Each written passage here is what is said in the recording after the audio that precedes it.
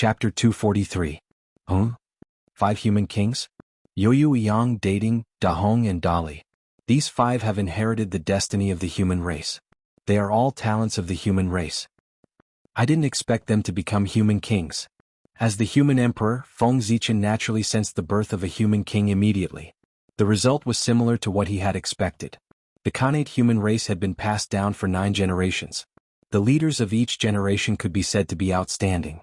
Unfortunately, those who were born extraordinary were bound to be accompanied by extraordinary tribulations. After a few tribulations, only 4 of the 9 leaders were left. They were Swearin, Dating, Dahong and Dali. They were talents born from the destiny of the human race. Few humans could compare to them. If it weren't for the Yoyu and Yang who had made great contributions to the human race, the 2 of them might not be able to sit on the throne of human kings with the 3 of them. There's no hurry to become a human king.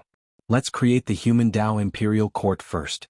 Now that Feng Zichen couldn't find the time, the remaining 4 human kings would have to wait until the human Dao imperial court appeared before making a decision. With that thought, Feng Zichen took out the chaos bead, spread out the great Dao divine diagram, and activated the chaos formation. Immediately, the incense crystals on the ground surged toward the great Dao divine diagram. They merged with each other and gradually formed 4 huge walls without any gaps. Within the great Dao divine diagram, countless Khanate Dao patterns appeared and imprinted on the walls, constantly increasing the power of the walls. If he wanted the imperial court to float in the air, he needed a huge amount of energy to support it. If he wanted to protect the imperial court, he had to set up a Khanate formation. This also needed a huge amount of energy to support it.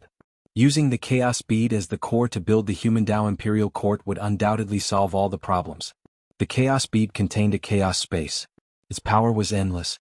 It had no problem supporting the consumption of an imperial court. Not only that, using the chaos bead as the core to build a city was equivalent to building the imperial court directly on the chaos formation. It would save Feng Zichen the trouble of setting up the formation and designing the imperial court. The chaos formation was a formation created by the great Dao. It wasn't the result of the primitive world's heavenly Dao. It contained the mysteries of the great Dao. According to the direction of its array formation, the imperial court built could be said to be the most perfect and closest city in the primordial world. It was the best carrier to carry the human Dao. Although the incense divine Dao was born late, the incense power of will had existed for a long time. After the birth of the Khanate life forms, the power of incense and faith began to exist in the untainted land. It wasn't Feng Zichen who created the incense divine Dao that allowed the power of incense to exist. Instead, it was Feng Zichen who discovered the power of incense and faith and concluded the way to use it that created the incense divine Dao. The burning incense divine Dao had always existed. Even without Feng Zichen, it would naturally manifest in the world when the time was right. As for the power of faith that had existed since the birth of Xiantian life forms, it had long since lost its master. Now, they had completely benefited Feng Zichen. He had summoned them from all over the primordial world to build the human Dao imperial court. Rumble. Endless incense power surged in from all directions and was refined by Xn Hua, turning into incense fire crystals that fused into the walls around them. This caused the embryonic form of a huge city to gradually appear on the great Dao divine diagram. As Feng Zichen became Daluo Jingxian, Xianqing's body also changed.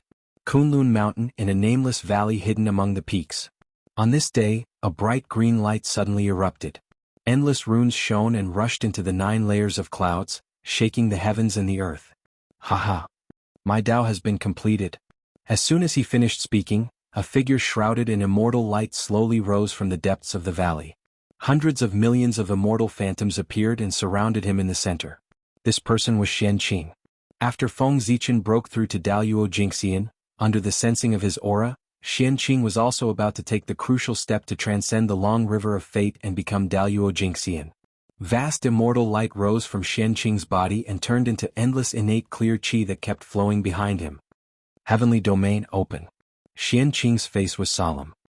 He formed a seal with his hand and drew a stroke at the innate clear qi behind him. The aura of the great Dao spread out from his hand and produced endless runes that swept toward the innate clear qi. Rumble. The innate clear qi was completely boiling. It was rolling violently and destroying the endless wind and clouds.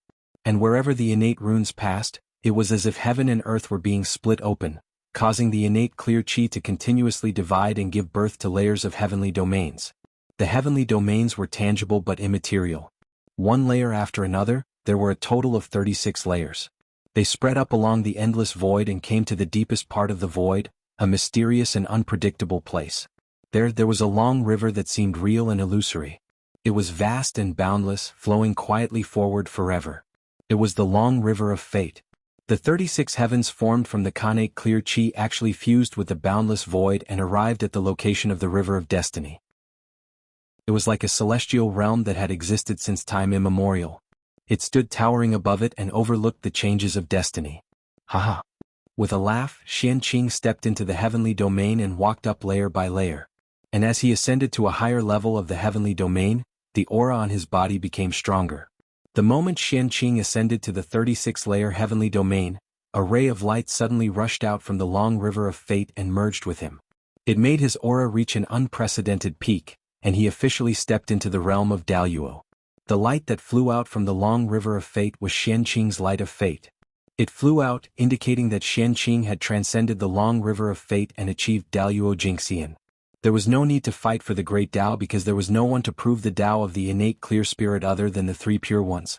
Xianqing was the successor of Taoist Shangqing, so why would the three pure ones make things difficult for him? As long as he reached a certain level, proving the Tao was easy. At this moment, the Tao of the innate clear spirit manifested in the world and merged with Xianqing, causing him to sublimate and become the carrier of the Tao, immortal and indestructible. Xianqing was an innate divine demon that was completely born from the origin of the innate clear spirit. He was purer than the three pure ones. He was a natural carrier of the Tao of the innate clear spirit. Therefore, in just an instant he completed his transformation, perfectly controlling his own power and stabilizing his realm. It was so simple for an innate divine demon to prove the Tao of the Daluo Jingxian. Xianqing proved the Tao, and as the heaven realm that originated from the same source as him, it naturally had a reaction. The origin of the heaven realm fell from the 9 heavens, and with the joy of the heaven realm, it poured into Xianqing's body. An innate divine demon that originated from the same source as the heaven realm. The first disciple of the three pure ones, the first person of the third generation of Shenmen. Interesting. The changes in the heaven realm naturally attracted Di Jun's attention. He too in the book of Luo trembled slightly, and he understood the cause and effect. Bai Zhe, go to the treasury of the heaven realm and get a pot of 3 light holy water. Help me give it to Taoist Shangqing's disciple, Taoist Xianqing, to congratulate him on proving the Tao of the Daluo Jingxian. After thinking, Di Jun said. Chapter 244. The Khanate clear chi was born with great karma with the heaven realm. If he showed his goodwill now, he might become a great help to the heavenly court in the future. If his disciple was in danger, how could Taoist Shangqing as his master not do anything? The three pure ones had always been one. Since Taoist Shangqing took action, the other pure ones and pure ones would definitely take action. In this way the heavenly court would have 3 more saints to help them. Wouldn't that be a great thing? With this thought in mind, Di Jun made such a decision. One had to know that the pot of triple brilliance holy water that Di Jun mentioned was not an ordinary pot. How could a pot used by a great medium be the same as an ordinary pot? That pot was at least the size of a pond, maybe even bigger. Triple brilliance holy water was formed by the 3 lights of the sun, moon, and stars. It was one of the 10 great Khanate holy waters of the Eldritch world. The value of a pond of Khanate holy water was no less than a superior grade Khanate spiritual treasure. Only Di Jun, who possessed the heavenly cycle of stars, could be so extravagant. A pond of triple brilliance holy water was given away as a gift without a care. How generous! Yes, your majesty. Although he was confused about who Taoist Xianqing was, Bai Zhe did not hesitate to accept the order after hearing Di Jun's order. With the integration of the heaven realm's origin, the 36 heavens under Xianqing's feet underwent a miraculous change. In the heavens, Khanate Tao patterns were born. They contained an inexplicable power, causing the space in the heavens to gradually have a sense of reality. Then the heavenly palace appeared. It was beautiful and emitted an inexplicable Tao rhythm, covering the layers of heavens. Rumble. The 36 heavens suddenly shrunk and turned into a Tao seal surrounded by immortal light, falling into Xianqing's hand. 36 heavenly Tao scriptures. Feng Zichen muttered to himself as he played with the Tao seal in his hand. With the support of the heaven realm's origin, the 36 heavens underwent a tremendous change. It turned from a vision into a Khanate Tao scripture. This Khanate Tao scripture recorded the evolution of the Khanate clear chi. It could evolve the 36 heavens and explain the Khanate clear spirit Tao. Every time he deepened his understanding of the innate clear spirit Tao, he would be able to evolve a layer of heavenly domain. When all 36 heavenly domains appeared, he would be able to fully comprehend the Tao of innate clear spirit and become Daluo Jingxian. Moreover, each level of the celestial domain contained an innate divine ability with incredible power. Unfortunately, the source of the heaven realm was limited. Being able to evolve the innate Tao scripture was already the limit. These 36 innate divine abilities only had enough time to nurture a prototype before the origin of the heaven realm was exhausted. In other words, the future achievements of these 36 congenital supernatural powers all depended on how far Qianqing could go and how far he could deduce them. Not only that, but the 36 heavens domain itself was also a supreme ability that possessed the power to suppress the heavens. After attaining great success, it would be as if the entire primitive celestial realm was pressing down on them.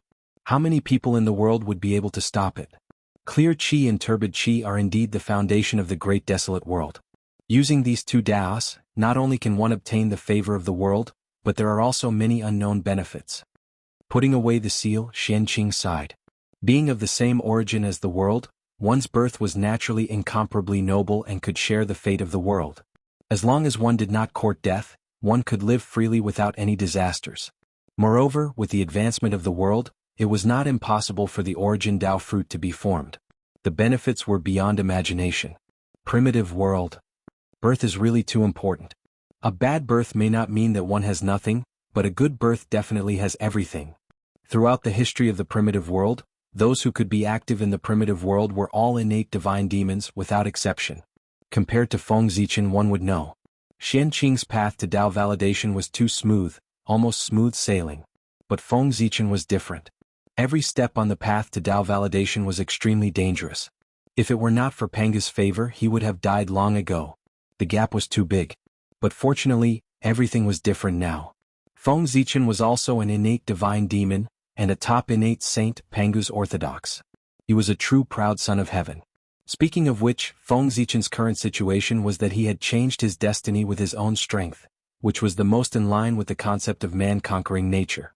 If he was not born in the wrong era, the position of the sacred emperor of the human Tao would belong to him.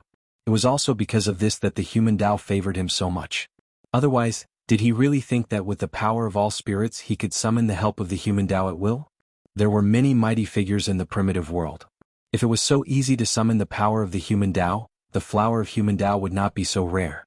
At the end of the day, it was because the human race thought highly of Feng Zichen that they helped him again and again. If it were others, they would not have such good treatment. It's time to return to the Jade Void Palace.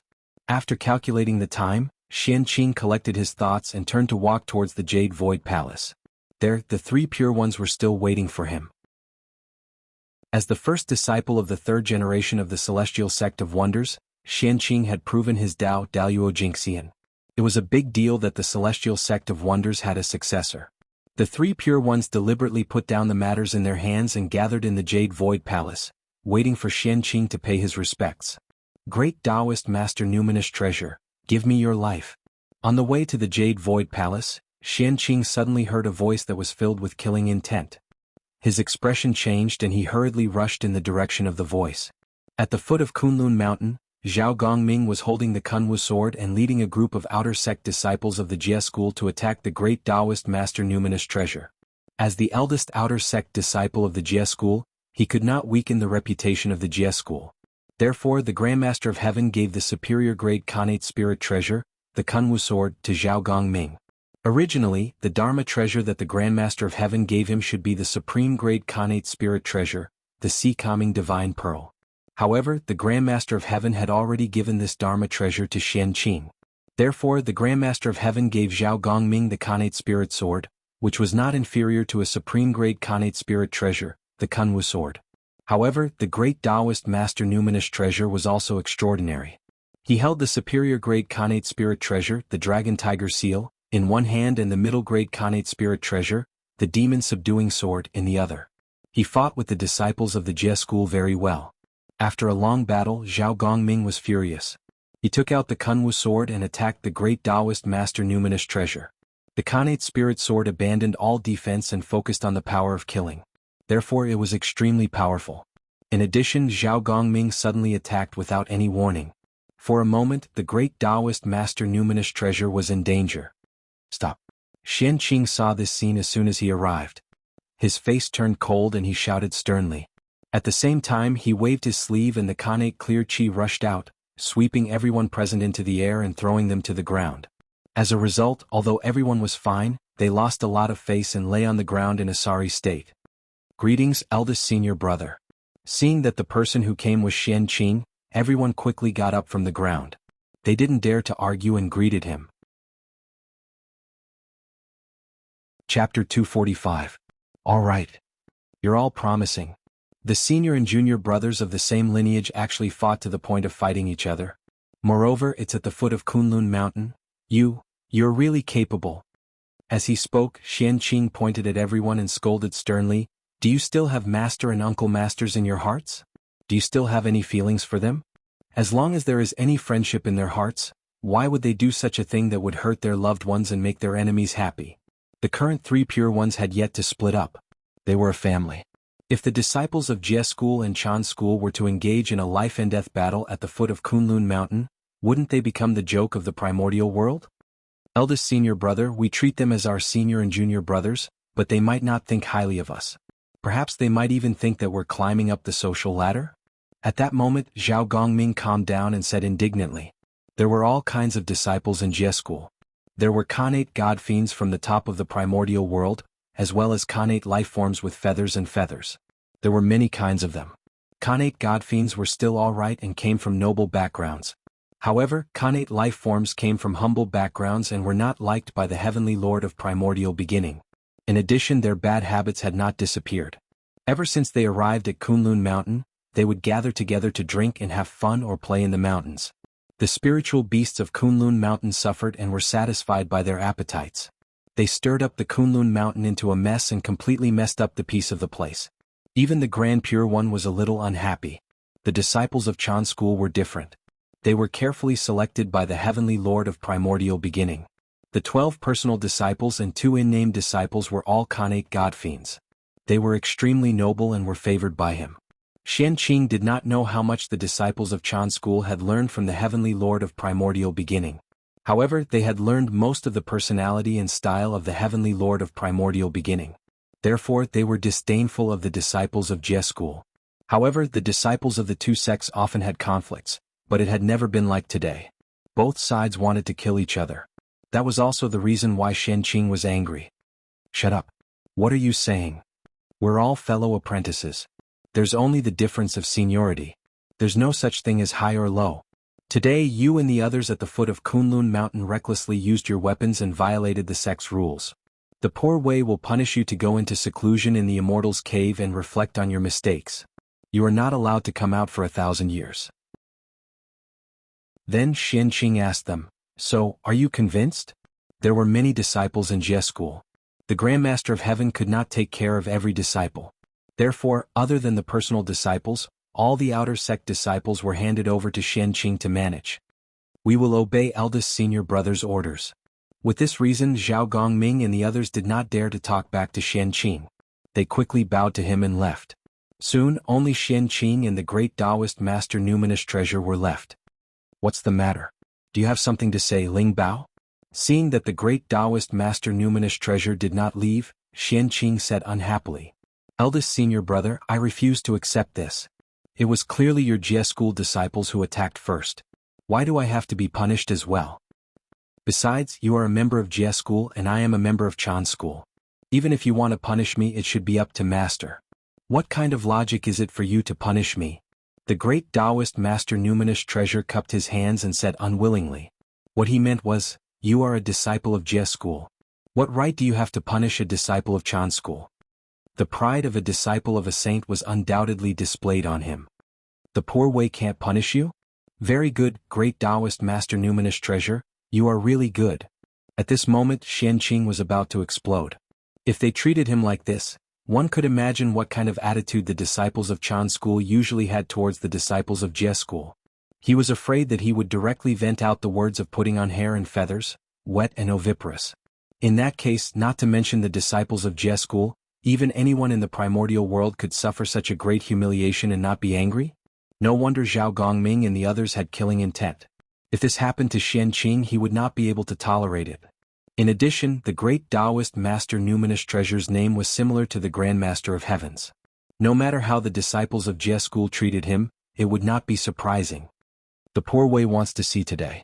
If I punish you, will second Uncle Master punish me or punish you? Furious, Qianqing reached out and grabbed the great Taoist master Numinous Treasure. Great Taoist master Numinous Treasure, you are disrespectful to the poor Wei. The poor Wei wants to seal you under the Qilin cliff for 10,000 years as punishment. Under Qianqing's hand, the surrounding Khanate Qi swarmed over and wrapped around the great Taoist master Numinous Treasure. No matter how much strength he used, the Dragon Tiger Seal and the Demon Subduing Sword could not break free at all. They could only obediently be captured. Fellow Taoist, stop. Just as Qianqing was about to take down the great Taoist master Numinous Treasure, a voice sounded from afar. At the same time, a pale green ruler suddenly appeared and shattered Qianqing's seal, wanting to take away the great Taoist master Numinous Treasure. Get lost. Qianqing's eyes turned cold. He did not care who it was. He flipped his hand and threw out a Tao seal. It evolved into the 36 heavenly domains in the air. It was like an eternal heavenly realm that enveloped the great Taoist master Numinous Treasure. It was the supreme mystical ability that he had just obtained, the 36 heavenly palaces. Today Qianqing was determined to teach the great Taoist master Numinous Treasure a lesson. Unless the three pure ones came personally, it would be useless. Under the 36 heavenly domains, the great Taoist master Numinous Treasure felt that the future was dark when he sensed the vast heavenly might. All his paths of survival had been cut off. All his vitality was about to be wiped out. He was bound to die. He could not help but tremble in shock. He could not help but shout, "Teacher, save me." Clearly he recognized the identity of the person who came. In Kunlun, there was only one person who could be addressed that way by the great Taoist master Numinous Treasure. He was the deputy sect master of Chan School, one of the 3,000 guests of the Purple Cloud Palace, Taoist Randeng. Fellow Taoist, please calm down. You are already the Daluo Taoist priest. You are high and mighty. Why do you have to be calculative with the great Taoist master Numinous Treasure? After his background was exposed, Randeng could not hide anymore. He immediately walked out of the void and persuaded Qianqing. On the other hand, when Randeng saw that Qianqing had verified his Daluo Jingxian, he wanted to congratulate him. However, who knew that halfway there, he would see the disciples of the Jie school and Chan school fighting? That was a common occurrence in Kunlun. The saint did not care and Randeng did not want to cause trouble. Only Qianqing was in seclusion all year round and did not know much about that. He originally wanted to take a detour, but who knew that the great Taoist master Numinous Treasure would be so ungrateful and talk back to Qianqing? Qianqing was angered and wanted to suppress him. This time, Taoist Randeng was anxious. The great Taoist master Numinous Treasure was suppressed by Qianqing, but he did not help. If the heavenly lord of primordial beginning found out with his personality, he would hate him. Chapter 246. Qianqing was the first disciple of the three pure ones. The great Taoist master Numinous Treasure was disrespectful to him and dared to talk back to him. In the end he was suppressed by him. Even if heavenly lord Yuanshi knew about this, he would not punish Qianqing. On the contrary, he would reward him and reprimand the great Taoist master Numinous Treasure. He would blame him for not knowing how to respect his elders and stand up for Qianqing. The heavenly lord of primordial beginning valued etiquette the most. The great Taoist master Numinous Treasure's actions thought that he had increased the prestige of Chan school, but in fact he had deeply angered the heavenly lord of primordial beginning. Otherwise, with such a commotion here, how could the heavenly lord of primordial beginning, who loved his disciple, not help? It was all because the actions of the great Taoist master Numinous Treasure had angered him. He had used Qianqing to teach him a lesson. Furthermore, when this matter was over, the great Taoist master Numinous Treasure would definitely be reprimanded when he returned to the Jade Void Palace. However, that was the treatment of Qianqing and had nothing to do with Taoist Randeng. This matter had caused the heavenly lord of primordial beginning to lose face. He must have a belly full of anger to vent. If Randeng did not help, wouldn't that give him a reason to vent? As the deputy sect master of Chan school, what's the use of watching from the side when a disciple of Chan school appears? Thinking of the adverse effects of this matter on him, Taoist Randeng took action. That was why the scene just now happened. Uncle Master, you're making things difficult for me. You're a senior, so how can you call me fellow Taoist? Just call me Qianqing. He waved his hand at Taoist Randeng. Qianqing did not dare to accept his title of fellow Taoist. No matter what, Taoist Randang was an existence that listened to the Tao in the Purple Cloud Palace with the three pure ones. Even if he was doing a little poorly now, he was still a Taoist of the Celestial Sect of Wonders and an elder of the Qianqing. Even the Heavenly Lord Yuanshi addressed him as a fellow Taoist. Qianqing could not mess up the seniority. Then the poor way will drag it out and call you Qianqing. Taoist Randang was very satisfied with Qianqing's attitude. As the saying goes, the more you lack something, the more you care about it. Because Burning Lamp Taoist could not break through to the Sage to Be realm for a long time, he went to Kunlun Mountain to worship Heavenly Lord Yuanshi as his teacher when he opened the mountain to accept disciples. He asked for the help of the sage to break through. But Heavenly Lord Yuanshi did not dare to accept him as a disciple. Who was Taoist Randang? The Khanate Godfiend was born. He had once heard of the Tao in the Purple Cloud Palace. Although he was not the Tao ancestor's disciple in name, they were master and disciple. Even if he met the Tao ancestor, he could call him teacher. He was already considered a disciple of the Tao ancestor. Anyone who saw him would have to call him fellow Taoist. If the Heavenly Lord of Primordial Beginning accepted him as his disciple, what would happen to the Tao ancestor? What about the fellow Taoists of the Purple Cloud Palace? However, the Heavenly Lord of Primordial Beginning couldn't chase him out when he begged so hard in the past. In the end, he gave Taoist Randang the position of deputy sect master because they had listened to the Tao together in the past. In this way he could be above all the disciples and not lose his identity. He could also let him listen to the preaching together with his disciples and achieve his purpose of coming to Kunlun Mountain. Could be said to be killing two birds with one stone. He obviously didn't want to agree, but because of his face, he couldn't say anything to refuse. Thinking about it, it was really difficult for Lord of Heaven Yuanshi. The way the primeval Lord of Heaven handled this matter could be said to be perfect, leaving people completely speechless. However, Taoist Randang's reputation was ruined. Such a shameless act made all the great mystical abilities feel deeply ashamed. Taoist Randang had completely become the target of contempt for the mighty figures of the primordial world. That made him a little embarrassed to see others. It also made him extremely sensitive to matters related to his reputation. Qianqing's praise of him could be said to have scratched his itch. How could Taoist Randang not be happy? It's his fault that the great Taoist Master Numinous Treasure offended you. It's only right for you to teach him a lesson. No one can say anything. However, it's a little too much for you to suppress him under the Qilin Cliff for 10,000 years. Qianqing, the great Taoist Master Numinous Treasure, is ultimately your junior brother, the direct disciple of Saint Yuqing. For the sake of the saint's reputation, you should be merciful. Seeing that Qianqing's emotions had calmed down, Taoist Randang continued to persuade him. Qianqing was a little moved by these words, and his anger gradually subsided. Numinous Treasure, you're so presumptuous. Qianqing is your eldest senior brother. It's fine if you don't respect him, but you actually dare to speak rudely to him. Have you ever taken the teachings that Taoist brother has given you to heart? Do you still have any respect for seniority in your eyes? What a bastard. Aren't you going to apologize to your eldest senior brother? At that moment, Taoist Randang suddenly glared at the great Taoist Master Numinous Treasure and scolded him fiercely. Eldest senior brother Numinous Treasure was bewitched. That's why he spoke rudely to you. I know I was wrong. Please, for the sake of Master, spare me this time. After receiving Taoist Randang's reminder, the great Taoist Master Numinous Treasure hurriedly begged Qianqing for mercy. He no longer had the arrogance from before. Ever since Taoist Randang learned that Qianqing had already verified the Tao of Daluo Jingxian, the great Taoist Master Numinous Treasure knew that he was most likely in trouble this time. The Daluo could not be humiliated easily. That was definitely not empty words in the primordial world. As long as the great Taoist Master Numinous Treasure did not become the Daluo Jingxian, he had to maintain enough respect when facing the real Daluo Jingxian. Even if he was the disciple of a saint, he was no exception.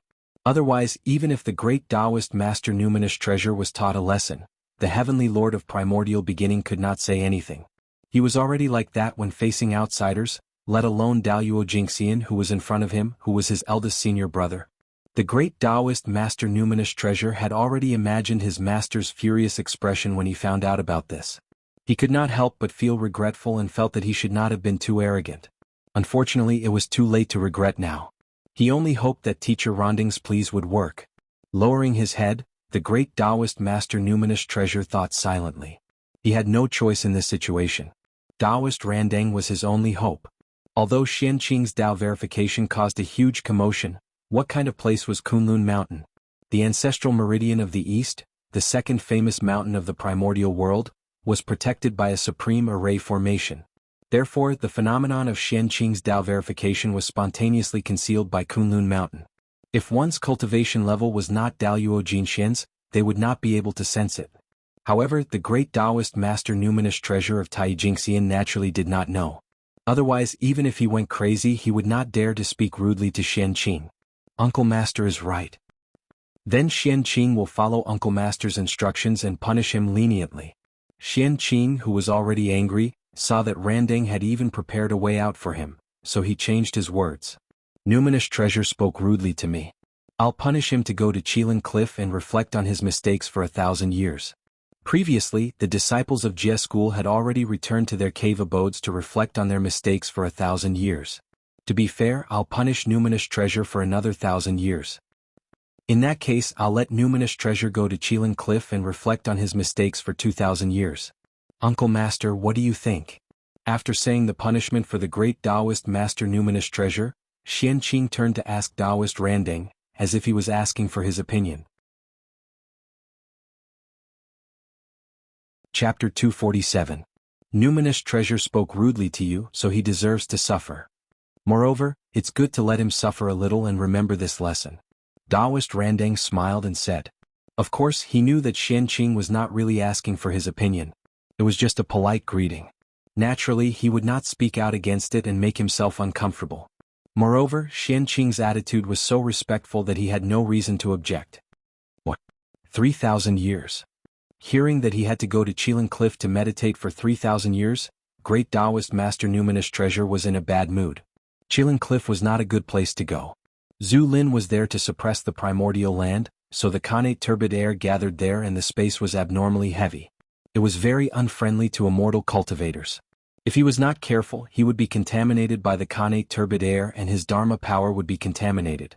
This was undoubtedly a big trouble. Who knew how long it would take to get rid of it? Therefore, not to mention 3,000 years, even if it was 100 years, he did not want to go. If it was any other place, he would agree. But Qilin Cliff was absolutely impossible. Master, dissatisfied, great Taoist master Numinous treasure opened his mouth to say something. He saw Taoist Randang wave his hand and send out a ray of light, sending him down the Qilin Cliff. Seeing the dissatisfaction on great Taoist master Numinous treasure's face, Randang hurriedly suppressed him to prevent him from saying anything unwise and causing the situation to change. Xianqing, I think the three brothers are already waiting for you in the Jade Void Palace. You've been here for so long. It's time for you to leave so that they won't wait. After dealing with great Taoist master Numinous treasure, Taoist Randang said to Xianqing. Uncle Master, Xianqing will take his leave first. Nodding, Xianqing stepped on the Khanate spirit cloud and rushed to the Jade Void Palace. Xianqing greets Master, Uncle Master and Second Uncle Master. Stepping into the Jade Void Palace, Xianqing bowed to the three pure ones sitting at the top. Haha. Xianqing, you really didn't disappoint me. In just a few 100,000 years, you've proven your Tao as Daluo Jingxian. This kind of aptitude, even among the Khanate gods and demons, is considered top-notch. The one who was the happiest when Xianqing attained the Tao was none other than Tongtian. Among all the disciples of the six sages, only one of his disciples had proved Daluo Jingxian. It could be said that this had greatly increased his reputation and showed that he had taught well. How could the prime of Tongtian not be happy? Next were the true Lord of Morality and Nothingness and the primeval Lord of Heaven. Now the three pure ones were still one. Xianqing was taught by the three of them together. He was Daluo Jingxian and the two of them were proud of him. Come Xianqing, take this. Waving at Xianqing, Tongtian took out a green lotus seed.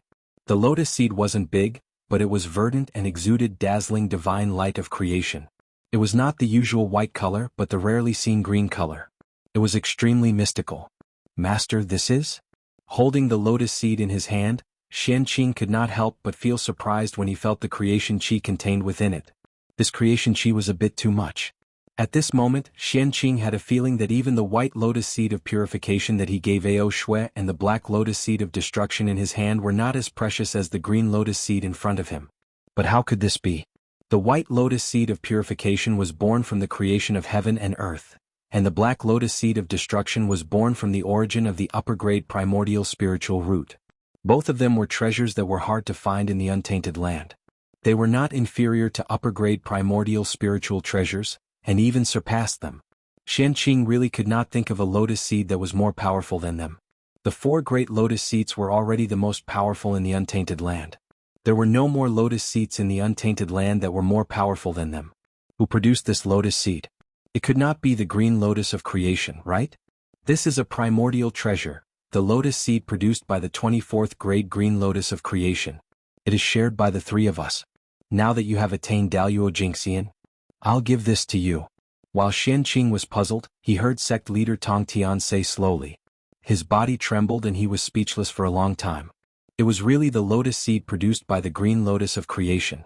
No wonder it was so magical and far surpassed the lotus seed produced by the 4 great lotus seeds. Not long after the end of the ancient times, I traveled the untainted land with your 2 uncle masters. On Mount Buzhou, we accidentally found the primordial treasure, the 24th grade green lotus of creation. At that time, under the influence of the way of heaven, the green lotus of creation turned into 3 primordial spiritual treasures.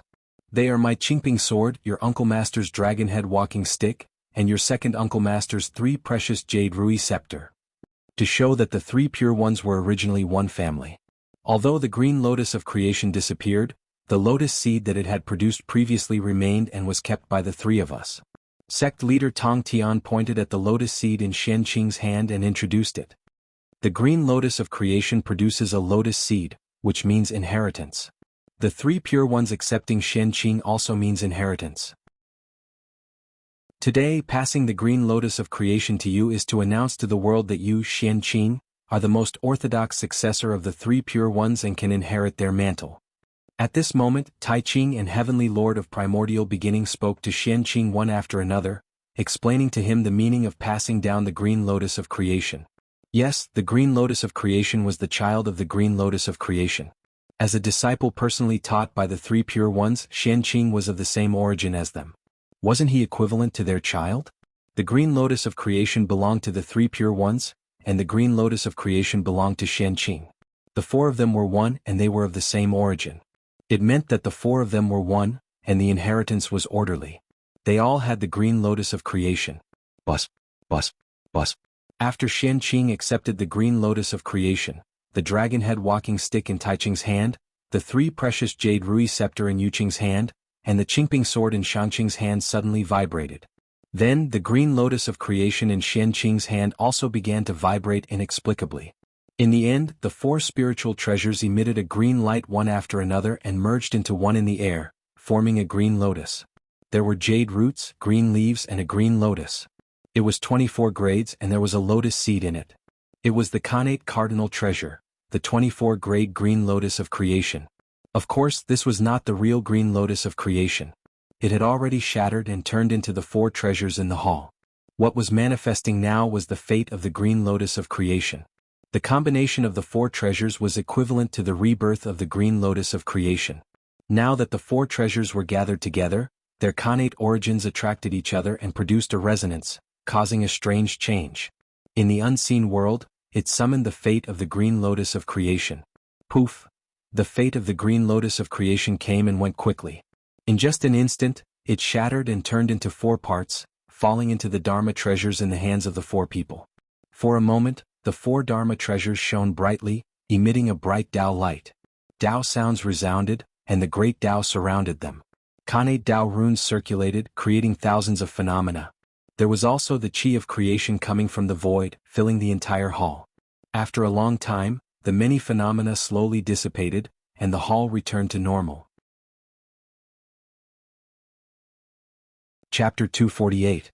At that moment, Xianqing looked at the lotus seed in his hand again and felt that it was different from before. However, he could not tell what was different.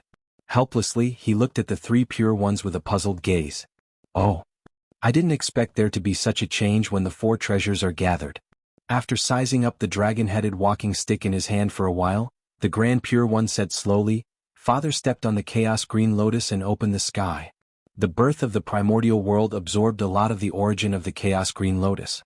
Therefore, the creation green lotus that has inherited the origin of the chaos green lotus is also one of the heaven-opening treasures. It has great power and luck. Unfortunately, before the creation green lotus was fully nurtured, it was broken down by the three of us, causing the heaven-opening luck to be lost. It's also because of fate. Today the four treasures are gathered and resonated. It has re-evolved the aura of the connate cardinal treasure, the creation green lotus, causing the connate luck that it lacked to descend from the netherworld. The four treasures have obtained this trace of luck and turned into heaven-opening spiritual treasures. Many changes have occurred, but the poor way can't tell what kind of changes they are. You still have to figure it out yourself. Those words were obviously directed at Xianqing. After all, the three pure ones were saints. They could know the cause and effect with just a thought. However, Xianqing did not have that ability. Sigh, this heaven-opening luck came a little late. If it had descended before we attained the Tao, it might have saved us a lot of trouble. However, now that it has descended, we have already become saints. The effect it can have is negligible. This luck is no longer of much use. Seeing the heaven-opening luck, the heavenly lord of primordial beginning seemed to have thought of some past events. He could not help but sigh and sigh. Although the heaven-opening luck was extraordinary, after the creation green lotus was shattered, a lot of the heaven-opening luck contained in it had scattered. There was not much left. Moreover, after descending here, the heaven-opening luck that was not much to begin with was divided into four. In that case, the four of them did not obtain much luck. Saints were superior to everything. Unless it was like the three heaven-opening treasures, which carried incomparable heaven-opening luck, it would be of help to them. A trace of heaven-opening luck was far from enough. However, this luck is useless to us, but it is of great use to you, Xianqing. The Grand Pure One smiled and suddenly said. Then he pointed at the dragon-head walking stick in his hand, and a misty green light flew out and fell into the green lotus seed in Xianqing's hand. It was the green lotus of creation that hung down to open the heavens' luck. That's right. Eldest senior brother's words are reasonable. Nodding, the primeval lord of heaven and the sect leader of Tong Tian injected the heaven luck from their spiritual treasures into the green lotus seed. At that moment, the green lotus seed in Xianqing's hand glowed with spiritual light. The chi of creation surged and stirred the rules of heaven and earth. It gave birth to all kinds of auspicious signs that were dazzling. With this heaven-opening providence, you can expect to have a primordial chaos future. Xianqing, quickly thank your two martial uncles. Tong Tian said to Xianqing excitedly. Xianqing thanks master and martial uncle. Xianqing was extremely touched by the three pure ones' actions. He couldn't help but bow to the three of them. He was ashamed to receive such kindness. The Tao of karmic luck was the most mysterious. With great karmic luck, it was as if the heavens were helping him. He could turn misfortune into luck and misfortune into auspiciousness. He would have endless opportunities. No matter what he did, he would not die. As for the loss of karmic luck, even a powerful person would be in danger of dying, such as Di Jun and Tai. Even a saint would end up in a miserable state if he lost his karmic luck, such as the sect leader of Tong Tian after he became a god. The heaven-opening providence was the most special kind of karmic luck in the primordial world. It was bestowed by the great Tao and was not born in the primordial world itself. With this luck, even if he went to the great chaos outside the realm, he would be able to obtain opportunities and not encounter danger. This was a sign of the great Tao's favor. In this way, would the primordial chaos Tao realm be far away? Tai could look down on all the heroes and stand out among the powerful people, becoming the #1 expert in the primordial world before the saints. In addition to his own efforts, it was also related to the heaven-opening providence on the bell of chaos. The three pure ones could even give such a treasure to Xianqing without hesitation. Obviously, they really treated him as their successor. This was a treatment that other disciples could not enjoy. From this, it could be seen how much the three pure ones loved Xianqing. All right. Don't be such a little girl. Come forward. The poor way has something to tell you. Seeing that Xianqing did not get up, the Grand Pure One casually lifted him up and let him speak. What instructions does Uncle Master have? I will do my best to complete it. Xianqing walked in front of the Grand Pure One and solemnly promised. This matter concerns the inheritance of the celestial sect of wonders. It has to be you. As he spoke, the Grand Pure One's expression became serious. The heavenly lord of primordial beginning and the sect leader of Tong Tian were the same. The inheritance of the celestial sect of wonders? This time Xianqing really did not understand. How could a Daluo Jingxian help with the inheritance of the celestial sect of wonders? Even if the saints could not help, they should at least find a powerful person, right? Take this. The Grand Pure One flipped his hand and took out a purple rope and handed it to Xianqing. This is... After taking the rope, Xianqing was puzzled but also moved. This purple rope was a superior-grade Khanate spirit treasure. Although it was precious, it was nothing to Xianqing, who had many Dharma treasures. What really moved him was the 3 Khanate Tao seals that were imprinted on the rope and surrounded by green light. Above the Tao seals, Khanate clear qi filled the air. Countless Khanate runes were born and destroyed within it. There was also the power of origin, mysterious qi surging, deducing the changes of the universe and the operation of heaven and earth. This was the 3 pure Tao seal. In the primordial world, only the 3 pure ones could control the power of origin, mysterious qi. This was a gift from the primordial world to them, and it was also the 3 strongest karmic positions in the universe. The 3 qi of origin, mysterious qi, were the origin qi of the universe and could evolve everything in the world. The 3 pure ones held this karmic position, which was the sect of the gods and the ancestor of creation, to show their respect. Although this rope was only a superior-grade Khanate spirit treasure, with the support of the 3 pure Tao seal, it could mobilize the power of the universe and had the ability to destroy everything. It was really hard to guess how powerful it was. This treasure is called the Immortal Binding Rope. Although it is only a superior-grade Khanate spirit treasure, with the support of the 3 of us, its power is second only to Khanate cardinal treasures. Handing this treasure to you is to let you take the responsibility of supervising the 3rd-generation disciples of the Celestial Sect of Wonders. In the future, when you travel in the primordial world, whenever you see a disciple of the Celestial Sect of Wonders, be ruthless, murderous, cruel, and unscrupulous, you can use this treasure to take them down. According to their merit and karma, you can either imprison or kill them, to protect the reputation of the Celestial Sect of Wonders. Hearing this, Xianqing's heart skipped a beat. The Grand Pure One had asked him to supervise the 3rd-generation disciples of the Celestial Sect of Wonders. This wasn't a good job. Chapter 249. Among the 3rd-generation disciples of the Celestial Sect of Wonders, the disciples of the Jia sect were the ones who had misbehaved and did not abide by the rules of the Celestial Sect of Wonders. In other words, if Xianqing accepted this task, the first to fall into his hands would most likely be his junior brothers. The realm of the saint was high and profound. He was one with the heavenly Tao. He might not care too much about those disciples who had negative karma. If they died, they died. However, Xianqing's realm was not as profound as that of a saint. He could not do anything to his junior brother. Moreover, even if he hardened his heart and dealt with a few of his junior brothers, what would others think? Wouldn't he be cutting himself off from Jia school? Moreover, the disciples of the Celestial Sect of Wonders were not limited to the successors of the 3 sections. This included the successors of the Western sect and the 3,000 mortal guests of the Purple Cloud Palace. They were all considered successors of the Celestial Sect of Wonders. If Xianqing touched their disciples, it would be terrible. Due to Xianqing's identity, the great mediums might say something on the surface. They might even praise Xianqing and thank him for cleaning up the mess for them. However, no one knew how they would plot against Xianqing in the dark. If my disciple makes a mistake, I will discipline him myself. Why do I need an outsider like you to meddle in my business and teach my disciple a lesson? What kind of logic was this? Behind closed doors, he could hit his own child however he liked. However, outsiders were not allowed to interfere. The great divine powers of the great desolate world were just that, tyrannical. Supervising the disciples of the Celestial Sect of Wonders. There weren't many benefits to this job, but there were a lot of bad things. The better he did, the more people he would offend. If he didn't do it well, he would incur the displeasure of the 3 pure ones. No matter what he did, he could not do it well. If he could not satisfy everyone, he would definitely offend people. This was truly a tough job in the Great Desolate Aeon. Eldest martial uncle, Xianqing has only cultivated for a few 100,000 years. In the Celestial Sect of Wonders, I have yet to make any contributions. How can I bear such a heavy responsibility? I hope that martial uncle will consider carefully and choose another talent. There are many immortal true immortals in the Xian sect. Among them, there are many who surpass Xianqing in terms of cultivation, character and achievements. Among them, there must be someone who can fulfill uncle's conditions and take on this heavy responsibility.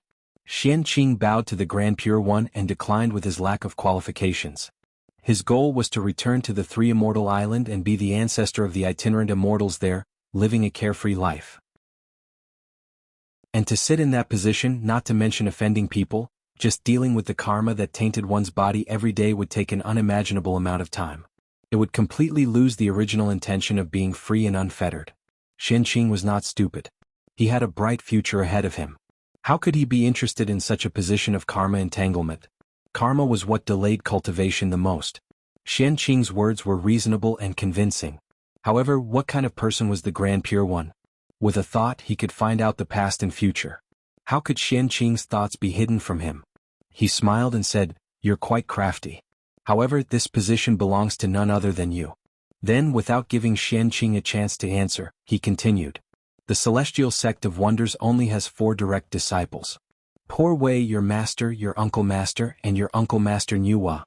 The rest, such as Xuanti, Dijun, Zenyuanzi, and Mingyi, are all external disciples of the Celestial Sect of Wonders. What qualifications do they and their disciples have to bear this heavy responsibility? Doesn't this mean that there is no direct disciple of the Celestial Sect of Wonders?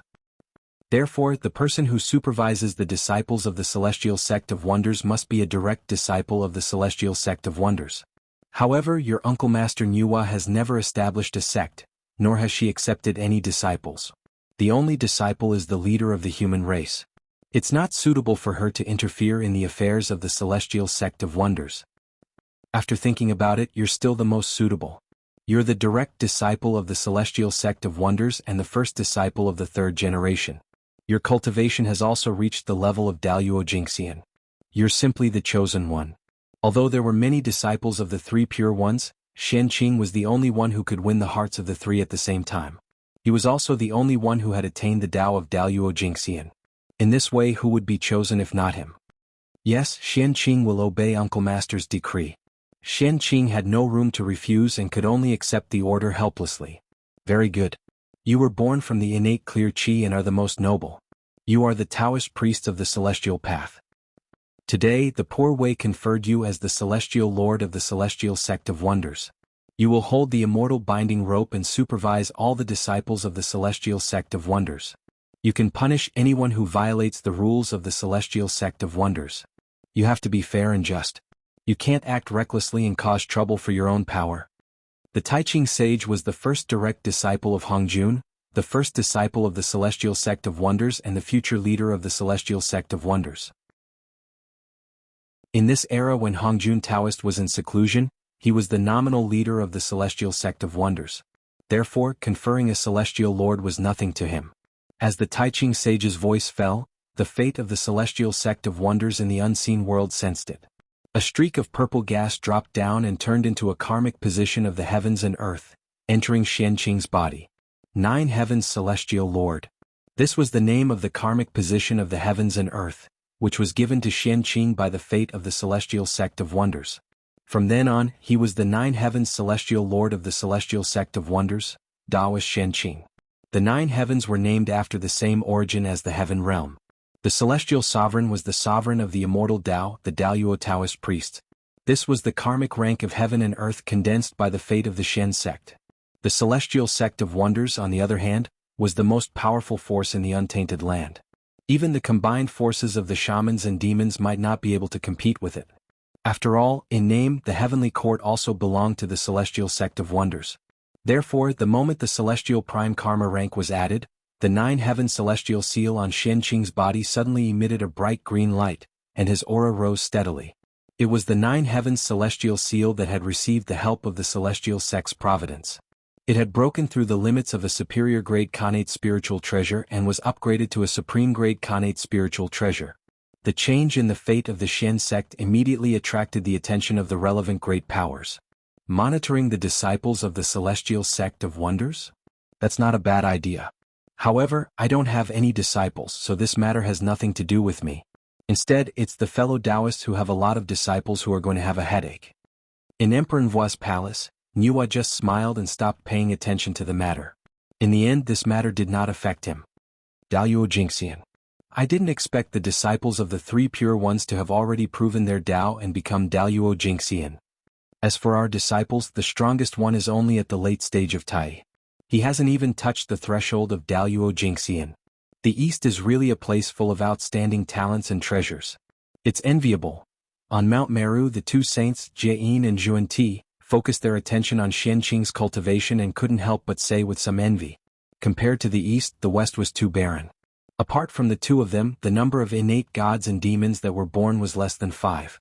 Was really sad. As for monitoring the disciples of the celestial sect of wonders, the two saints didn't care. The Western sect valued the cultivation of the mind the most. They needed to constantly accumulate merit to ensure that their minds would not be invaded by external demons. Therefore, the current successors of the Western sect were all people with profound merit. They would definitely not violate the precepts of the celestial sect of wonders. Chapter 250. The 9 Heavens Immortal Venerables. What is that eldest senior brother trying to do? Why did he have to create an immortal venerables and supervise the disciples of the celestial sect of wonders? What an eventful time. Even the celestial sect of wonders has been affected. It seems that it's better to let the disciples go out less during this calamity. Although many great mystical abilities of the celestial sect of wonders were puzzled by the Grand Pure One's actions, it did not stop them from coming up with a countermeasure. Xianqing, go ahead. Below Kunlun Mountain your opportunity has arrived. After the matter was settled, the Grand Pure One waved his hand and said to Xianqing, Opportunity? What opportunity? I often live in Kunlun Mountain and have no contact with the outside world. How can I have an opportunity? Although he was puzzled with the Grand Pure One's realm, he would not speak without thinking. If he said that there was an opportunity, there must be an opportunity. With that thought in mind, Xianqing bowed to the 3 of them. Master, Uncle Master, since that's the case, I'll take my leave first. With that, Xianqing turned around and left the Jade Void Palace. However, just as he took a few steps, he heard the Grand Master of Heaven say, Xianqing, you should know that you are already Daluo Jingxian. The height you're at is different. Therefore, you have to think about the consequences of any decision you make. Don't regret it in the future. Remember, Daluo has no regrets. Xianqing stopped and turned around. He replied, Yes, Master. I'll remember it. Daluo had no regrets. He knew that. Daluo Jingxian had proven his Tao in the universe and was eternal and unique. Every action could leave a deep mark on the river of time and space. In the primordial world, because of Mount Buzhou, the river of time and space was extremely stable. No one could disturb it. Therefore, what Daluo Jingxian did was a permanent past. Regardless of whether it was right or wrong, it could not be changed. Once he did it, he could not regret it. That was Daluo had no regrets. Yes, just remember it. Don't cause trouble when you're outside, don't be afraid of trouble. I and your 2 uncle masters have always been behind you. Tong Tian nodded and said in an inexplicable tone. Master, did something happen? Sect leader Tongqian's words confused Xianqing. He didn't know what was going on, so he couldn't help but ask. Nothing serious. Go quickly, don't let them wait for too long. The sect leader of Tong Tian urged, shaking his head. Then, all right. Xianqing will leave now. Since Tong Tian didn't want to say more, Xianqing didn't ask more. He bowed again and left the Jade Palace. This time, no one spoke to stop him. Senior brother, junior brother. Now that this matter is settled, I still have other matters to attend to, so I'll head back first. Not long after Xianqing left, the Heavenly Lord of Primordial Beginning said to the Grand Master of Heaven and the Grand Pure One beside him, Junior brother, just do what you have to do. There's no need to care about the poor way, the Grand Pure One replied. The Prime of Tong Tian nodded in agreement. Are you Daoist Xianqing? As soon as he arrived at the foot of Kunlun Mountain, Xianqing heard someone calling him. He couldn't help but look over. He saw a middle-aged man dressed as a scholar sizing him up with a smile. Looking at the person in front of him, Xianqing's eyes narrowed slightly. This person was not simple. His aura was hidden, but it gave people a feeling of looking up at a tall mountain. What's more, Xianqing actually felt a strong sense of danger from him. It was as if this person could bring him fatal danger. This person was Daluo Jingxian, the kind of Daluo who had reached the end of Daluo Jingxian's path and was about to break through to the quasi-saint realm. Otherwise, he wouldn't have given Xianqing such a great sense of danger. It's the poor way. May I know who you are? Why have you come to Kunlun Mountain to look for me? Xianqing nodded at the person and walked to his side. As for the danger, he wasn't worried at all. This was the foot of Kunlun Mountain, in front of the Three Saints Dojo. Unless Hongjun Taoist made a move, no one in the primordial world could hurt him at all. The Path of Wisdom? Who is this person? He's actually proficient in the Path of Wisdom. As he approached this person, Qianqing felt the aura of the path of wisdom from this person. This aura was very faint, so faint that it was difficult to detect. If he didn't often come into contact with Jiang Xiong and Jiang Hui, the siblings who were the incarnations of the treasure of wisdom, he was extremely sensitive to the aura of the path of wisdom and almost missed it. This person was actually Daluo Jingxian who had attained the path of wisdom. It was really rare in the primordial world. Poor Wei Baizhe of the demon clan greets fellow Taoist Qianqing.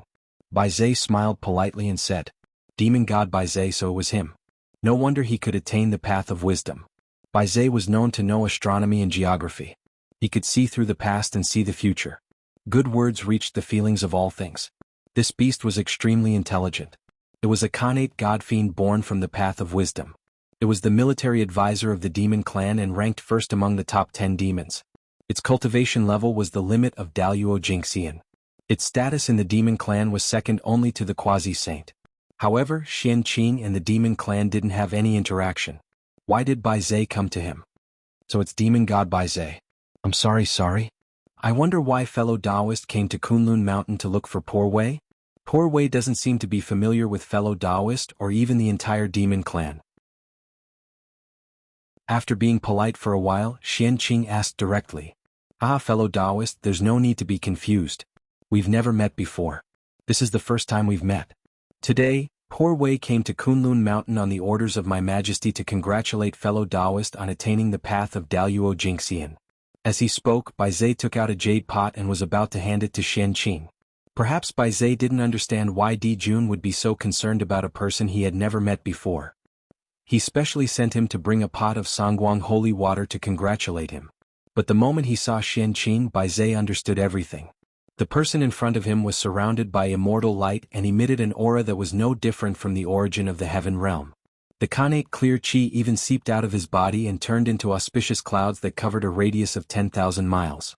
All kinds of phenomena were indicating Qianqing's identity. He was a Khanate god-fiend born from the Khanate clear qi.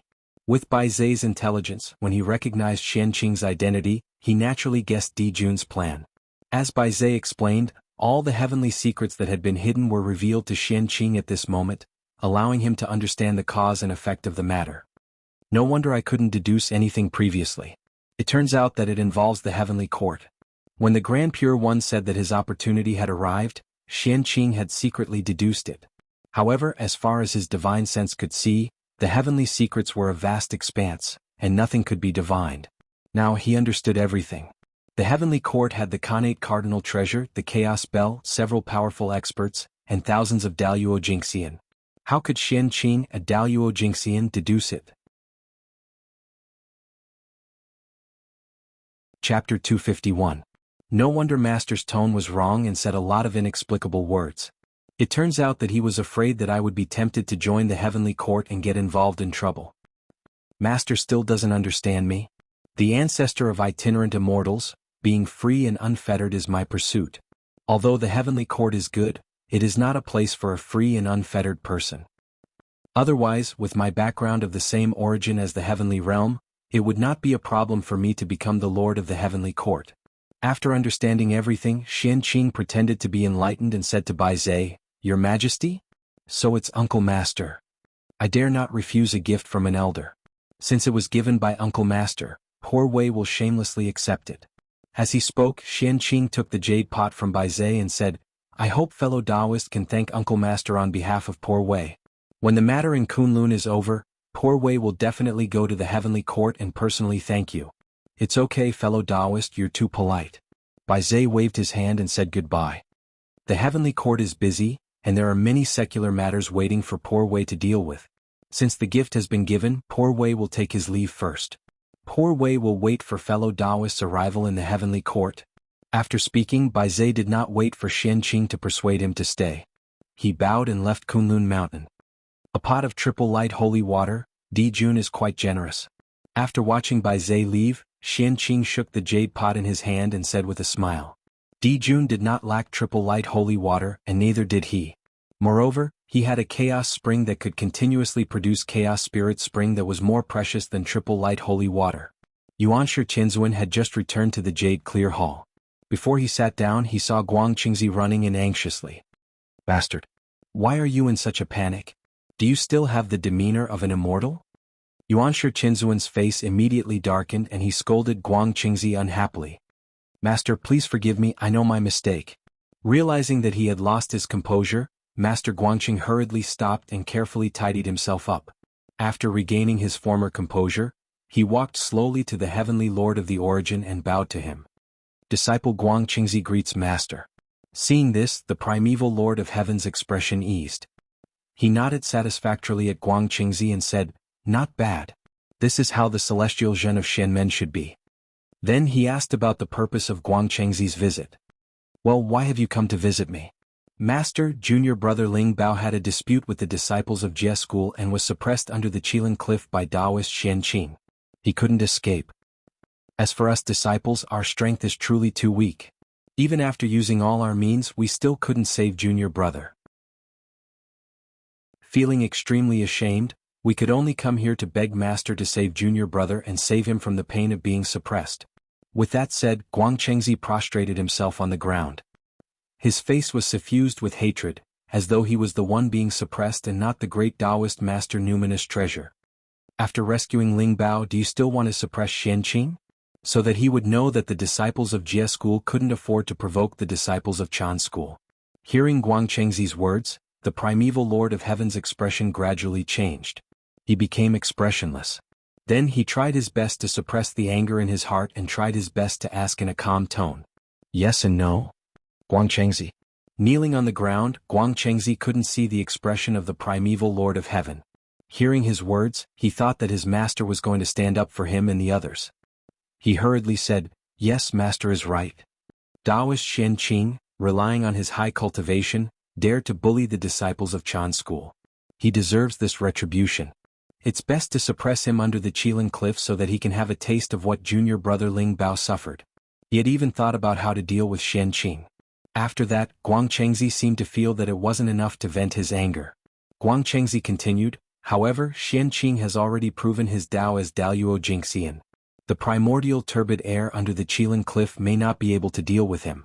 Master, why don't you?" Guang Qingzi was venting his anger, but he didn't notice that the primeval lord of heaven's face was getting darker and darker, and his eyebrows were twitching violently. Obviously he couldn't bear it anymore. "Shut up. Bastard, Xianqing is your senior brother and Daluo Taoist priest. How can you call his name directly?" Ling Bao disrespected his elders and spoke rudely to Xianqing. He asked for it by being suppressed under the Qilin cliff for 2,000 years. It's already a big mistake for you not to learn from it. How dare you instigate me to release Ling Bao to suppress Xianqing? You, how awe-inspiring. The primeval lord of heaven stood up from the futon and interrupted Guang Qingzi's words. He pointed at him and scolded angrily. "I know my mistake. Master, please calm down." The primeval lord of heaven's sudden anger frightened Guang Qingzi and he kowtowed repeatedly. "Calm down. Did Ling Bao ask you to plead for mercy?" The primeval lord of heaven snorted and asked. The saint still respected the privacy of his disciples. If it wasn't necessary, he would never calculate the information of his disciples.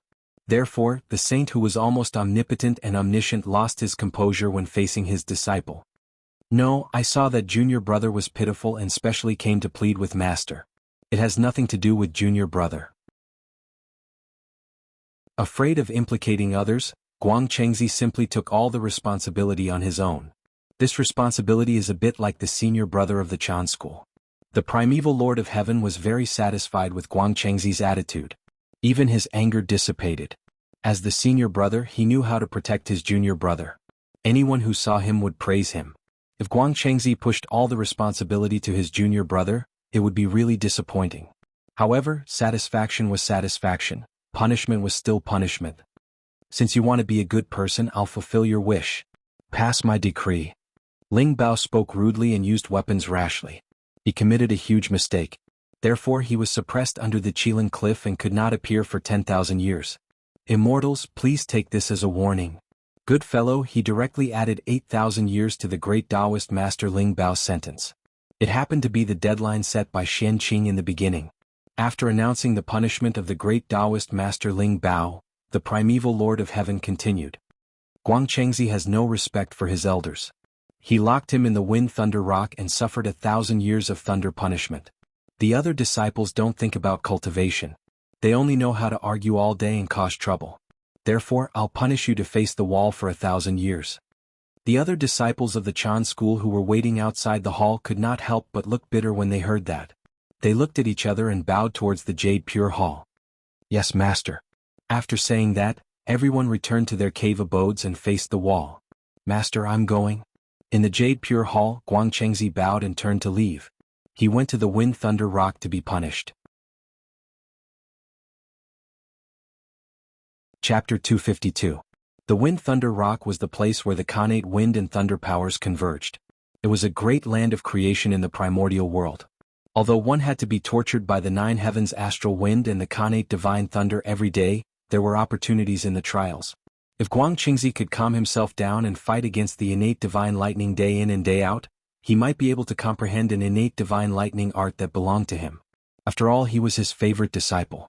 How could the primordial Lord of Heaven punish him so severely for such a small matter? It was just an excuse to give Guangqingzi an opportunity. However, whether Guangqingzi could seize this opportunity depended on his own ability. In addition, among the disciples of the Chan school, other than the great Taoist master Numinous Treasure who was really punished, the rest were forced to go back to cultivate by the primordial Lord of Heaven. Although it was called a punishment, it was just a show for outsiders. In the Shangqing Hall, the Grandmaster of Heaven heard the primordial Lord of Heaven's voice and smiled. Pass down my decree. The disciple of the Jie school, Zhao Gongming, has been disrespectful to the Kunlun Mountain. Today he will be punished to go to the Valley of 10,000 Formations and be punished by the 10,000 Formations. He will not be able to come out for 10,000 years. No matter what the primordial Lord of Heaven's purpose was, it was true that the great Taoist master Numinous Treasure had been suppressed under the Qilin Cliff for 10,000 years. He had already shown his attitude, so the Grandmaster of Heaven had to express his attitude. The Valley of 10,000 Formations was originally a nameless valley on the Kunlun Mountain. However, the disciples of the Jie school kept setting up Khanate array formations here to test their power. Gradually, the Khanate array formations densely covered the place and gathered many Khanate Dao. It produced an inexplicable change and evolved into a large array Dao holy land in the primordial world. There were many Khanate array formations here, so it was called the Valley of 10,000 Formations. These Khanate array formations were either perfect or incomplete. They could deduce yin and yang, the 5 elements: wind, rain, thunder, and lightning. There were many mighty forces in the world that had incredible power. Zhao Gongming went here. There, he would be tortured by the power of the array formations day and night. It would be unbearable. However, if he could comprehend something here and sense the true meaning of the great Tao, it would be countless benefits for him to attain Dao Daluo Jingxian in the future. Opportunity and risk coexisted. Whether or not one could grasp it all depended on oneself. If the primordial Lord of Heaven could use the excuse of being punished to send his disciples to seek opportunities, so could the Grandmaster of Heaven. Kunlun Mountain Dao Teaching Peak. This was the place where Tong Tian preached. There was a purple bell at the peak of the mountain. It was a superior grade Khanate spiritual treasure called the Immortal Gathering Bell. Tong Tian had obtained this bell from the treasure-snatching rock. Xian Qing did not know its specific power. He only knew that once the bell rang, it would spread throughout the entire Kunlun Mountain. At that time, the disciples of Jie school who were scattered all over Kunlun would rush over when they heard the bell and listen to the saints preaching. Thus, this bell was named the Immortal Assembling Bell. After Bai Zhe left, Xian Qing rushed over and gently rang the congregating immortals' bell. Junior brothers, quickly come to Dao Teaching Peak to see me. Swish swish swish. The disciples of Jie school flew out from all over Kunlun. Apart from the disciples who were restricted from going out previously, all of them rushed over. The ones who rushed over first were naturally the 4 true disciples of the Grandmaster of Heaven. Taoist Duobao, the goddess of Golden Spirit, the goddess of Wudong, and the goddess of Turtle Spirit. Behind them, a group of outer sect disciples led by the 3 sky fairies, Long Ears, and Ding Guang immortals rushed over. Senior brother, all the junior brothers are here. May I know what instructions senior brother has for summoning us here? When everyone arrived, Taoist Duobao stood up and asked Xian Qing on behalf of everyone. Today in the Jade Void Palace, I was ordered by eldest martial uncle to be the celestial lord of the Xian sect to monitor the conduct of the disciples of the Xian sect. In the future, if there are any disciples of the Xian sect who violate the precepts of the Xian sect and go against the heavens, once discovered, they will either reflect on their mistakes in seclusion or turn into ashes. Therefore, I hope that all of you will wholeheartedly pursue the Tao in the future. Be careful with your words and actions and strive to be the role models of the Xian sect. Don't cause trouble. Don't violate the precepts of the Xian sect to avoid damaging Master's reputation. It will also save me a lot of trouble. Junior brothers, have you heard me clearly? Sitting at the head of the table, Xianqing glanced at everyone below and said slowly, "We understand. From now on, we will cultivate wholeheartedly and strive to attain the Daluo Dao fruit as soon as possible."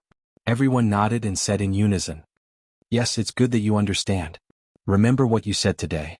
If one day you offend me, don't blame me for being merciless." In order to prevent everyone from not taking this matter to heart, Xianqing added sternly, "Let's put the ugly words first.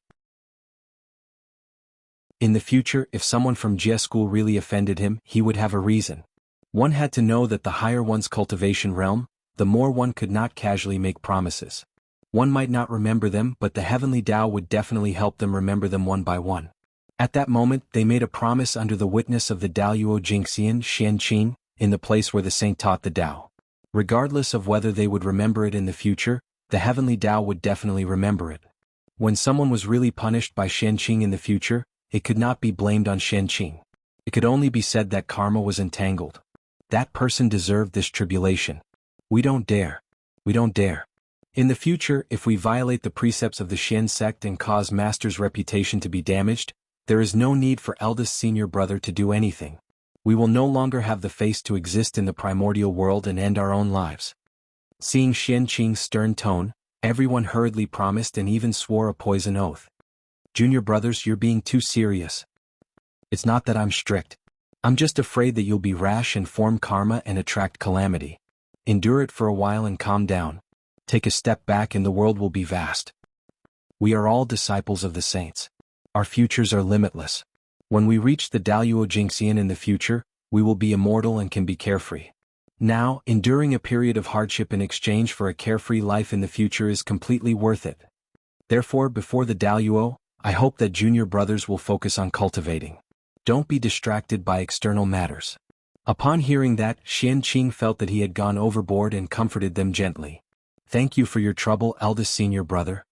Hearing that, everyone was deeply touched. They stood up and bowed to Xianqing. Junior brothers, you're too polite. He reached out and waved his hand to help everyone up, preventing them from bowing. Xianqing turned to Duobao and said, Junior brother, you have always been responsible for handling matters in the sect. There's no need to trouble the two masters with this matter. I'll have to trouble you to monitor the character of the disciples, junior brother. Senior brother, you have to monitor the entire Xian sect. I really can't care too much.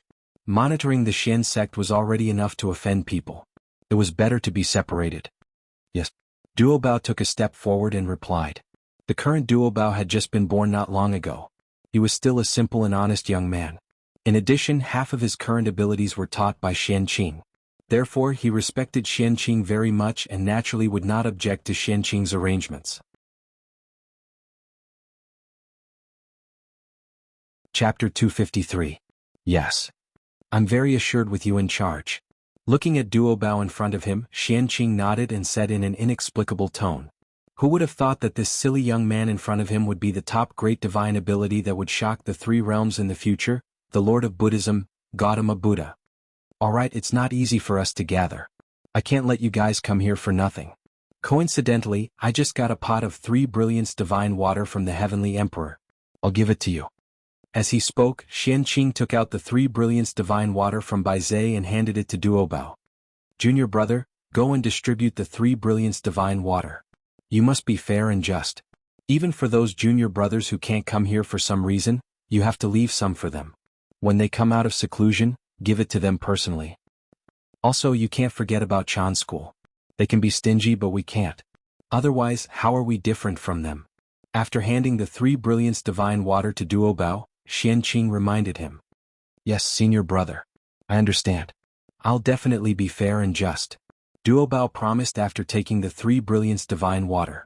Combining kindness and authority was the simplest and most effective way to control one's subordinates. Xianqing naturally knew that. Anyway, the 3 brilliance divine water was useless to him. He might as well distribute it to the people of Jie school in exchange for their favor and improve his image in their hearts. No matter how he looked at it, Qianqing would not lose out. After Duobao finished distributing the 3 brilliance divine water, Qianqing waved his hand and signaled everyone to be quiet. Junior brothers, you haven't seen each other for many years. Let's exchange cultivation insights here to reminisce about the feelings of being in the same sect. I still have some mundane matters to attend to, so I'll take my leave first. After the scene quietened down, Qianqing bade farewell to everyone. We'll see you off, eldest senior brother. Everyone hurriedly bowed to Qianqing. After receiving his benefits, everyone's already enthusiastic attitude became even more enthusiastic. It was also because Dijun had sent enough 3 brilliance divine water. In addition, the disciples of Jie school added up to less than 1,000 people. It was far from the grand occasion of the tens of thousands of immortals in the future. As a result, each disciple received no less than 100 drops of triple brilliance holy water, which was quite a fortune. One should know that the triple brilliance sacred water was the essence of the stars, a heavenly treasure that contained the essence of creation. Every drop of the 3 brilliance divine water was extremely precious. It could revive the dead and regenerate bones. It was a treasure that all living beings in the great desolate world yearned for but could not obtain. The disciples of the Jie school were mostly Khanate life forms. They were not as wealthy as the Khanate god fiends. Most of them were destitute. Not to mention the Khanate spiritual treasures and the Khanate Taoist scriptures. Even the acquired spiritual treasures and the cultivation techniques and divine abilities were all basic Dharma formulations and Dharma treasures that were widely spread in the primitive world. Although his situation improved after he joined the Jie sect and received the treasure from the Grandmaster of Heaven, it did not change much. At most, he was no longer so shabby. Therefore, how could they not be happy and excited when they suddenly obtained so much Sangguang holy water? How could they not be grateful to Qianqing? Eldest senior brother, please wait. Outside the Tao teaching peak, Qianqing had just taken a few steps when he saw a beautiful female immortal hurriedly running to his side and calling out to him. It's junior sister Yun Xiao. Why did you stop, senior brother? Qianqing recognized the person in front of him and said with a smile. Yun Xiao was the true number 1 person in the outer sect of the Jie school. Her cultivation level and aptitude were even stronger than Zhao Gongming's. However, she kept a low profile and did not want to steal her brother's limelight. That was why she was not famous. Speaking of Cloudsky's background, it was also extraordinary. Speaking of which, above the East Ocean, there was a breeze and 3 colorful clouds. They were hiding in an immortal island and were protected by a Khanate array. After the Grandmaster of Heaven accepted Qianqing as his disciple in the East Ocean, he felt that the East Ocean was fated with him and often traveled to the East Ocean. It was also the will of the heavens. One day, the Grandmaster of Heaven thought of something and came to the East Ocean again. By chance, he discovered the 4 little fellows and found them interesting. Hence, he preached the Tao to them for 1,000 years. With the help of this, the 4 of them transformed. 3 women and 1 man were Khanate god fiends. They called each other brother and sister. The 4 of them were grateful for the kindness of the saint and begged bitterly, wanting to acknowledge the Grandmaster of Heaven as his master. Looking at the 4 little fellows in front of him, the Grandmaster of Heaven was delighted. With a wave of his hand, he brought them back to the Kunlun mountain and accepted them as outer sect disciples. The 4 of them were San Shao and Zhao Gongming. They were also the only 4 outer sect disciples of the Jie school that were not hated by the Heavenly Lord of Primordial Beginning and the Grand Pure One. In the primordial world, all natural phenomena that took form had the potential of Khanate god fiends. Moreover, they were born with the Khanate luck and were top-notch perfected immortals of the primordial world. It was not easy for Khanate spiritual clouds to take form.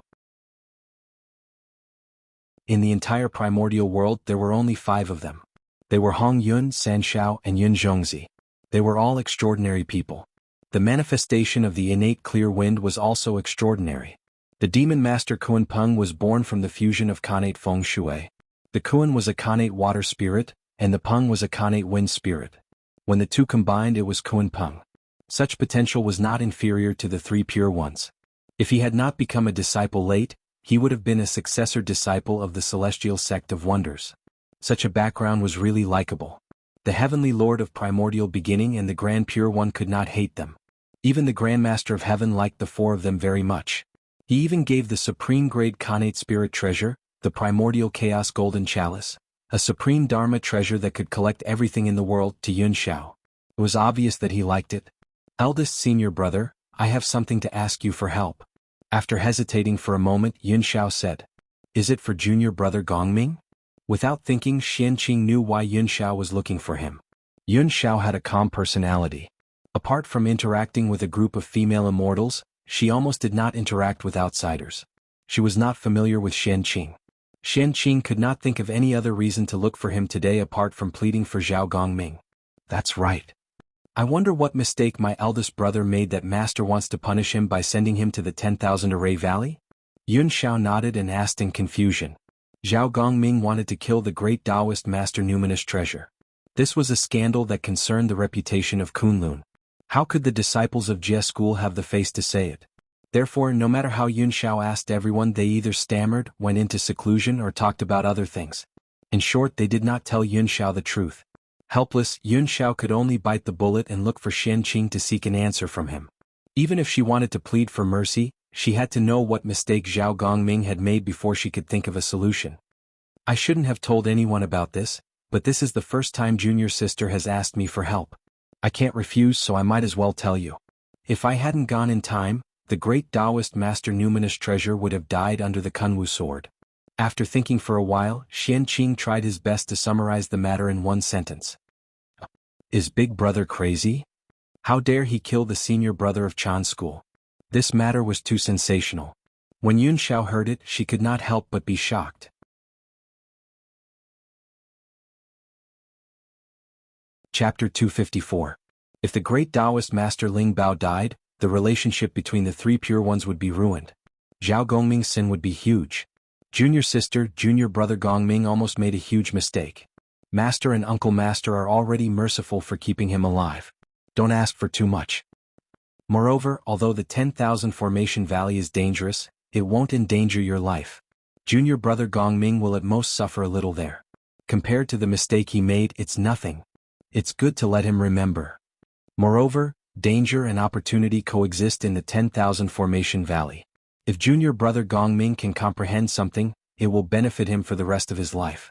Whether this is a punishment or a reward is still uncertain. Master's realm is high. His actions must have a deeper meaning.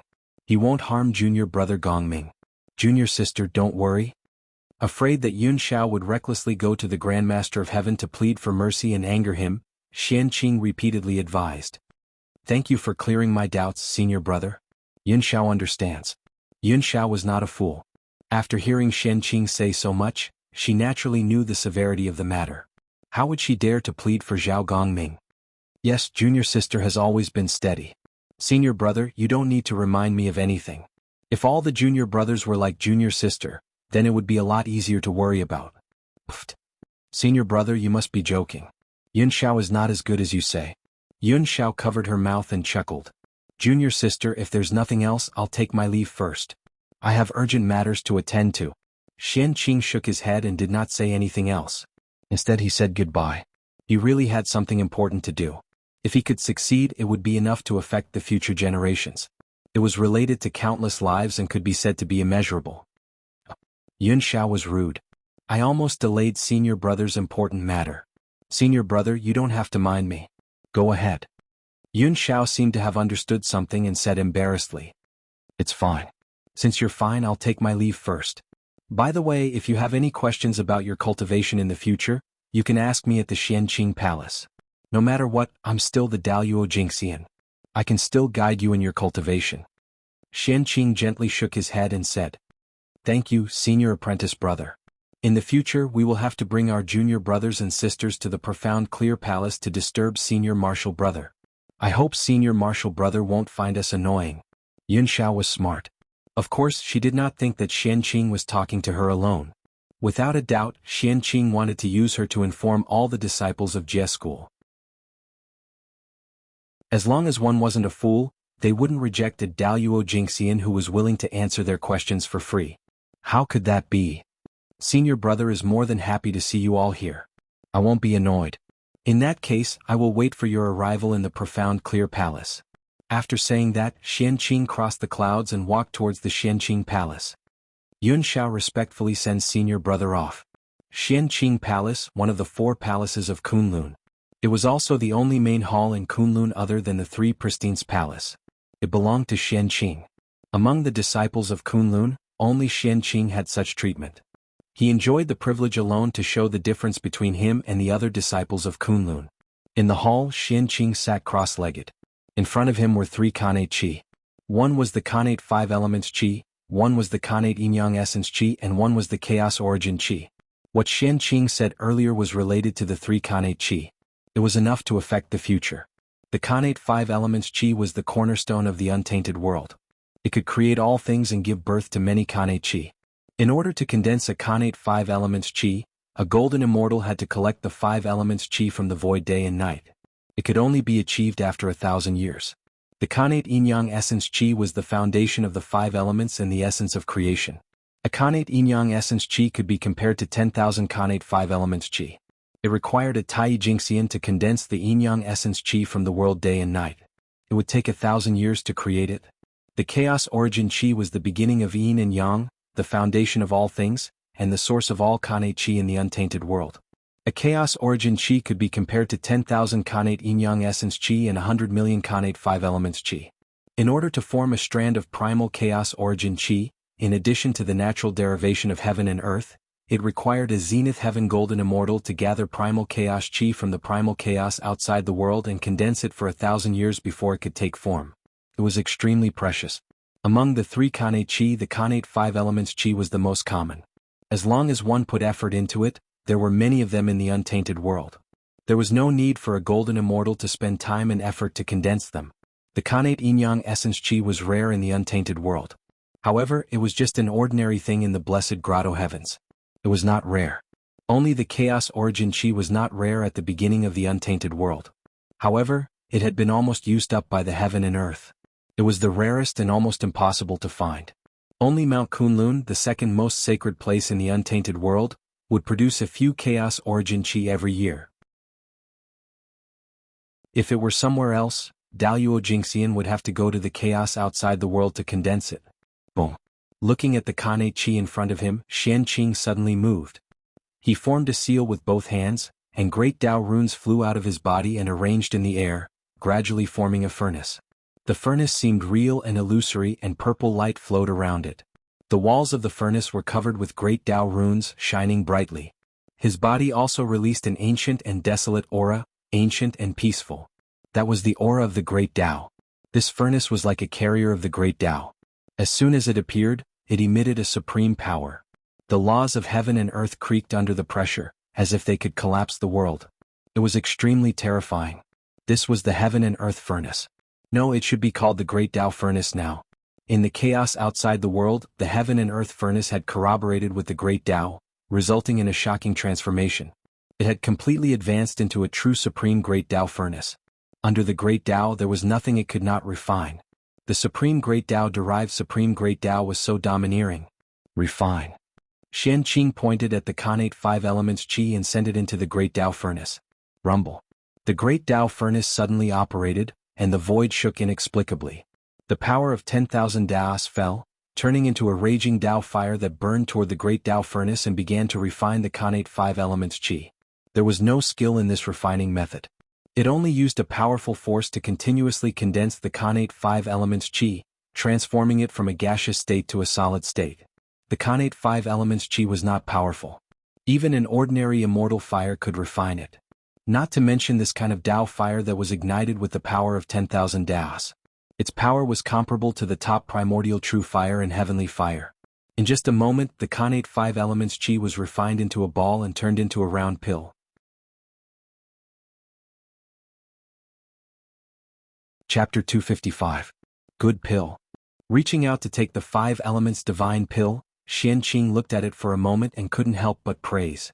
This pill was born with 5 colors and was surrounded by a 5-colored halo. It had all 5 elements and contained a great amount of Khanate Qi. This pill alone was comparable to 1,000 years of cultivation for a golden immortal. In other words, if a golden immortal took this pill, he would immediately increase his cultivation by 1,000 years. The Khanate 5 Elements Qi was the essence of heaven and earth and was the most gentle. Immortal pills refined with it as the main ingredient would not explode even if a cultivator below the golden immortal realm took it. Instead, it would settle in the body of the user and continuously release energy until the energy was exhausted. Moreover, this pill was born of the Khanate 5 elements and could be said to be of the same origin as heaven and earth. In the primordial world, immortals, gods, demons, and sorcerers were not restricted. Any living being could consume it without any side effects. Although this Khanate 5 Elements divine pill wasn't precious, it was quite magical and was not bad. From now on, this pill will be called the Creation Pill. The Khanate 5 Elements Creation Pill. After a while, Xianqing's mind moved and he gave the 5 Elements divine pill a name. The 5 elements gathered and creation was born. This pill was refined with the Khanate 5 Elements Qi, and it was most appropriate to call it the Creation Pill. Putting the Khanate 5 Elements Creation Pill aside, Xianqing looked at the Khanate Yin-Yang essence. Go. With an order, the great Tao furnace shook and released a great suction force, sucking in the Khanate Yin-Yang essence. Rumble. The great Tao furnace operated again, and the Tao fire burned even more fiercely. The refining power surged out, and a huge power leaked out, burning the void until it distorted. Not long after, the great Tao furnace returned to calmness, and the Tao fire gradually subsided. A divine pill surrounded by yin-yang qi slowly rose from the great Tao furnace, releasing black and white divine light. It looked extraordinary. This pill was black and white, surrounded by yin-yang qi. It was the essence of heaven and earth, the essence of the sun and moon, and could create a small kiliacosm. This pill could increase a Tai Jinshan's cultivation by 1,000 years. Any living being of any realm could take it. It had the same nature as the innate 5 elements fortune pill, but it was of a higher level. This pill is also a good fortune pill. It can be called a pre-celestial yin-yang good fortune pill. It contains the power of good fortune and the wonders of yin and yang. After looking at the innate yin-yang nature elixir for a while, Xianqing decided on its name and placed it beside the innate 5 elements nature elixir. Then he turned his gaze to the last strand of Khanate Qi. Innate ancestor, primal chaos origin Qi. This was the true treasure of the untainted land, the treasure that even Daluo Jingxian needed. Boom. The furnace of the Great Path was trembling wildly. The runes of the Great Path on the furnace walls lit up one after another. Terrifying power spread out. Even the rules were twisting as if they could not withstand it. Under this power, the primal chaos origin energy shrunk continuously, gradually condensing into a small ball and turning into a gray chaos divine pill. No, this should be called a chaos Tao core. One could see a strange Taoist rhyme flowing on the Tao core that was refined by the chaos origin Qi. It was as if it had been born naturally. It seemed to be explaining the principles of the universe, demonstrating the changes of the Khanate Qi, and containing supreme creation. This chaos Tao core could increase the cultivation of a Daluo Jingxian by 1,000 years. It could help Tai Jingxian improve his Khanate origin energy and increase the possibility of becoming a Daluo Jingxian. The primal chaos origin Qi was born from heaven and earth. It contains the principles of the universe. It is the source of creation, the beginning of all things, and the ancestor of the Khanate. Therefore this pill is called the Creation Tao Core. With a thought, Xianqing decided on the name of this Chaos Tao Core. This pill was also a type of creation elixir. However, compared to the innate yin-yang nature elixir, the essence of the Creation Tao Core was undoubtedly higher. It was the best of the 3 pills. At this point, the 3 strands of Khanate Qi had all been refined into innate creation elixirs. Xianqing's grand plan was nearing its end. He only needed to complete the last step to succeed. Not bad, the 3 creation elixirs have been refined. This matter is done. Looking at the creation elixirs in front of him, Xianqing was a little excited. His grand plan was to set a currency for the primordial world. The current primordial world was still in the era of bartering. From the great mystical abilities to the postnatal living beings, if they wanted to trade, they would use treasures of the same value to exchange. There was no exception. Xianqing had lived in the primordial world for so long and had gradually gotten used to this method of trading. However, after the Grandmaster of Heaven accepted Zhao Gongming as his disciple, Xianqing suddenly remembered Zhao Gongming's identity in the future. Only then did he have a flash of inspiration and think of setting a currency for the primordial world. Zhao Gongming was the god of fortune. Although Xianqing's idea was good, it was not easy to find a currency that could be recognized by all living beings in the primordial world. If a currency wanted to be recognized, it had to have a great value that could allow all living beings in the primordial world to benefit from it. Or the person who issued it had a great influence and could obtain the unanimous approval of all living beings in the primordial world. Only then could he turn something rotten into something magical and make an ordinary item have extraordinary meaning. In the primordial world, there was only one person who could have such influence, Tao ancestor Hongjun. The Dao ancestor had a noble status and lived in seclusion in the Purple Cloud Palace. If there was no major event in the primordial world, he would not appear. Xianqing did not have the ability to invite the Dao ancestor from the Purple Cloud Palace to guarantee the currency he issued so that it could obtain the approval of all living beings in the primordial world and replace the method of bartering. Therefore, he could only set his sights on the first method. In the primordial world, the only thing that all living beings in the primordial world liked and were closely related to it was the Kanate Qi. After all, this was the foundation of cultivation. If all living beings in the primordial world wanted to cultivate, they could not do without it. The fact that spirit stones that contain spiritual energy in the future could be popular and become the currency of the cultivation world also proved this point. However, this was the primordial world after all. Moreover, it was the most prosperous era of the primordial world. The Kanate Qi was extremely dense and almost turned into spiritual rain. It was not something that the harsh cultivation environment of the future could compare to. It was probably faster to absorb a mouthful of qi than to refine spirit stones. Therefore, in this environment, using spirit stones as currency would probably not be recognized by all living beings. However, methods were all thought of by people. Xianqing thought hard for thousands of years and finally thought of a way. Spirit stones could not be used as currency because their value was too low. It was not that this method was not good. Then wouldn't it be fine to find a treasure that had the same nature as spirit stones but was more valuable than them? As a result, these 3 revival pills were born. The Kanate 5 Elements Creation Pill had the cultivation of a golden immortal for 1,000 years. It was of great benefit to cultivators in the golden immortal realm and below.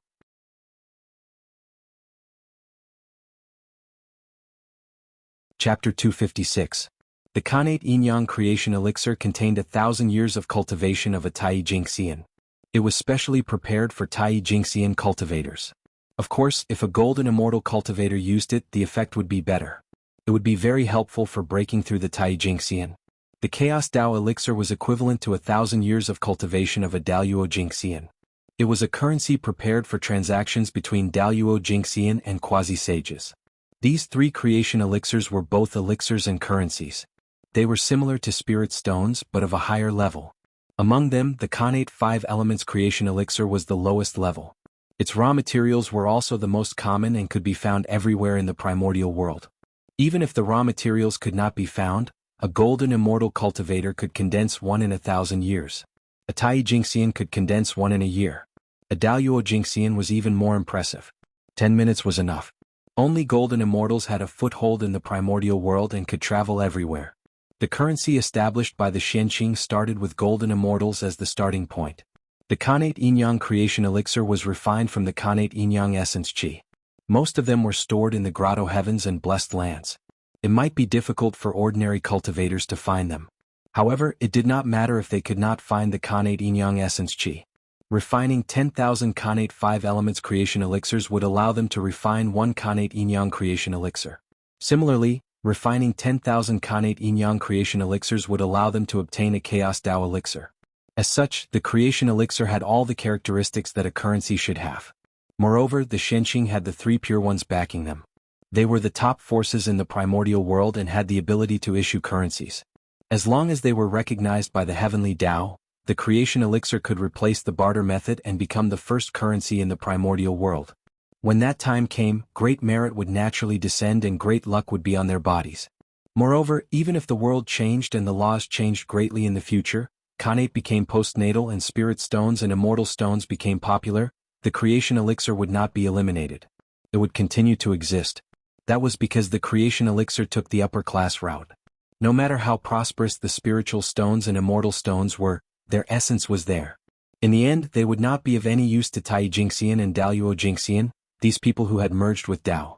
The purpose of their existence was to assist low-level cultivators in their cultivation. They were of no use to powerful cultivators. No matter how much the primordial world had changed, the Daoyuo Jingxian had always been high and mighty. They were the mainstream of the primordial world. As long as the creation pill could satisfy their needs, then the creation pill would always be the mainstream. No matter what kind of currency appeared in later generations, it would not be able to shake his position. Only when the wills of all living beings were the same as the wills of the Daoyuo Jingxian would they become particularly important. However, when it came to arguing, Daoyuo Jingxian's will was naturally more important. The heavenly Dao is above. I Xianqing, a disciple of the Xian sect, feel that in the primordial world, all living beings barter. It is inconvenient. Therefore, I specially refine the transformation pill and set the currency for the primordial world to replace the method of bartering and open the door for all living beings. May the heavenly Tao be the judge. Disciple Xianqing pays his respects. After setting up the offering table, Xianqing placed the 3 creation pills on it and announced to the heavens. As Xianqing's voice fell, the heavenly Tao immediately sensed it. It was as if a pair of eyes had descended and were coldly looking down on the world. In an instant, the wind and clouds above Kunlun Mountain changed. The mighty power of the heavenly Tao descended and shook the primordial world. Proof. A cold and emotionless voice suddenly resounded between heaven and earth, reverberating in all directions so that all living beings could hear it clearly. The heavenly Tao had approved of the creation pill. Suddenly, the 3 creation pills on the offering table slowly rose and burst into bright light. Their figures were reflected in the sky, allowing all living beings in the primordial world to see them clearly. In the next moment, under the influence of the ways of the world, the methods for refining the 3 pills of providence, as well as everything related, automatically appeared in the minds of all living beings. As a result, they naturally grasped the method of refining the pills. This was a gift from the heavenly Tao. It was the first time that money had appeared in the primordial world. All living beings did not know much about it. It was inevitable that the Tao of money would die prematurely. The heavenly Tao had personally enlightened all living beings and opened up the Tao of money for them. Of course, this benefit was only for this one time. It was only for living beings that were alive now. In the future, living beings that were born would not receive this treatment. If they wanted to refine the creation pill, they would need to rely on the guidance of their predecessors. Praise the 9 heavens immortal. We will remember the immortal's kindness in our hearts. After understanding the key to the creation pill, all living beings bowed in the direction of Kunlun Mountain. They even called out Xianqing's honorific name in unison to express their admiration for him. Money? Creation pill. This Taoist Xianqing is really a great talent. As expected of the chief disciple of the 3rd generation of the Xian sect, it seems that another great medium is about to be born. After finding out the reason for this matter from the heavenly Tao, a group of great mediums sighed. Every time the heavenly Tao made a move, the first to be alarmed were usually these great medium. This time was no exception. Everywhere in the eldritch world was in shock. On the contrary, Kunlun Mountain, which was the source of the incident, was exceptionally quiet. When the 3 pure ones heard about this, they only smiled and did not pay much attention to it. Since the saints did not speak, many disciples did not dare to speak either. Kunlun Mountain fell into silence just like that. Rumble. Above the sky, a golden light appeared first. Then it became bigger and bigger. It seemed to cover the sky and the sun as it surged towards Xianqing. This was the Shenhuang Merit Qi. The birth of money was a great contribution to the evolution of the heavenly Tao and the changes of the eldritch world. Therefore it should be rewarded.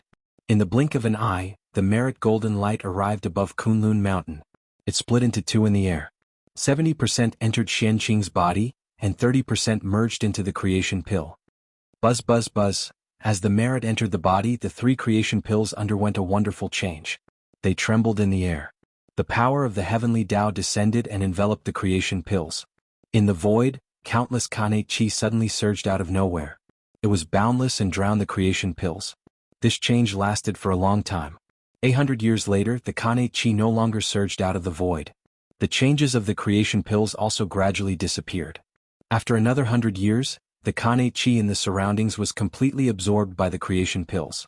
The power of the heavenly Tao also quietly retreated. The creation pills reappeared in front of Xianqing. No, it should not be called the creation pills anymore. This was because the creation pills had disappeared from where the 3 creation pills were previously.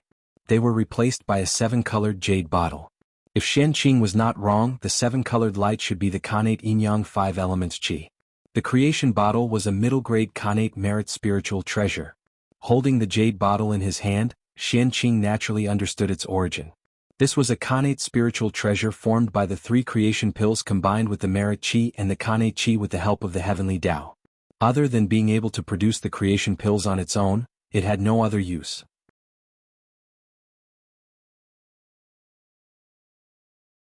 Chapter 257.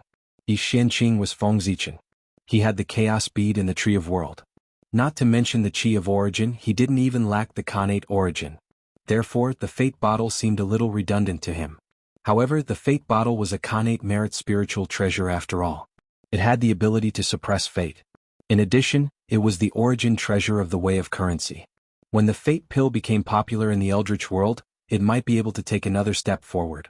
It would become a superior grade connate spiritual treasure or even a supreme grade connate spiritual treasure and give birth to a connate origin. In this way, the fate bottle would no longer be redundant. It would be a true auxiliary treasure that could help people break through the Daoyuo Jingxian. It was rare in the world. The current fate bottle could produce 1 chaos Dao pill, 10,000 connate yin-yang fate pills, and 100 million connate 5 elements fate pills every 1,000 years. It was equivalent to 3 Daoyuo Jingxian. It was not bad. I'll keep it.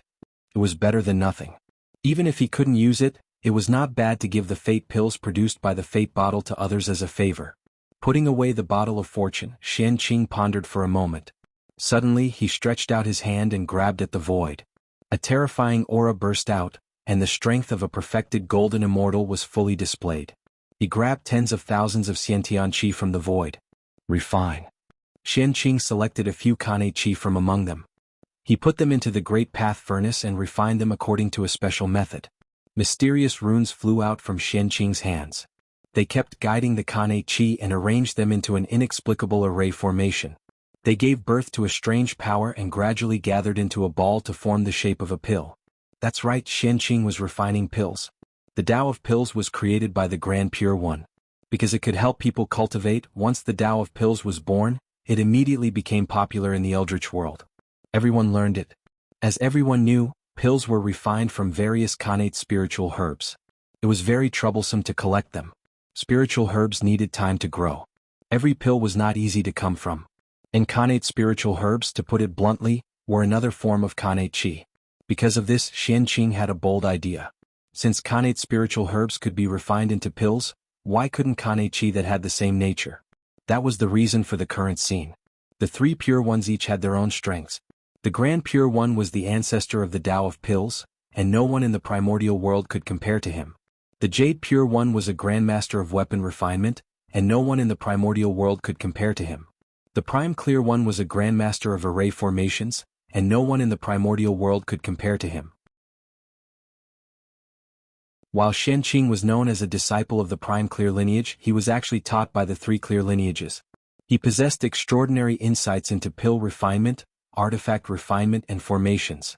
Otherwise, he would not have made up his mind to create another method besides the traditional alchemy method. It was clear that he had a deep foundation and was full of confidence.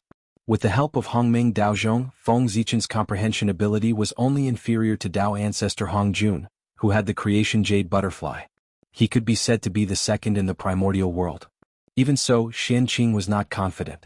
His achievements in the Tao of alchemy had surpassed the Grand Pure One. His achievements in the Tao of artifact refinement had surpassed the Jade Pure Saint. His attainments in the field of formations had surpassed that of the Prime Clear Saints. It was not easy for him to come to the primordial world and have countless knowledge that far exceeded the era. Wouldn't it be a pity if he could not become the first in the Tao that he cultivated? Therefore, Xianqing painstakingly studied the 3 Taos under such a state of mind. He gathered the strengths of the 3 sects and finally opened up a method to refine pills with connate spirit qi, the Tao of qi pills. Since he could not surpass the 3 clear lineages, he would create another Tao on their foundation. It could be considered another kind of transcendence. After painstakingly studying the 3 Taos for many years, Xianqing had not only gained the Tao of qi pills. There were also many cultivation methods waiting for him to verify. Now, using connate qi to refine pills was to verify the Tao of qi. Xianqing's goal was to become the ancestor of the itinerant immortals of the primordial world and obtain the support of the supreme karma rank. If he wanted to become the ancestor of the itinerant immortals, the 100 arts of immortal cultivation, pill formations, talisman artifacts, were naturally indispensable. Xianqing was working hard for this. Buzz. After a tremor, a golden pill flew out of the great Tao furnace. It was accompanied by a golden halo and emitted a faint fragrance as it floated in the air. This was a golden pill at the first transformation. This was a golden pill refined with connate qi. Using a large array to refine the essence of connate qi, then using the method of refining weapons to form it, and finally using the method of refining pills to form it. In this way, the golden pill at the first transformation in front of Xianqing was formed. According to the Tai Ching pill scripture, the golden pill was formed by creation. It was divided into 9 transformations. The first transformation was the lowest and the creation was limited. It was used by celestial immortals. The golden pill had 9 transformations and endless creation. It could bring the dead back to life and go against the heavens to change one's fate. There were very few people in the primordial world who could refine the golden pill at the 9 transformations. Therefore, the golden pill at the 9 transformations was extremely precious. It was the pill used by Daluo Jingxian. The golden pill refined by Xian Qing was only at the first transformation. In the primordial world, any cultivator who had entered the Tao of alchemy could refine it. It was not considered a rare item. However, this golden pill at the first transformation was refined with Kanei Qi. It had never appeared before the primordial world. Therefore, it had an extraordinary meaning. It symbolized the beginning of a Tao and had great luck and merit. After the golden pill at the first transformation was born, the laws of heaven and earth appeared around it as if they were crowding around it. It was as if they were celebrating its birth. It was extremely magical. Even the heavens and earth were happy for its birth. However, only the golden pill at the 9 transformations could be completed. Only by refining the golden pill at the 9 transformations would the Tao of Qi be considered complete. It would be qualified to appear in the primordial world and become one of the many Tao of cultivation in the primordial world. It would enjoy the Qi of heaven and earth. Once again he placed the golden pill refinement stage 1 into the great Tao furnace. Then Xian Qing grabbed the Qi of Khanate and started to refine the pill again. A few days later, when the furnace fire was extinguished, the golden pill was born again. It was one step closer to advancing from the golden pill at the first transformation to the golden pill at the second transformation. Continue. With a wave of his sleeve, Xian Qing repeated the action just now and prepared to refine the golden pill at the 3 transformations. A few months later, the golden pill at the 3 transformations was born. A few years later, the golden pill at the 4 transformations was born. After repeating this 7 times, the golden pill in front of Xian Qing had become the golden pill at the 8 transformations. It was round and golden and had a 5-colored halo. It was extraordinary. Success or failure depends on this. Looking at the golden pill at the 8 transformations in front of him, Xian Qing flipped his hand and took out 81 strands of Khanate Qi of different attributes and placed them into the great Tao furnace. The Grand Pure One needed 81 types of Khanate spirit fruits to refine a golden pill at the 9 transformations. That was 81 strands of Khanate Qi. The golden pill at the 9 transformations was endless. It could be useful to Daluo Jingxian. Its refining requirements were naturally precious. Otherwise, wouldn't the golden pill at the 9 transformations be overflowing in the primordial world? Things that defied the natural order must have their limitations, and that was the case.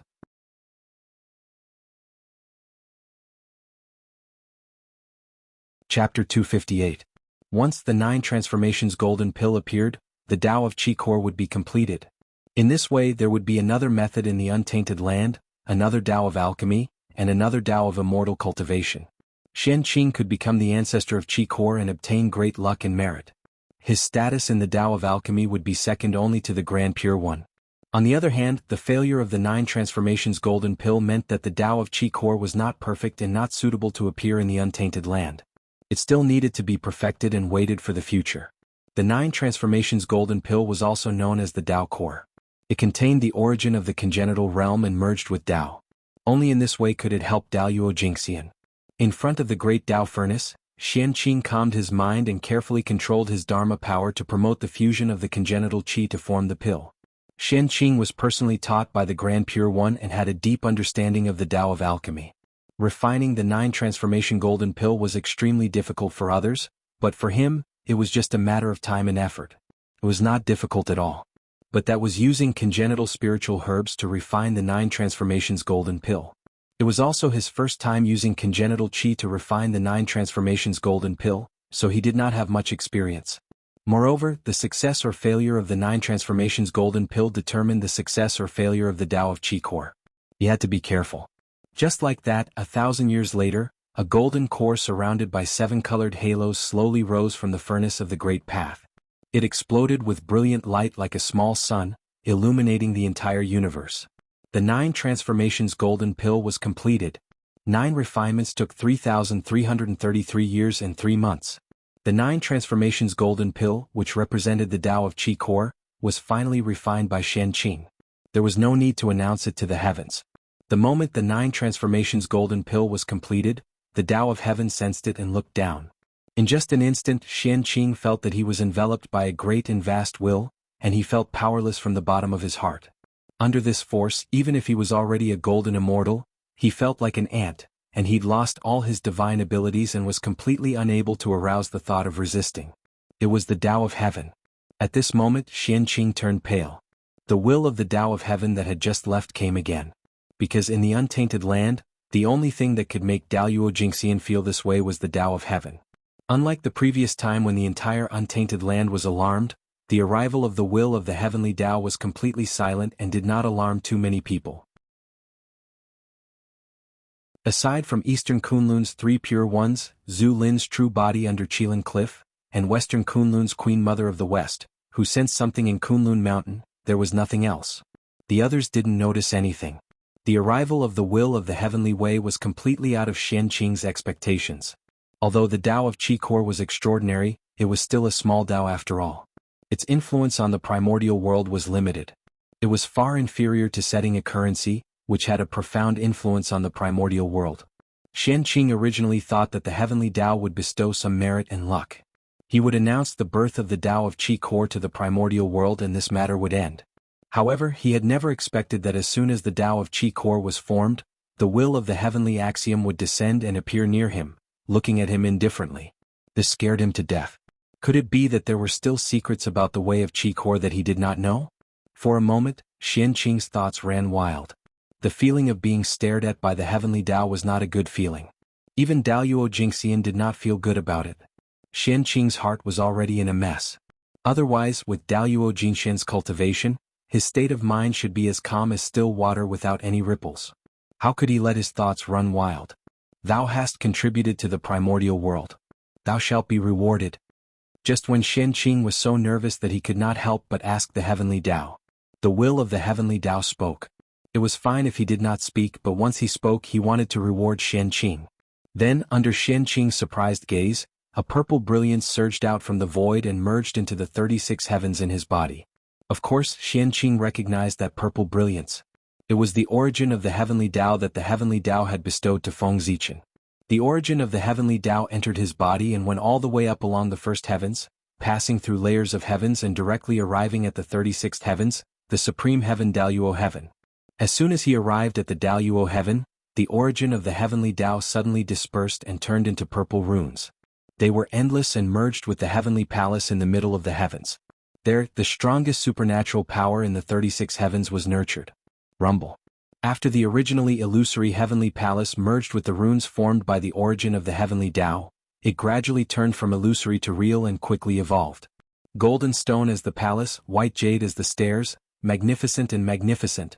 There were phantoms of 10,000 spirits, dragons, phoenixes, qilins, all kinds of auspicious beasts, there were all kinds of them. They turned into Tao patterns, vivid and lifelike, imprinted on the walls of the palace. There were rules manifested, surrounding the main hall, crowding him in the center, deducing the principles of the operation of heaven and earth, and endless Tao runes filled the air. This heavenly palace seemed to be at the top of the universe, high and mighty, looking down on everything. At the same time, it seemed to have become the center of heaven and earth, accepting the worship of all living beings in the primordial world. Above the tall and towering palace gate, there were 3 big words written with innate divine runes, Mi Luo Palace. This heavenly palace was called Mi Luo Palace. It was at the highest position of the 36 heavens, located in the Daluo heaven. It was eternal and all-encompassing. It was the supreme heaven that ruled over everything. In the myths of later generations, the Daluo heaven was the supreme heaven, and it was the residence of the Daluo Jingxian. And the Daluo Mi Luo Palace, if Qianqing remembered correctly, was the residence of the celestial emperor. It was the place where he ruled the 6 heavens, and it was also the most honorable place in the primordial universe. What does this mean? Is it appointing me as the celestial emperor? Looking at the Mi Luo Palace in his body, Qianqing couldn't help but make a bold guess. The incarnation of the origin of heaven, the top innate god-fiend in the primordial world, and the celestial lord of Shenmen, the first of the 3rd-generation disciples. He could also sit on the throne of the celestial emperor. Otherwise, the heavenly Tao would symbolize the center of the universe's power. Why would the Mi Luo Palace, which ruled the heavens, manifest in the heaven realm in his body. Wasn't this intentionally appointing him as the celestial emperor? That was the celestial emperor. The highest position in the primordial world, the master of the universe in name. Everything in this world, whether it existed or not, whether it was life or death or where it was under his rule. If an ordinary person could sit in this position, he would immediately have the strength second only to the saints. His status in name was even higher than that of the saints. In later generations, Haotian was called the celestial emperor, but he was actually a puppet. His position was really awkward. But when Tathagata saw him, he also had to bow and not dare to be disrespectful. When the three pure ones saw him, they also had to call him His Majesty to show respect. The celestial emperor was the master of the primordial world. His face was the face of the world. Disrespect to him was disrespect to the world. There would be a calamity and no one was an exception. It was also because the power of the celestial emperor was too great that even the saints were afraid of him. That was why the 4 royals and 6 royals appeared one after another, taking away the power of the celestial emperor step by step.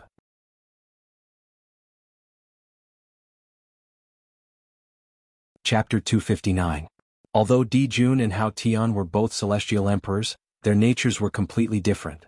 Dijun had the strength that a celestial emperor should have, but because of the existence of Panga's descendants, his position as the lord of the heavens and earth seemed to be a little unjustified.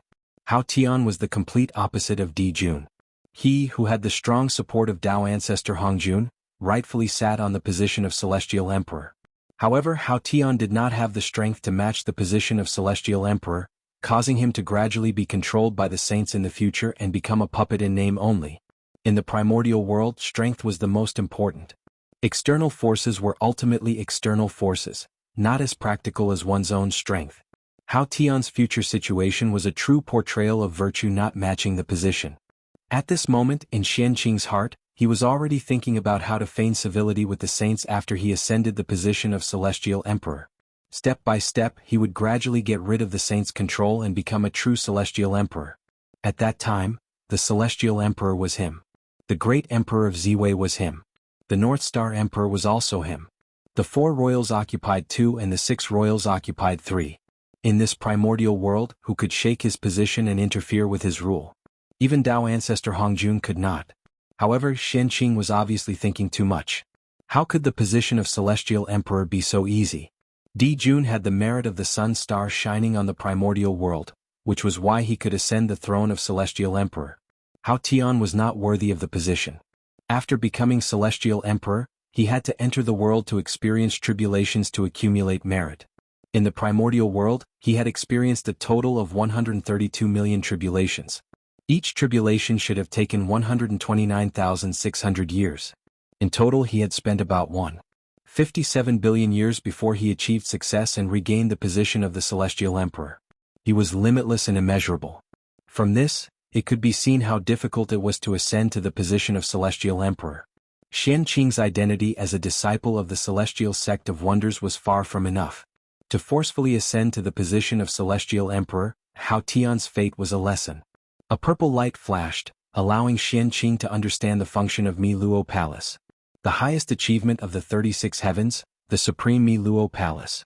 It controlled the rules of heaven and earth, ruled all the laws in the world, integrated into one, supreme, and destroyed all existence. This was the supreme power that belonged to the celestial emperor. At the initial stage, one could combine all the divine abilities in the world and combine them into one, erupting with unparalleled power. At the middle stage, one could control the laws of heaven and earth. When they attacked, it was as if heaven and earth were pressing down, destroying everything. In the later stages, he could command everything in the primordial world, regardless of whether it was people, objects, spells, or Tao. As long as it existed, it could be controlled. Its power was incomparable, its divine might inconceivable. That was why it was called a supreme great divine ability. What a waste of joy. Xianqing was a little disappointed after learning about the function of Mi Luo Palace. Although this mystical ability was powerful and could be ranked in the top 10 in the primordial world, it was still far inferior to the position of heavenly emperor. The position of celestial emperor was a treasure that allowed one to ascend to the heavens in a single bound. It was also the most precious treasure in the primordial world. But fortunately, with encompassing net palace here, once the future heavenly emperor loses his position, We can rely on this palace to fight for it. After thinking about it, Qianqing comforted himself.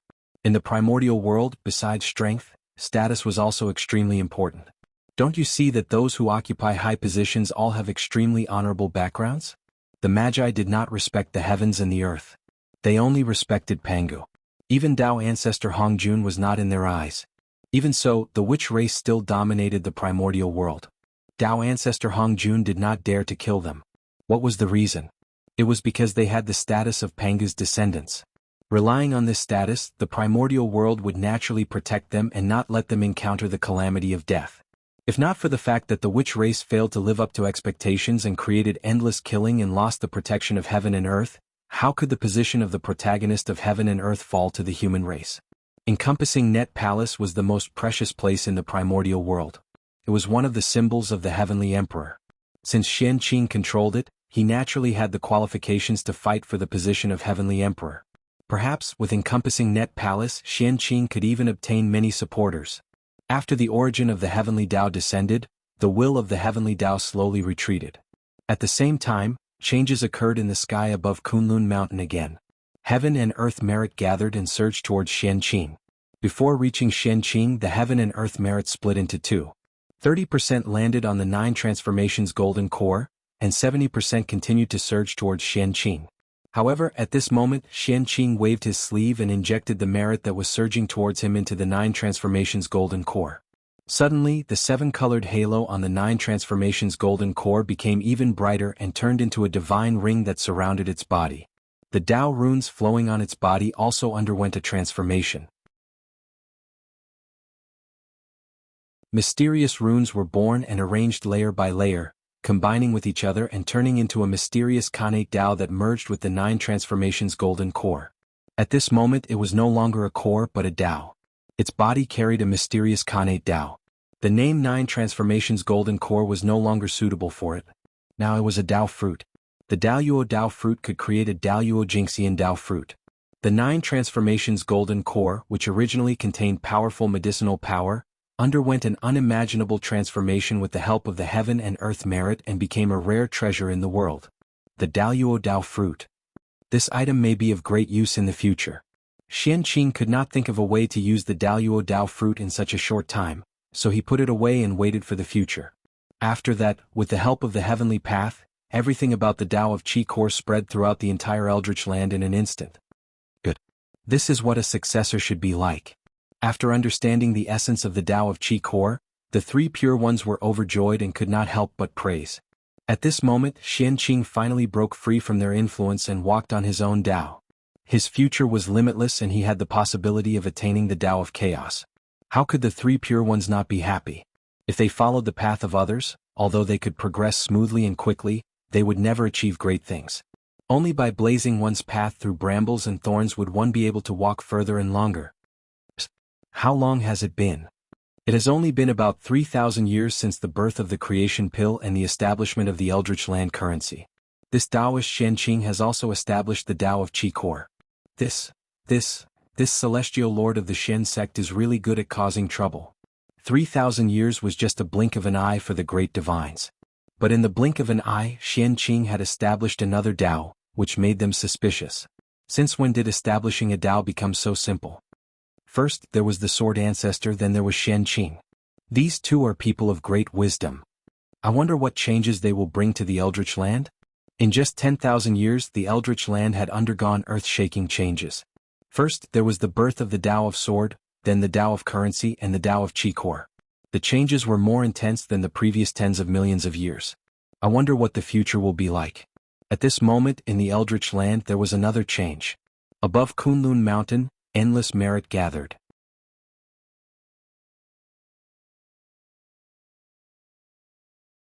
Chapter 260. How could this be? What is Taoist Qianqing doing? Why is there no end to it? Looking at the merits above Kunlun Mountain, the great mediums were helpless. In the blink of an eye, the Xianhuang merit had descended 3 times. Could it be that the primordial heavenly path belonged to him? What's going on? Looking at the Xianhuang merit that was surging towards him, Qianqing was a little confused. He did not know where these merits came from. Originally, Xianqing had planned to leave the Xianqing Palace and go to the Jade Void Palace to visit the three pure ones and share his joy with them. But who knew that before he could move, boundless merit would suddenly descend from the sky, causing him to be a little surprised for a moment. This merit came out of nowhere, and it really made him a little confused. The great sage is merciful. Great sorrow and great wish. Save the suffering and save the suffering, infinite and boundless. Praise the nine heavens immortals. The great sage is merciful. Great sorrow and great wish. Save the suffering and save the suffering and save the suffering, infinite and boundless.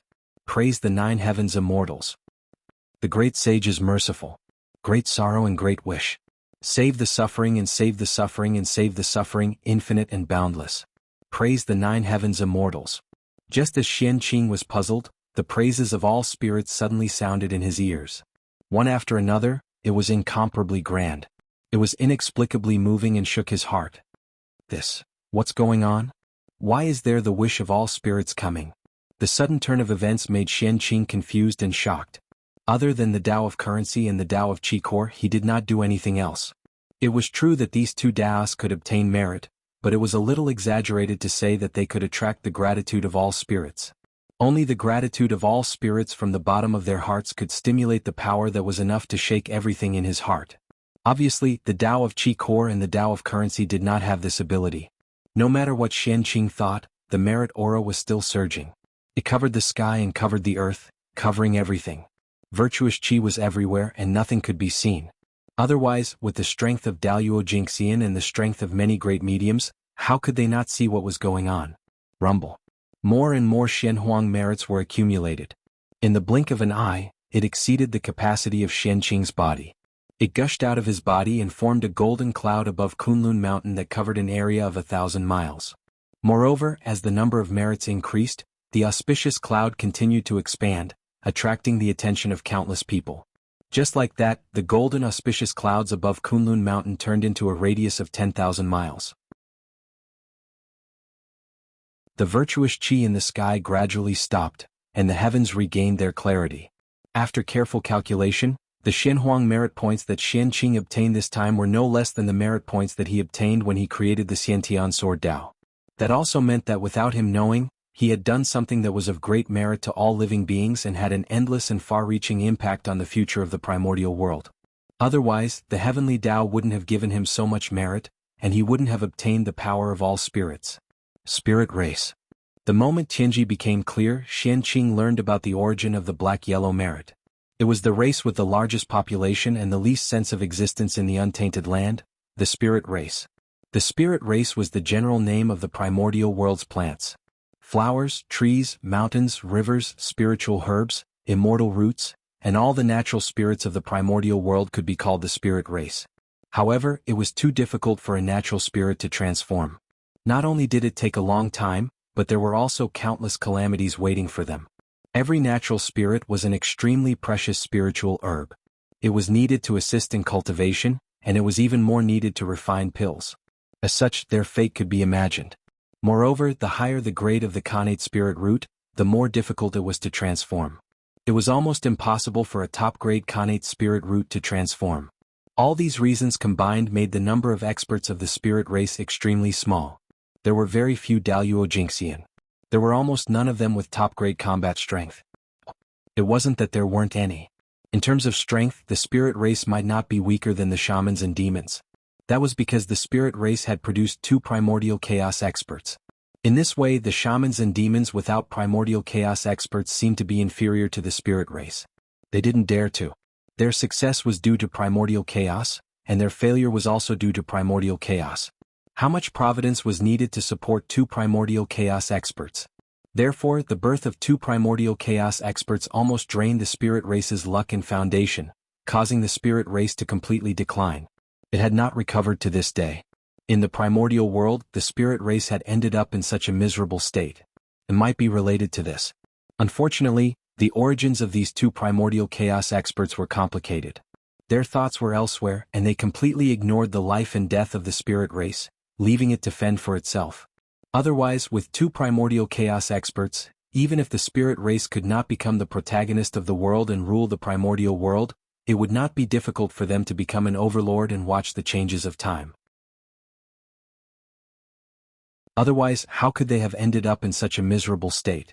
Of the two primordial chaos experts, one was the primordial chaos expert, great immortal Yang Mei. His main body was one of the 10 great connate spirit roots of the primordial world, the hollow willow tree. His cultivation was unfathomable, and he was the first existence to reach the primordial chaos in the primordial world. He had achieved the Tao before the Tao ancestor. It was said that the Tao ancestor once fought with Yang Mei and used all his spiritual treasures, but he did not touch him at all. Instead, all his spiritual treasures were taken away by him, which greatly embarrassed him. From this, it could be seen how powerful great immortal Yang Mei was. Moreover, the predecessor of great immortal Yang Mei was even more terrifying. He was the space demon god, ranked second among the 3,000 chaos demon gods. His strength had reached an incredible level, second only to Pangu. Such a figure could not forget the chaos outside the realm. The primordial world was not in his eyes, so what was the spirit race? The second primordial chaos expert was a high and mighty saint. One of the top 10 primordial spiritual roots in the primordial world was the primordial Bodhi tree. He was the second sect master of the Western sect, Taoist Juanti. Taoist Juanti's thoughts were needless to say. He wanted to strengthen the Western sect and restore the prosperity of the ancient West. Just the Western sect alone made him feel a little powerless. How could he care about the life and death of the spirit race? This led to the current situation of the spirit race. Today the spirit race thanked Shen Qing because of the influence of the Tao of Qi core. With the birth of the Tao of Qi core, if people wanted to refine elixirs, they could also collect the primordial Qi to refine elixirs. In this way, countless spirit race could avoid the disaster of being destroyed and had a slight chance of becoming Tao. With a thought, countless people could be saved. Wouldn't that be immeasurable merit? Although Shen Qing established the Tao of Qi core, he simply wanted to open another branch outside the traditional Tao of pills. He did not think so much at all. However, the heavenly Tao did things based on one's actions, not one's heart. As long as one did something with great merit, there would be Shenhuang merit, even if it was just unintentional. That was how Shen Qing's merit came about.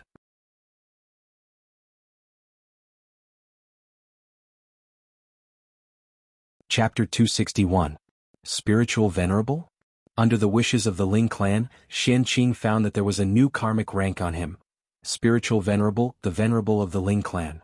With the Spiritual Venerable karmic rank, Shen Qing's body immediately had a wonderful change. In his perception, the world was different. Everything had come alive and was releasing their emotions to their heart's content. Their happiness, anger, sorrow, and joy, and everything they had experienced in the past were all sensed by Shen Qing. Even the things that happened here in the past were spied by Shen Qing from the memories of all things. Listen to the sound of everything. This was a gift from the Ling clan, and it was also a supreme magic that only belonged to the Spiritual Venerable. What does the way of heaven mean? Does it want me to control all kinds of creatures with this karmic rank so that I can become the great emperor of the Eastern Pole? After experiencing the changes in his body, Shen Qing thought with some doubts. The great emperor of the Eastern Pole, one of the 6 royals, was the lord of all kinds. He ruled all kinds of creatures and was one of the most honorable beings in the world. Of course, as one of the 6 royals, the power of the great emperor of the Eastern Pole was naturally not so simple. He was also one of the rulers of the underworld and a great saint who saved people from suffering. He had supreme power. However, these had nothing to do with Shen Qing now. What he cared about was the meaning of the Spiritual Venerable karmic rank. Although the great emperor of the Eastern Pole had great power and many authorities, but the Lord of all races was the foundation of his existence. And the authority of a spiritual venerable was part of his authority. Therefore, when the great emperor of the Eastern Pole was born, Shen Qing, the spiritual venerable, was bound to be restrained by him. Either he was subordinate to him or he gave up the spiritual venerable karmic rank. There was no third choice. However, Shen Qing really didn't like to be subordinate to others. Shen Qing was even more unwilling to give up what he got. Therefore, in order to not let himself be wronged, the position of the great emperor of the Eastern Pole was. He was definitely going to be the spiritual venerable karmic rank. In this way, it coincides with my plan to secretly control the heavenly court. With a smile, Shen Qing hid the merit on his head and rushed to the Jade Palace. After making so many movements, no matter what, he had to explain it to the 3 pure ones, even though the 3 pure ones already knew everything. Because this was his duty as a disciple. Just as Feng Zichen was in seclusion to refine the mortal Tao imperial court and Shen Qing was visiting the 3 pure ones, a conspiracy against the shaman and demon races was slowly unfolding. On Mount Meru, Taoist Juanti's heart stirred. He left the place and rushed towards the East Sea. Meanwhile, in the heavenly court, demon god Dafeng was ordered by Di Jun to leave the heavenly court and head to the East Sea's Valley of Tang to reprimand the 10 demon princes. After the 6 sages attained the Tao, the Eastern Emperor Tai felt that his strength was insufficient. He pushed aside all mundane matters and focused on seclusion on the sun, hoping to step into the primordial chaos Tao realm as soon as possible. As such, the matter of teaching the 10 golden crows was naturally put aside. As the celestial emperor, Di Jun had to maintain the operation of heaven and earth. He was too busy to find the time to discipline the 10 golden crows. In order to give birth to the 10 golden crows, Shiha's origin was damaged. She had no choice but to return to the lunar star to recuperate in seclusion. As for Fuxi, Kunpeng, and the demon gods of the heavenly court, they all had important matters to attend to and had no time to teach the 10 golden crows. Helpless, Di Jun could only leave the 10 golden crows to the palace maids. However, the palace maids had limited talent and low status. The highest cultivation level among them was only Tai Jingxian. When facing the 10 golden crows, it was already extraordinary that they could barely maintain their composure. How would they dare to criticize the 10 golden crows? As a result, the 10 golden crows became lawless. The 10 golden crows were bored in the heavenly court and wanted to go to the primordial world to take a look. They ignored the palace maid's obstruction and rushed towards the southern heavenly gate. The golden crows were the spirits of the sun. Their bodies were covered in true sun fire that could burn the sky and boil the sea. They were extremely powerful. This was especially so for the 10 golden crows. As they were born and not born naturally from the sun star, they should not be so powerful. However, Shiha was eager to love her son. When the 10 golden crows were still in the gestation stage, she did not hesitate to exhaust her own origin. She used the extreme yin to generate yang to forcefully strengthen their origin. With this help, after the 10 golden crows were born, their innate origin was sufficient. They were all innate god fiends and were not inferior to the gods born naturally from the sun star. However, there were gains and losses. Although the 10 golden crows had obtained strength that far exceeded their own, they had also paid a price. Before Daluo Jingxian, they were unable to fully control their own strength, causing the true sun fire to leak out and keep people away. Therefore, if the 10 golden crows ran to the primordial world rashly, the true sun fire emitted from their bodies would cause a terrible disaster to the primordial world. Unfortunately, the 10 golden crows were noble. Even if the heavenly soldiers and heavenly generals had the strength to take them down, who would dare to do so? Fortunately, when the 10 golden crows were about to rush out of the southern heavenly gate, Kunpeng returned to the heavenly court because of Feng Zichen and bumped into them. The heavenly generals did not dare to attack the 10 golden crows, but Kunpeng did not have such scruples. He immediately took them down and brought them to Di Jun for him to deal with. Di Jun was very angry about the 10 golden crows' actions. He immediately locked the 10 golden crows in the Tang Valley. They were not allowed to come out until their cultivation was Daluo Jinxian's. Demon god Dafeng went out of the southern heavenly gate. After confirming the direction, he flew straight to the East Sea. However, just as he was about to reach the East Sea, a 7-colored light suddenly appeared in the void and enveloped him. But strangely, Dafeng did not seem to notice the abnormality around him. He continued to rush to the Tang Valley without looking back. This 7-colored light was naturally formed by Daoist Juanti. Otherwise, with the strength of demon god Dafeng and Daluo Jingxian, how could he not notice the abnormality? Only a saint could do something like that. The Tang Valley, the legendary place where the sun rises. Of course, this was only a legend in the future. Since ancient times, the sun star had always been high above the 9 heavens. It had never changed.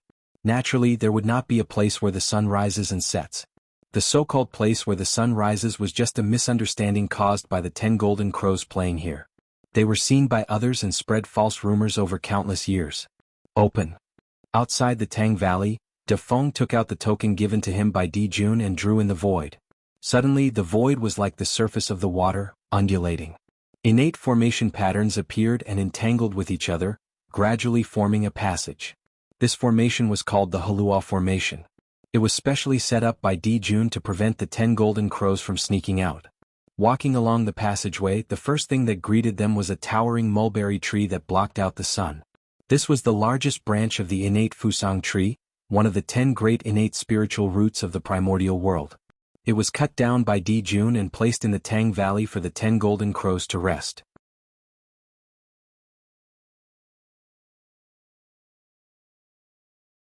Chapter 262. Da Feng of the Demon Clan greets the 10 princes.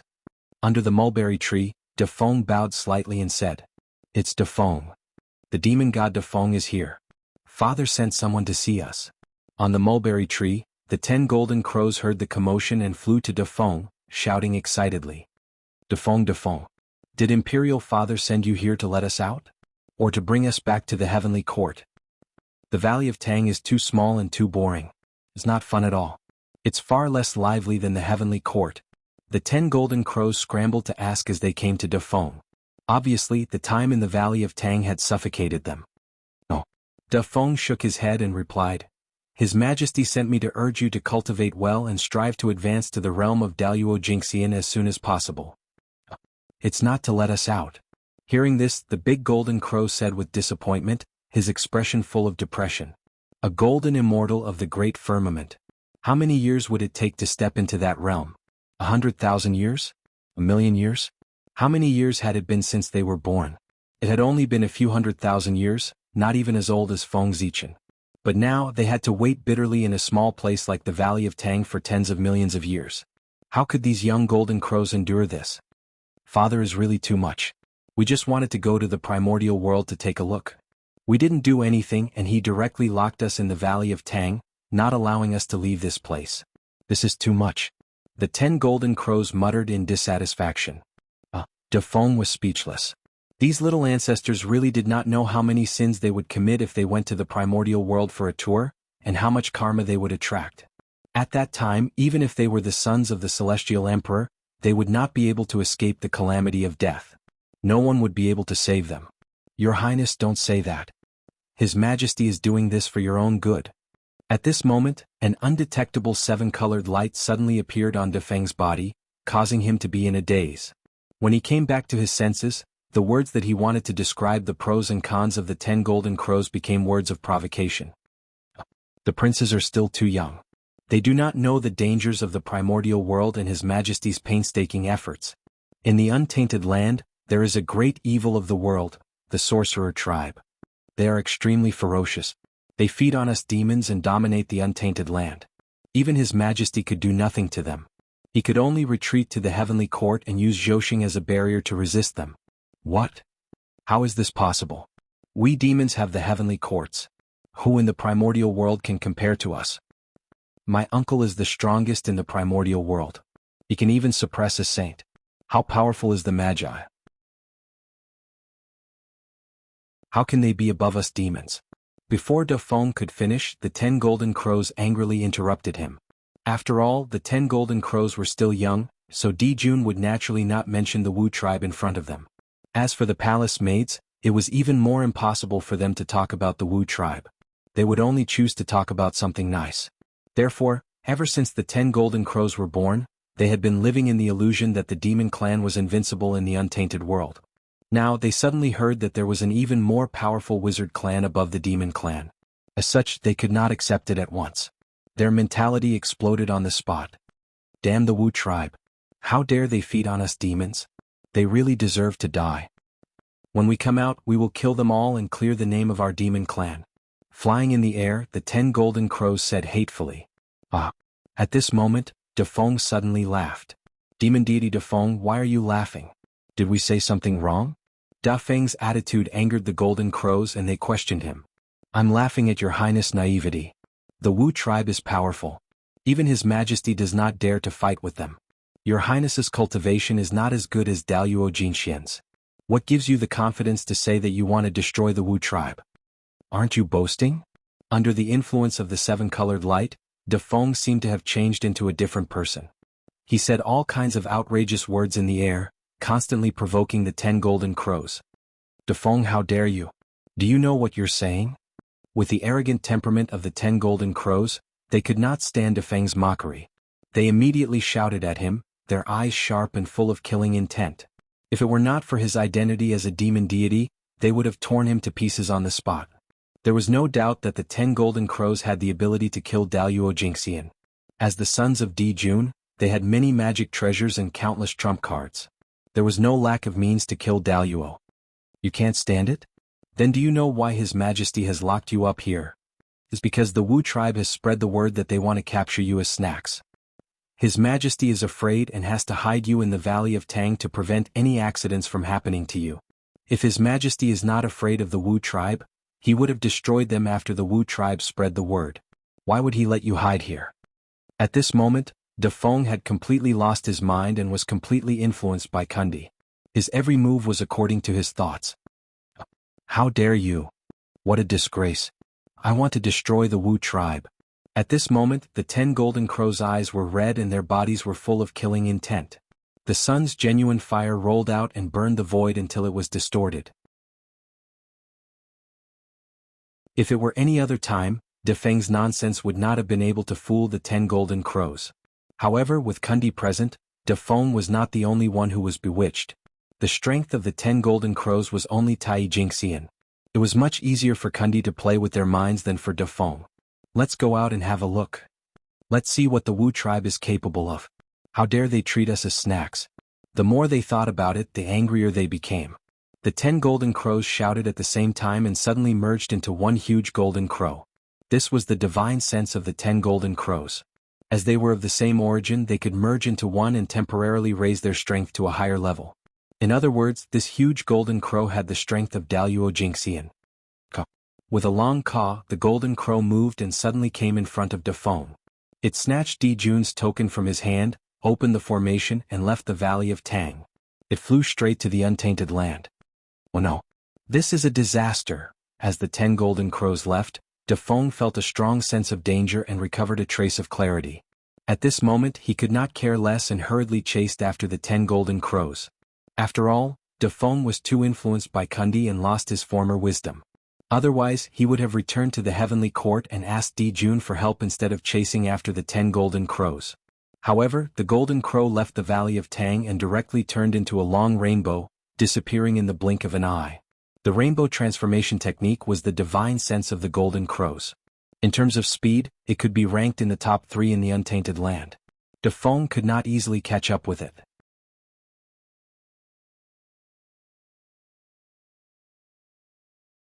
Chapter 263.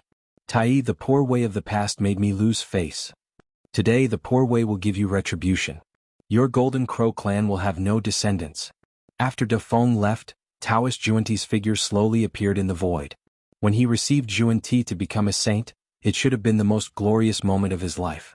However, they were humiliated by Dong Huang Tai and achieved his supreme reputation. He was completely reduced to the background. At that time, Taoist Juanti secretly swore to give Dong Huang Tai retribution. Now retribution had come. In this world, what was more painful than the tragic death of one's family and the destruction of one's life's efforts? Kill the golden crows and destroy the demon race. This was what Juanti did. Above the East Sea, a golden rainbow flew away. Wherever it passed, the seawater evaporated, and the aquatic creatures turned into ashes. It was unknown how many people it had killed. However, the golden rainbow was too fast. When the mighty figures of the East Sea looked over, it had already disappeared. In the human clan's ancestral hall, Feng Zichen, who was refining the human Dao imperial court, suddenly had an ominous premonition. It became more and more intense, waking him up. What happened? From this premonition, Feng Zichen vaguely sensed that something big was going to happen in the primordial world. Its influence was far beyond imagination. Yes, it's the golden crows. The 10 golden crows are traveling in the primordial world. Is the great shaman demon war about to begin? Separating a strand of divine thought, Feng Zichen looked outside. What he saw was a golden rainbow flying over. With his eyesight, how could he not recognize the origin of the golden rainbow? It was the 10 golden crows, the sons of the celestial emperor. The 10 of them are really Di Jun's good sons. Looking at the 10 golden crows flying over, Feng Zichen sighed. Although the shamans and demons had a deep grudge, after so many years of fighting, they gradually reached a balance. The demons controlled the sky and the shamans controlled the earth. The two races lived in peace for a long time, and the primordial world ushered in a long time of peace. However, the 10 golden crows destroyed this great situation. This completely ignited the hatred between the shamans and demons, leading to an unprecedented war between the two races. That is, the Second World War of the Liches, the final battle of the Liches. It could be said that the 10 golden crows traveling to the primordial world was the fuse for everything. Everything happened because of this. The exciting years of ups and downs in the future were also pulled open because of this. At this moment, looking at the 10 golden crows, Feng Zichen could not help but feel as if he was witnessing history, and his heart was indescribably excited. Not good humans? Suddenly, Feng Zichen thought of something and could not help but cry out. He no longer cared about refining the royal court and left the ancestral shrine with a flash. Wherever the golden crow passed, the power of the grand sun true fire would be unleashed and wreak havoc, causing the earth to be scorched and the rivers to dry up. What would happen if they were to pass by the human race? Although the East Sea was protected by Nuwa's enchantment, there was no need to worry about the grand sun primordial fire. However, the human cities outside the ancestral land did not have such good treatment.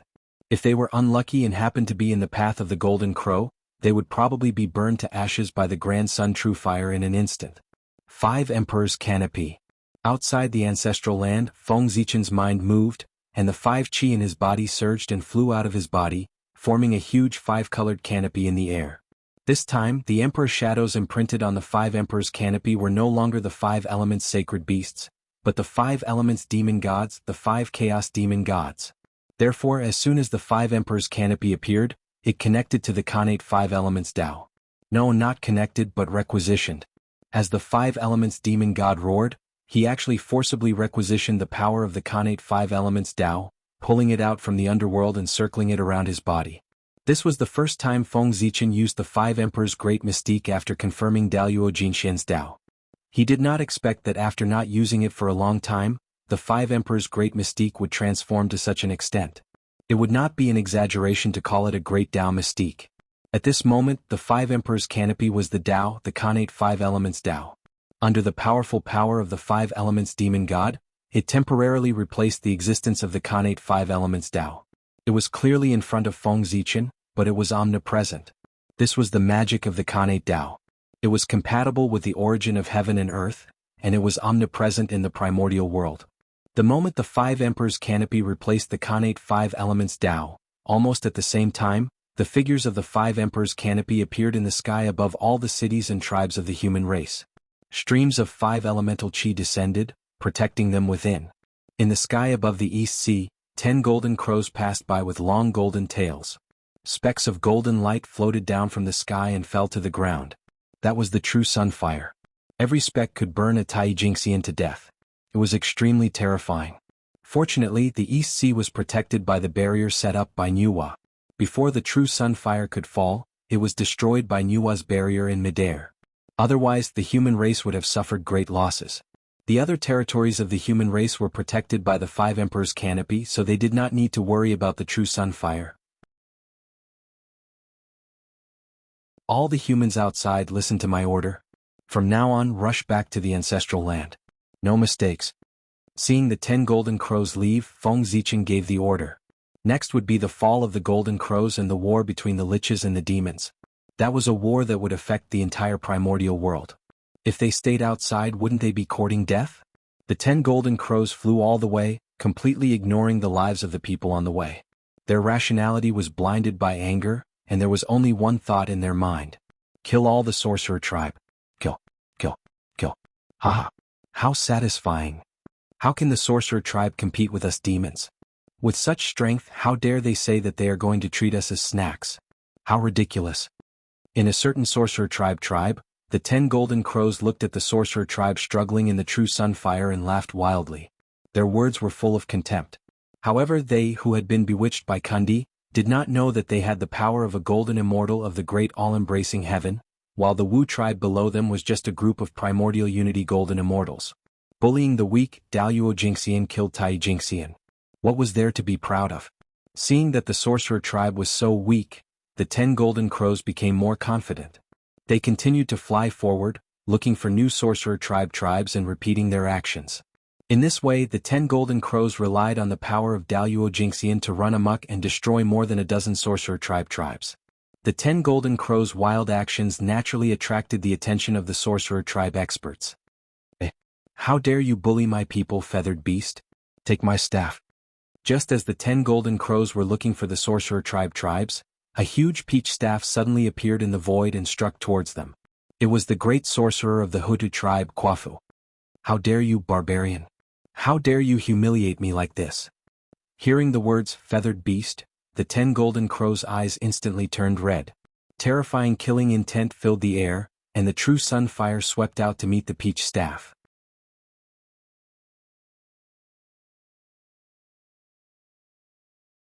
Chapter 264. Rumble. Terrifying power spread out, shattering the void and causing pitch-black cracks to appear. Quafu was not the real Daluo Jinxian, so the 10 golden crows were no match for him. The mahogany staff smashed the primordial fire of the sun and hit the 10 golden crows. With a bang, the giant golden crows shattered and turned back into 10 golden crows. Hiss. This barbarian is so powerful. Brothers, set up the formation. In the sky, the 10 golden crows knew that their opponent was far more powerful than them. He was the most powerful enemy they had ever met. Without hesitation, they used their most powerful means. 10 suns burning sky formation start.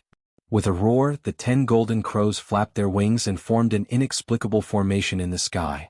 They attracted the power of the sun and enveloped Quafu. The 10 suns burning sky formation was a congenital formation created by Di Jun and Fushi for the 10 golden crows. Once the formation was activated, it could attract the power of the sun to burn the sky and boil the sea, destroying the world. Even if Daluo Jinxian fell into the formation, he would be in danger of being burned if he could not escape in time. However, Quafu was different. As a grand wizard and a descendant of Pangu, Daluo Jinxian was no match for him. You are courting death. You are the son of the celestial emperor, the elves of the sun, and born gods. Instead of benefiting the untainted land, you have killed hundreds of millions of creatures here. You deserve to die. Quafu shook his body and showed his true form of a grand wizard. Standing on the ground, his power was endless. No matter how fierce the primordial fire of the sun was, it could not hurt him at all. However, the 10 suns burning sky formation was really powerful. Although it could not hurt Quafu, it trapped him firmly in the formation. He could not break free and hurt the 10 golden crows. You have committed such a big crime. Everyone in the untainted land has the right to kill you. Your father's face has been completely disgraced by you. Trapped in the formation, Quafu used all his means but could not break free. He could not help but curse the 10 golden crows in the sky. Barbarian of the wizard tribe, you. At this moment, the 10 golden crows understood that they had made a huge mistake. Therefore, he was speechless in the face of Quafu's accusation. Brothers, kill him. Let's join forces to kill this barbarian of the shaman race before returning to the heavenly court to ask for Father's forgiveness. With Imperial Father's ability, he will definitely be able to solve this problem for us. Now that things had come to this, there was no point in regretting. Now, even if the 10 gold crows wanted to leave, Quafu would not agree. He would definitely kill them here to avenge the dead Wu tribesmen. Alright, let's kill him first. This shaman barbarian's words are so unpleasant to hear. Killing him will help us vent our anger. Having made up their minds, the 10 golden crows opened their mouths and spat out their innate origin, activating the 10 suns burning sky formation with all their might. This caused the formation's operation to speed up, causing it to undergo many changes. Boom, boom, boom. Inside the matrix, the primordial fire of the sun surged even more violently. The horrifying power spread out, igniting the void and turning it into a destructive storm, burning toward Quafu. In that instant, nothing existed anymore, everything burned into nothingness. Ah, good timing. While laughing, Quafu stomped the ground hard. Instantly, the mountains and rivers within hundreds of millions of miles trembled together. Magnificent and heavy power gathered together, forming a yellow light curtain around Quafu, blocking the raging primordial fire of the sun. The 10 gold crows were not surprised that the primordial fire of the sun could not hurt Quafu. After all, he was Daluo Jinxian. It would be strange if they could kill him so easily. Kill. A golden mirror appeared in the middle of the formation, shining like the sun. Driven by the 10 golden crows, it shot out beams of divine light of the sun toward Quafu. This was the divine sun mirror, an ultimate primordial spiritual treasure bred by the sun star. It had always been kept by Di Jun. It was not until the 10 gold crows were born that he took it out and gave it to the 10 gold crows to protect themselves. Quafu was not afraid. He swung his peachwood staff and swept it forward. Tremendous power poured out, extinguishing the divine sunlight that was surging toward him. Then Quafu stuck the peachwood staff into the ground. With a flash of green light, the peachwood staff grew in the wind. In the blink of an eye, it turned into a towering peach tree, supporting the whole matrix. Its roots danced and took root in the primordial fire of the sun, absorbing its power and weakening the matrix. Unfortunately, although Kwafu's idea was good, the 10 suns burning sky matrix was supported by the sun star, and its power was endless. No matter how much power the peachwood staff absorbed, it could not shake its foundation. For a moment, the two sides were in a stalemate. Brother, this blockhead is so strong. His power is connected to the ley lines of the earth. Standing on the ground, he is invincible. If this continues, I'm afraid we'll be exhausted to death by him. Kwafu was Daluo Jingxian, so he had the confidence to continue. But the 10 gold crows were not. When their power was exhausted, they would not be able to maintain the matrix. When the matrix was exhausted, their death would come. Therefore, seeing the situation in a stalemate, the gold crows could not help but panic. We can't go on like this. Since the barbarian is connected to the ground, let's drag him into the air. Let's see if he dies. Suddenly, the youngest gold crow suggested. That's a good idea. Little 10, you are so smart. When the other 9 gold crows heard that, they all thought that it was a good idea and praised the youngest gold crow. Then, they used their strength together to drive the 10 suns burning sky matrix. They swept up tens of thousands of feet of flames and flew up with Kwafu, trying to drag him into the air. However, trapping Kwafu was already the limit of the 10 suns burning sky matrix. It was impossible to lift him up. Moreover, the body of a wizard contained a large amount of Kane turbid chi. It was extremely heavy and could not be moved easily. Therefore, the 10 gold crows used all their strength and their faces turned red, but they could not drag Kwafu at all. You little birds want to pull me up? Ridiculous. Do you really think you are Di Juntai? You've completely disgraced your father and uncle. At this moment, Kwafu also felt that something was wrong. His words were extremely sharp, and he was very different from his honest appearance before. Obviously, Kwafu also fell into the trap. Compared to the demon race, it was easier to control the wizard race. At this moment, the 10 gold crows were about to go crazy. The true sun fire on their bodies whooshed out, and they wanted to swallow Kwafu alive. How dare you, wizard race? Don't you dare hurt our prince.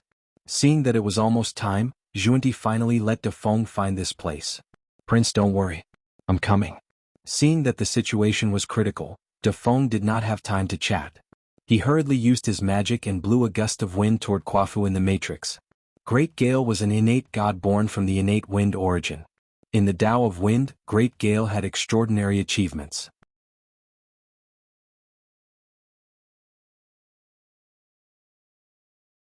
Chapter 265. The 10 golden crows could not move Kwafu. The 9 heavens astral wind whizzed out and turned into a whirlwind. It wrapped Kwafu up and lifted him into the air. Oh no! Kwafu knew something was wrong when he saw himself leaving the ground. He quickly recalled his peachwood staff and swung it forward with all his strength. The Wu tribe had the best physical body in the primitive world. Naturally, their strength was also the best. Under Kwafu's staff, the void shattered, the 5 elements were destroyed, and yin and yang ceased to exist. Earth, fire, water, and wind intertwined. The destructive aura surged and shattered the 9 heavens astral wind. However, how could the 10 golden crows let Kwafu return to the ground when they finally lifted him up? Seizing the opportunity, the 10 golden crows activated the divine sun mirror and hit the ground. Without Kwafu's suppression, how could the surrounding mountains and rivers resist the power of the golden crows? In an instant, tens of thousands of miles of mountains and rivers were turned into ashes. Without the support of the earth, Kwafu's strength fell sharply.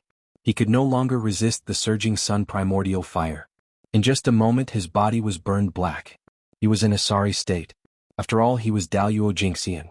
How could he die so easily? The sun primordial fire only damaged Kwafu's physical body. It could not hurt him at all. It was far from enough to kill him. Barbarian of the Wu tribe, how dare you be so arrogant? Seeing Kwafu's sorry state, the 10 golden crows were very proud. They turned to De Feng and said, De Feng, stop this barbarian so that we can use our secret treasures to kill him. As the sons of the celestial emperor, the 10 golden crows were not short of treasures.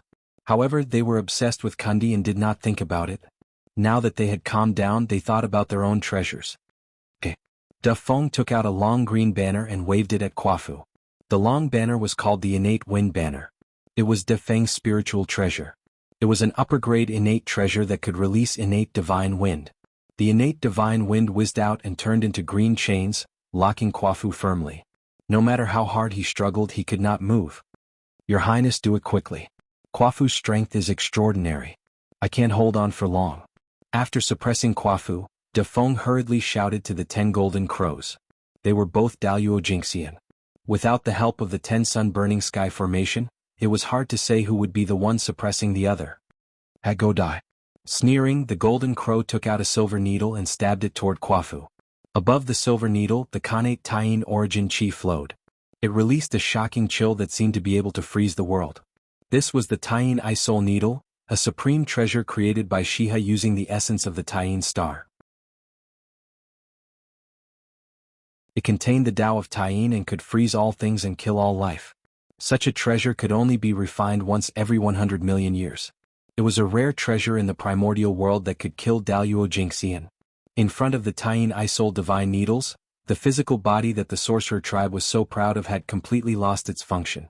It was like a rag that was easily pierced through. In an instant, Quafu's expression froze. His body stiffened and he was frozen into an ice sculpture. A terrifying Khanate chill spread out and wiped out all life in his body. Then the Khanate chill spread up and wiped out Quafu's Khanate indestructible true spirit.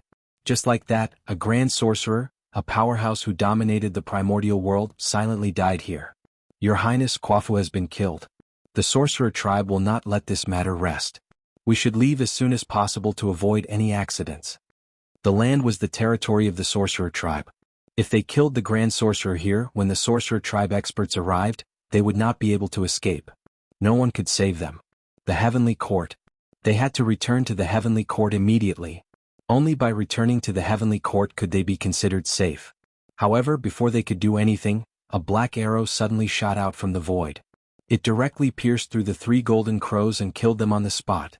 Ah, third brother. Who? This sudden scene left everyone dumbfounded. After a while, the golden crows finally reacted to what had happened and roared with their eyes wide open. On the other side, Defeng's face turned pale. The 3 golden crows were dead. The son of the celestial emperor was dead in front of him. This was a big deal. Hou Yi, you deserve to die. The golden crows could not recognize the origin of the black arrow, but Defeng, who had dealt with the sorcerer tribe for many years, could recognize the origin of this object. That arrow was the Shenming arrow. It was the personal treasure of the grand sorcerer Hou Yi. The identity of the person was self-evident. He was one of the strongest sorcerer tribe, Hou Yi. Since the establishment of the demon tribe, Hou Yi's hands were stained with the blood of countless demon tribe members. Even several demon gods had died in his hands. He was the strongest among the Daluo. He was the top Daluo Jingxian below the sage to be. Hou Yi's name was enough to make countless demon tribe tremble in fear. Puff. Another black arrow appeared and pierced through the 4 golden crows, taking away their lives. This was Hou Yi's response to Defeng. So what if you are the son of the celestial emperor? How dare you kill the grand sorcerer of the sorcerer tribe? Ah. Bastard. Defeng felt like he was going crazy. In front of him, another son of the celestial emperor had died. What was Hou Yi doing? Was he forcing the demon tribe to wage a full-scale war against the sorcerer tribe? Now that things had come to this, Defeng knew that even if he returned to the heavenly court, Di Jun would not let him go. It was better to fight to the death and fight for a chance of survival for the little golden crows. He could ask for Di Jun's forgiveness and resurrect him in the future. Hou Yi, I'll fight you to the death. With a decision in his heart, Defeng burned everything he had in exchange for unparalleled power and charged toward Hou Yi. Hou Yi was a figure on the level of one of the 10 great demon gods. He was far from what Defeng could compare to. If he wanted to save someone from his hands, he could only fight with his life.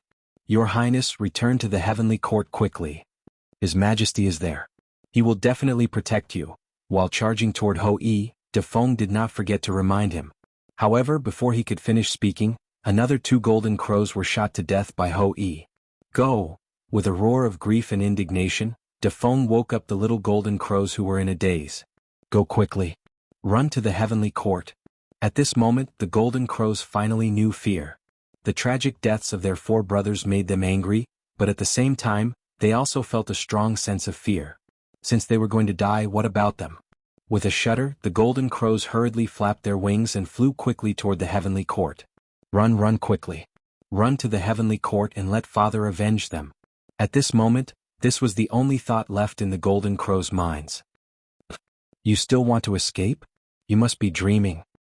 You killed the Grand Sorcerer of the Sorcerer tribe, destroyed the untainted land, and killed hundreds of millions of living beings.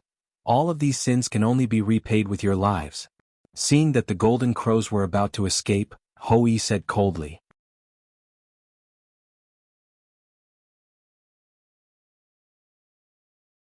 Chapter 266. The Xianming arrow was the most precious treasure of the Xianming tribe. It was made from the bones of the Xianming ancestral witch. There were only 10 arrows in the world. The Xianming ancestral witch was the rain ancestral witch, the winter god, and the north god. He was in charge of the ice and snow of the primitive world. Therefore, the Xianming arrow made from the bones of the Xianming clan was one of the best treasures in the world. It was also the nemesis of the Golden Crows. Anyone who touched it would die. Hou-yi was different from Quafu. He was a witch born from Pangu's blood. He was the first witch. He was of noble birth and was far from ordinary Khanate god-fiends. Even an ordinary sage-to-be might not be his match, let alone De Feng, who was not even ranked in the demon race. Scram. After sending De Feng flying with a punch, Hou-yi continued to draw his bow and shoot 3 arrows in the direction of the Golden Crow's escape. Swoosh, swoosh, swoosh. Amidst whooshing sounds, 3 more Golden Crows were killed by Hou-yi. Hou-yi, the god of archery, never missed. Hou-yi's arrows had surpassed the level of skill and reached the level of Dao. If he went one step further, he would be like Feng Zichen, who established the Khanate sword Dao. He could imprint the Dao of archery into the origin of heaven and earth, turning the acquired Dao into the Khanate Dao. Such an expert could easily kill the little Golden Crows. Not to mention he was holding the nemesis of the Golden Crows, the Xianming arrow. Today the 10 Golden Crows were doomed. No, 7 Golden Crows died tragically. De Feng had already expected his end. He could not help but despair. Hou-yi, let's die together. After a while, seeing Hou-yi aiming his bow at the remaining Golden Crows, De Feng gritted his teeth and rushed to Hou-yi's side. He exploded. It's useless. Hou-yi stood in the center of the explosion and did not move. He allowed the power of De Feng's explosion to hit his body. At this moment, the powerful physical body of the sorcerer tribe was fully displayed on his body. Grand Witch Quafu, I've avenged you. With that thought in mind, Hou-yi loosened his grip on the bow. Suddenly, 3 black arrows shot out. Their targets were the remaining 3 Golden Crows. My son. In the numinous sky hall, Dijun suddenly screamed and vomited a mouthful of blood. Then, under the panicked gazes of the demons in the hall, he suddenly disappeared. The 10 Golden Crows had accidents one after another. The secrets of heaven that had been concealed by Zhuan Ti could no longer be hidden from Dijun's perception and were detected by him. That was why the current scene was happening. The Xianming arrow was extremely fast. A black light flashed by and the 2 Golden Crows died on the spot. Second brother. On the other side, the Golden Crow couldn't help but cry out sorrowfully when he saw that another of his 2 remaining younger brothers had been killed. At the same time, he also noticed that there was a black arrow coming from behind him and his 10th brother. Little brother, you have to survive. Imperial father, please take care of Imperial mother. After taking one last look at the sun star, the Golden Crow ignited its origin and drove the sun god mirror. It was like a small sun as it collided with the Xianming arrow that was shot towards the Golden Crows, blocking the fatal blow for him. You have to survive. With that last sentence, the Golden Crow completely disappeared from the world, leaving nothing behind. Big brother, this scene made the Golden Crow's eyes almost pop out of their sockets. He wanted to immediately turn back and fight Hou-yi, but he couldn't. The Golden Crow used his life in exchange for a chance to escape. He couldn't let the Golden Crow's sacrifice be in vain.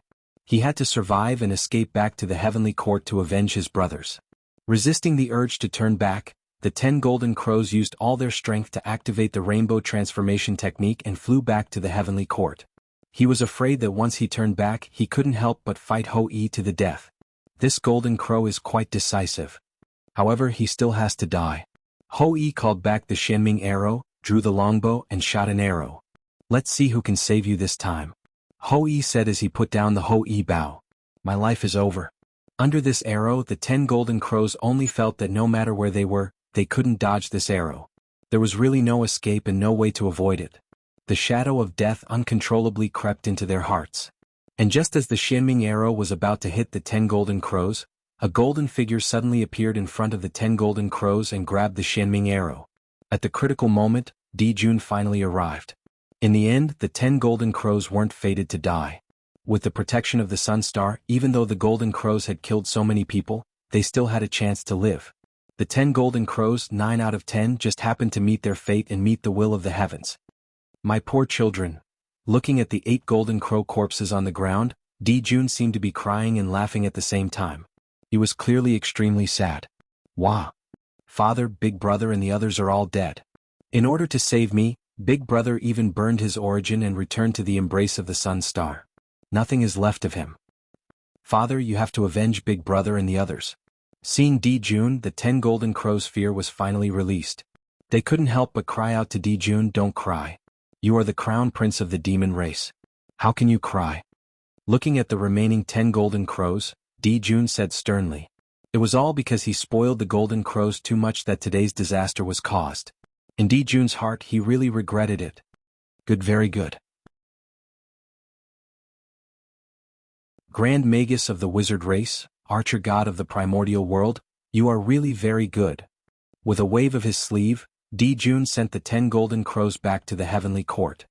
He turned his head and said to Hou-Yi. At the same time, he exerted a little strength in his hand and crushed the Shenming arrow into pieces. I don't deserve such praise from your majesty. I am just eliminating evil for the primordial world.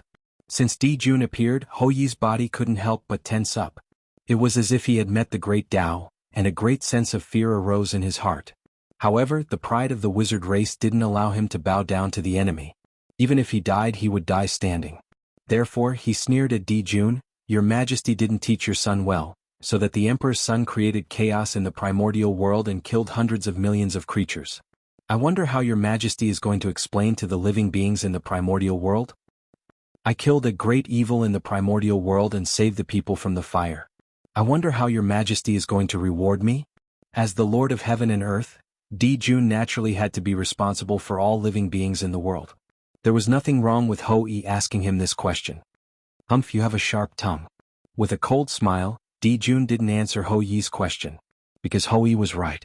It was all the golden crow's fault. Killing the golden crows was not only not wrong but also meritorious. If Jun hadn't come here and affected the operation of heaven and earth, merit would have fallen into Hou-Yi's body at this moment as a reward. However, Hou-Yi killed Jun's 9 sons. He couldn't wait to cut Hou-Yi alive. How could he reward him? How can I forgive you for killing my 9 sons? Pay with your life for my poor son. Jun stretched out his hand and grabbed Hou-Yi.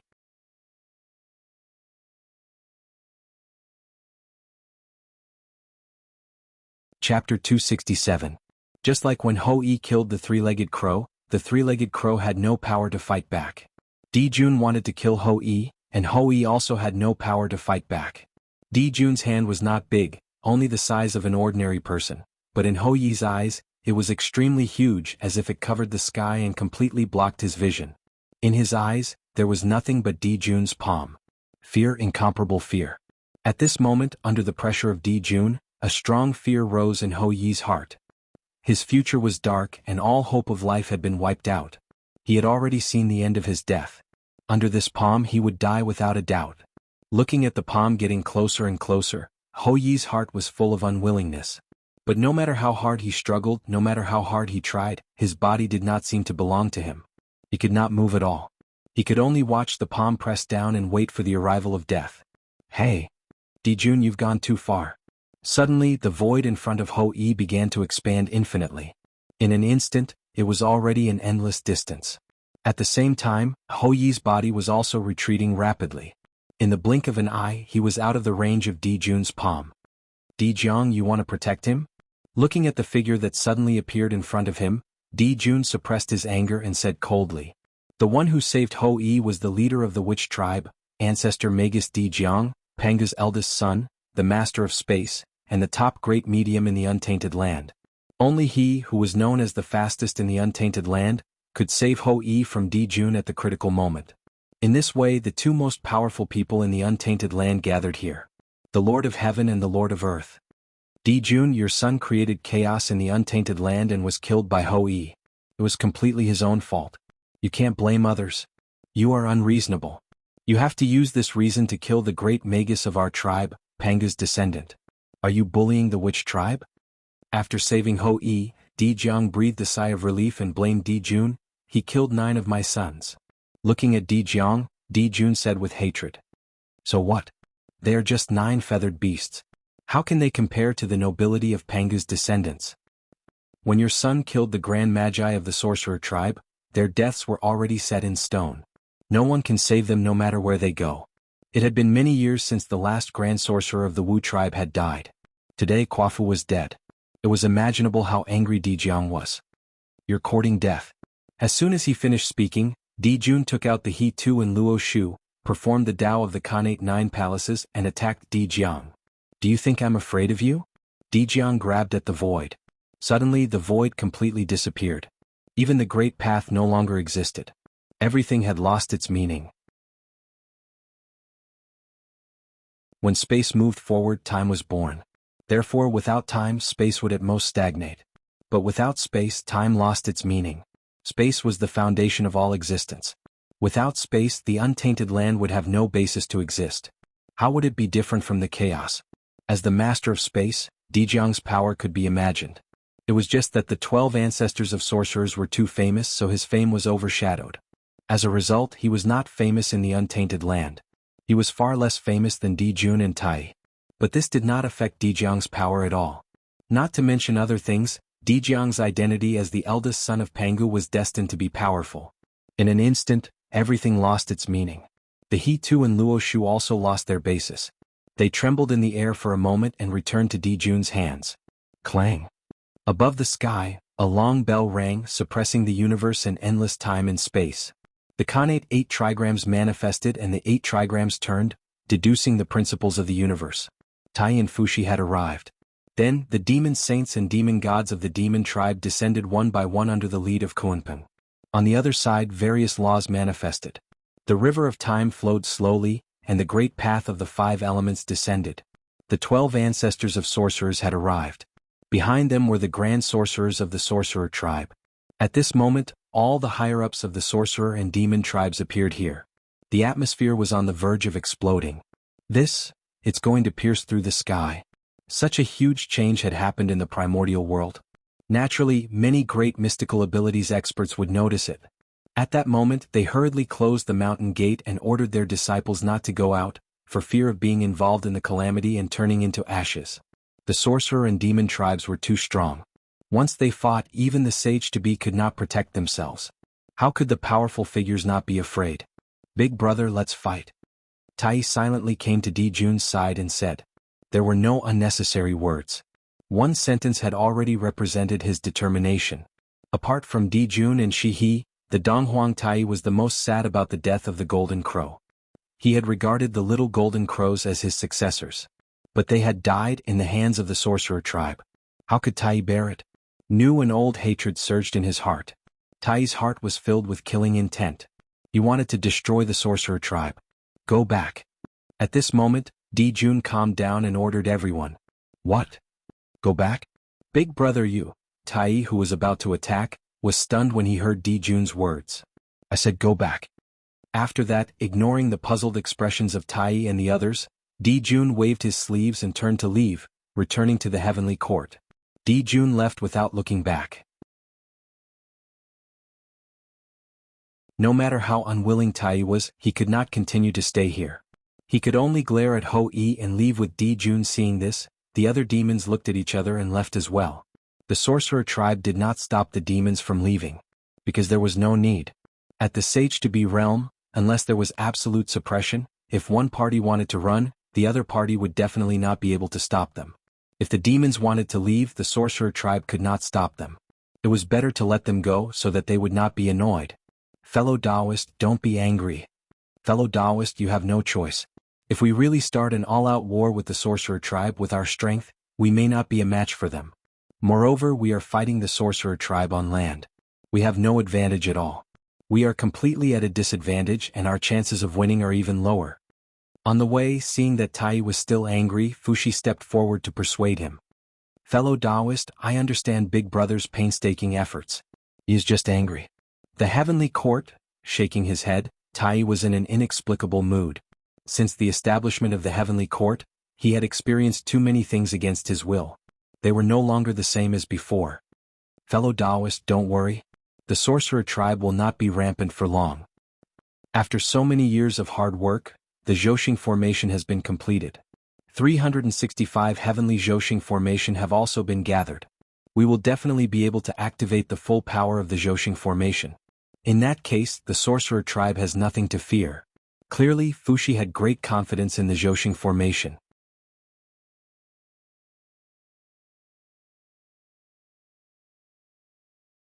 Chapter 268.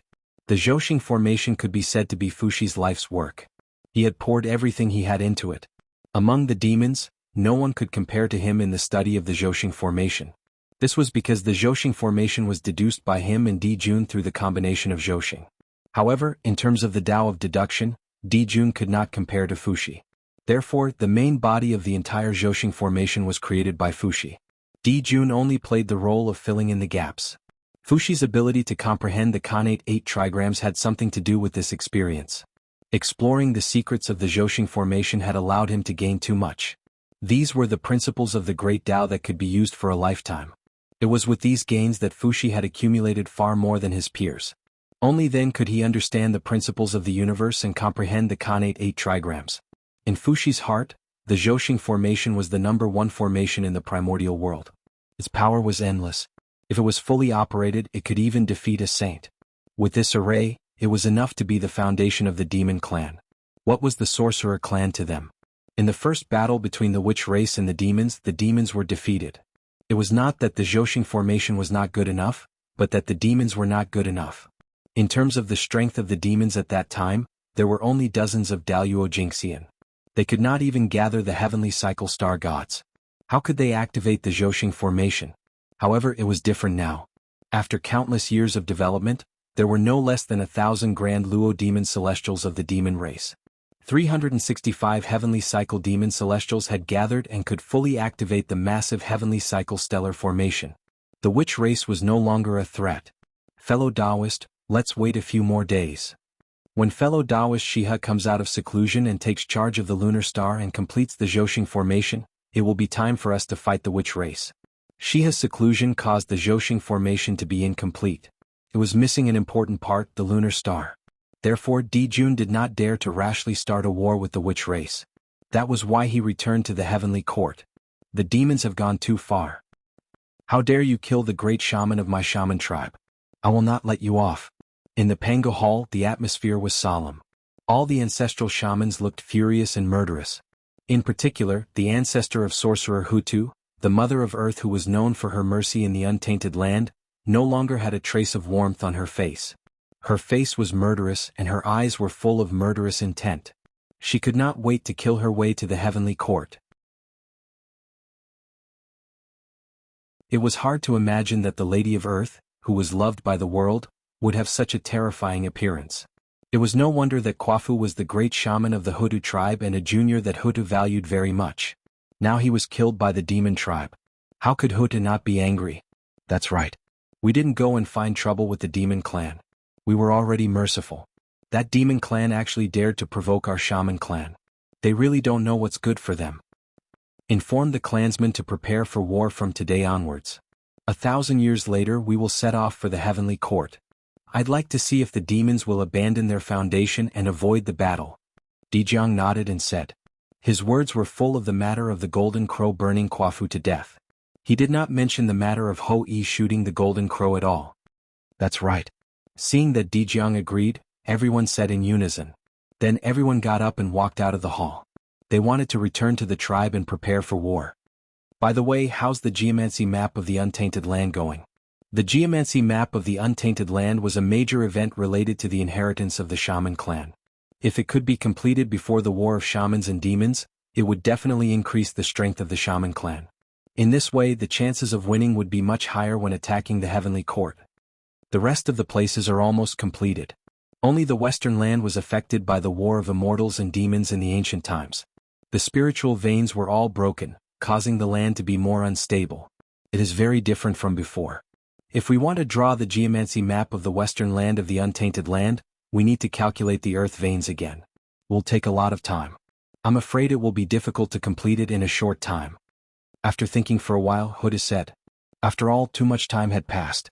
The untainted land had been through several wars and had changed greatly. It was far more difficult to draw the geomancy map than imagined. Then forget it. Let's wait until the war is over. The war between the liches and demons was imminent. Now, there was no time to continue drawing the geomancy map of the untainted land. By the way, Hou-Yi killed Di-Jun's 9 sons. Di-Jun will definitely not tolerate him. During this time, let him stay in the Pango Hall to cultivate in case he is ambushed by the demons. Suddenly, Di-Jiang said to Ancestral Witch Xian Ming. That's right. This was the right thing to do. Although the Ancestral Witch Xian Ming said it lightly, Di-Jun was not to be trifled with. The world is going to change. Looking at the sky, Feng Zichen sighed.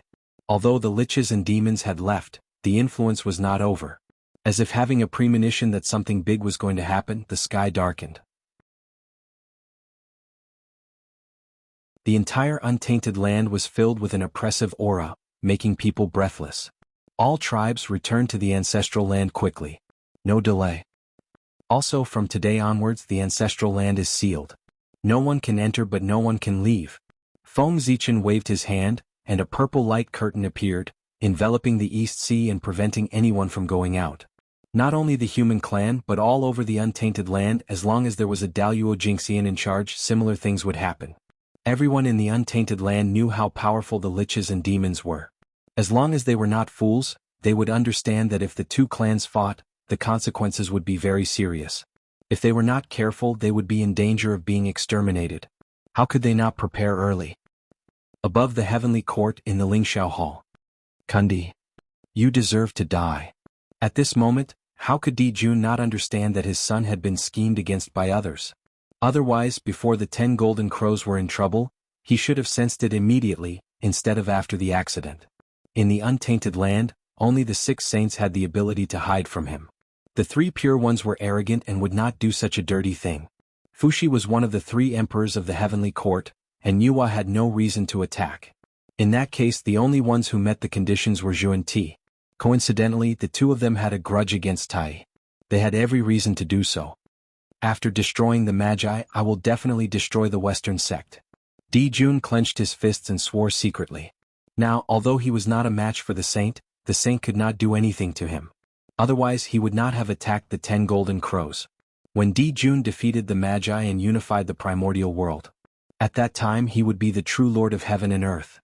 He would gather supreme luck and become the 8th saint of the primordial world. Moreover, he would be the most powerful saint. He might not be weaker than the Tao ancestor. At that time, it would be easy to destroy the Western sect. As for the Western sect, it was the foundation of the saints who received the commission. Once destroyed, there would be no possibility of their great ambition being fulfilled. Under the backlash of the heavenly Tao, even if Zhu and Ti did not die, his outcome would definitely be extremely miserable. Perhaps they would lose their saint positions because of this. It was not a secret in the primordial world that Zhu and Ti's saint position was unstable. All the great mystical abilities knew about it. After all, when they made their great wish, the great mystical abilities were all watching. With everyone's wisdom, they only needed to think for a moment to understand what a great ambition was all about. Wasn't it just borrowing merit from the heavenly Tao? However, how could it be so easy to borrow something from the heavenly Tao? From the moment they received the quintessential commission and became saints, the Western sect had become their most fatal weakness. As long as they destroyed the Western sect, Zhu and Ti would most likely lose his saint position under the backlash of the heavenly Tao. That was the conclusion that Di-Jun, Tai, Fuxi, and the others had come to in recent years after studying the saints. It had been so many years since Zishao preached the Tao. Everyone gradually figured out that the so-called saint might not be a realm, but a karmic position of heaven and earth.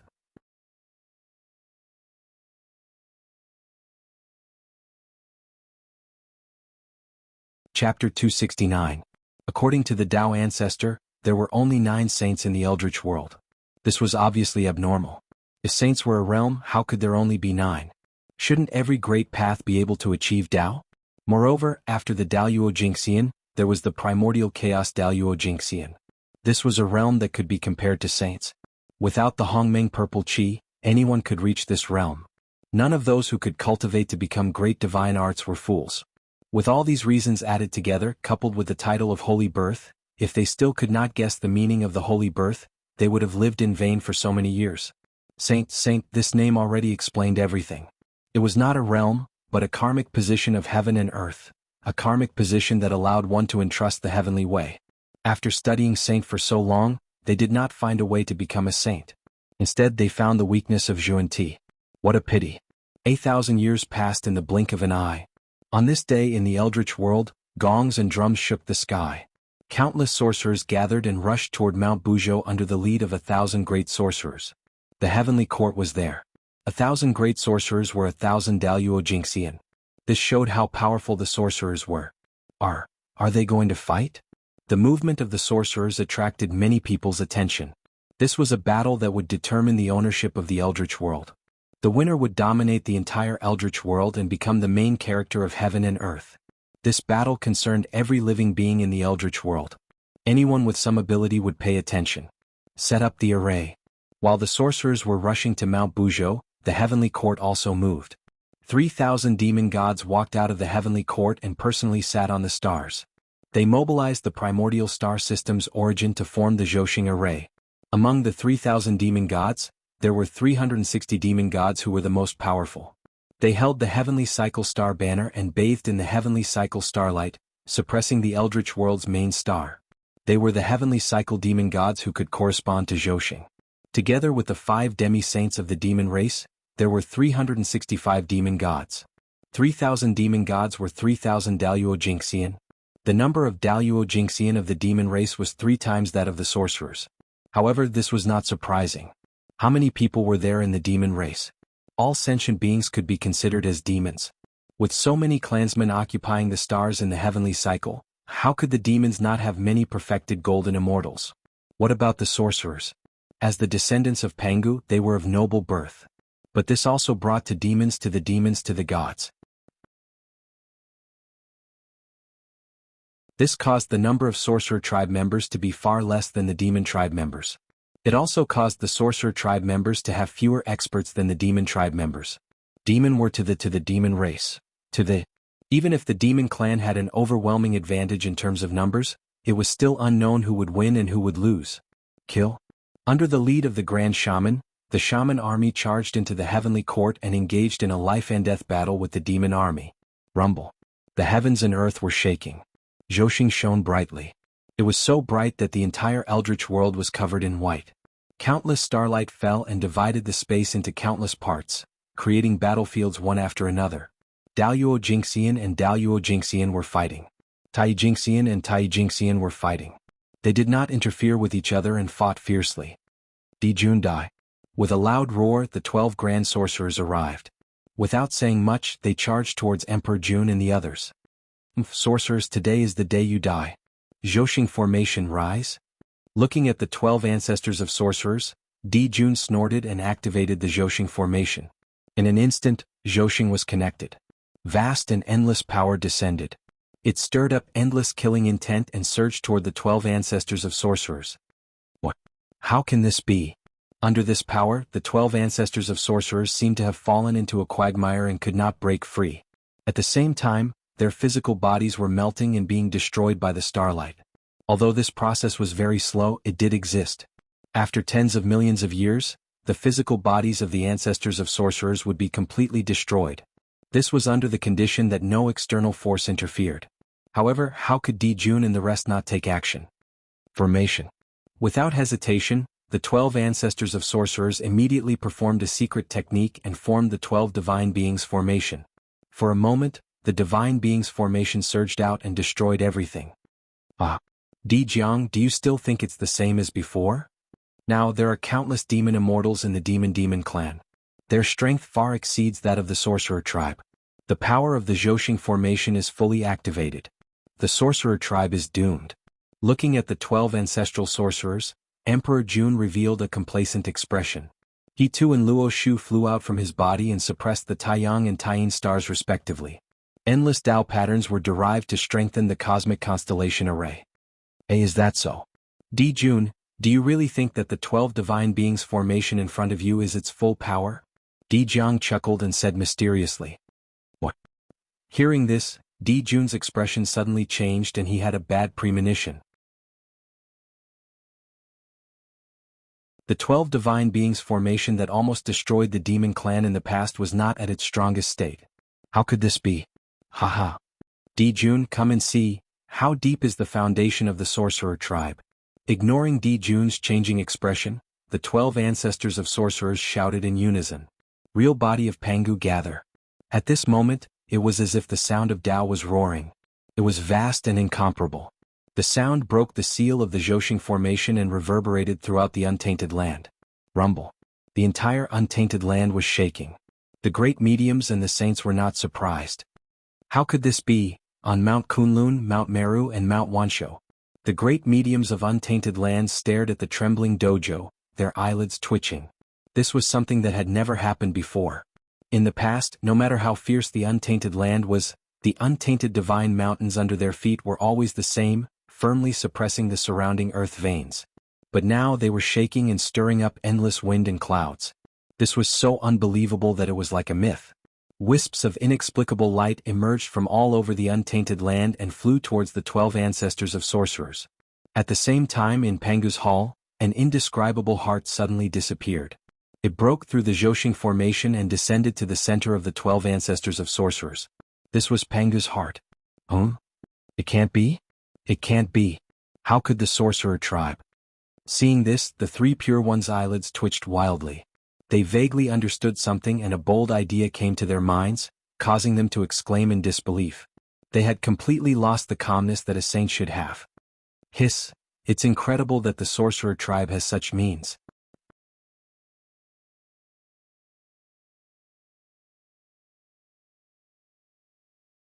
Chapter 270. The demon race is in danger. In the Purple Cloud Palace, Tao ancestor Hongjun was also shocked. He did not expect the wizard race to have such a trump card. With his strength he did not need to see the result. He only needed to see the process to understand everything and see the trump card of the wizard race.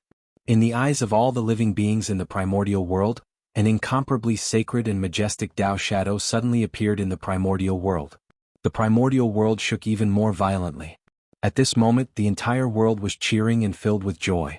All the living beings in the primordial world could clearly feel it. The Khanate Tao descended, and the laws of heaven and earth continued to appear. The origin of heaven and earth also descended. Everything appeared.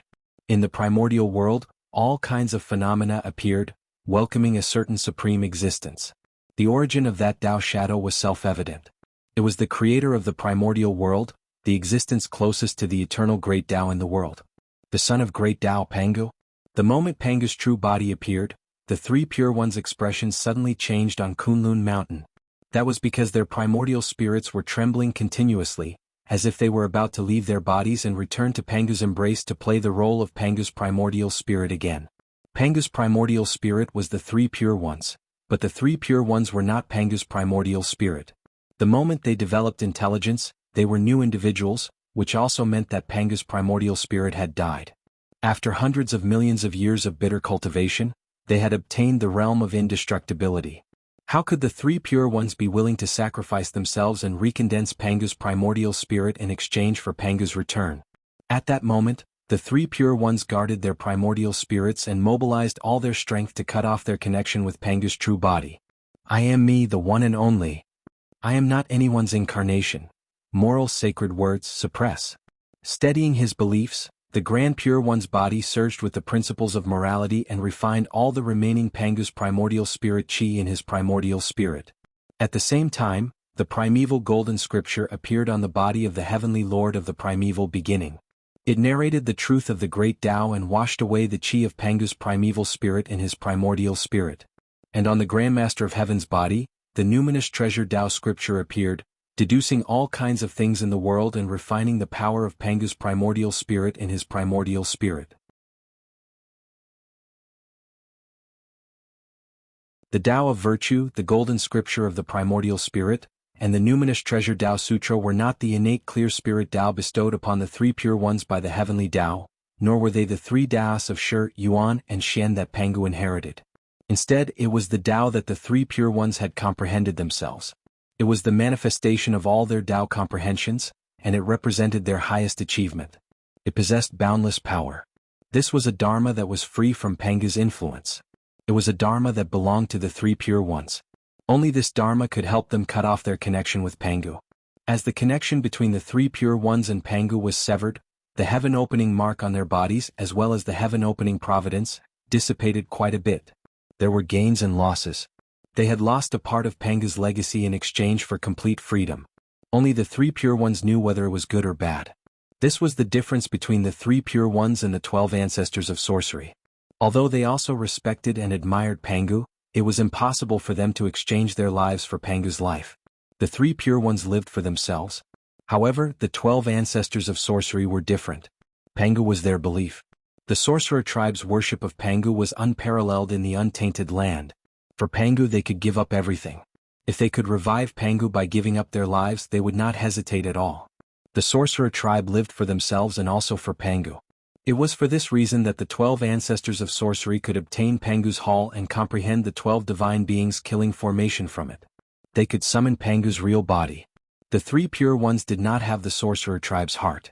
Therefore, even if the three of them combined their primordial spirits, they could not summon Pangu's primordial spirit. That was because Pangu did not give them the right to do so. Looking at the majestic real body of Pangu in front of them, the demon clan could not help but swallow their saliva. They were so shocked that they could not speak. This was the creation god of the untainted land, the most powerful existence in the world. How could they fight this battle?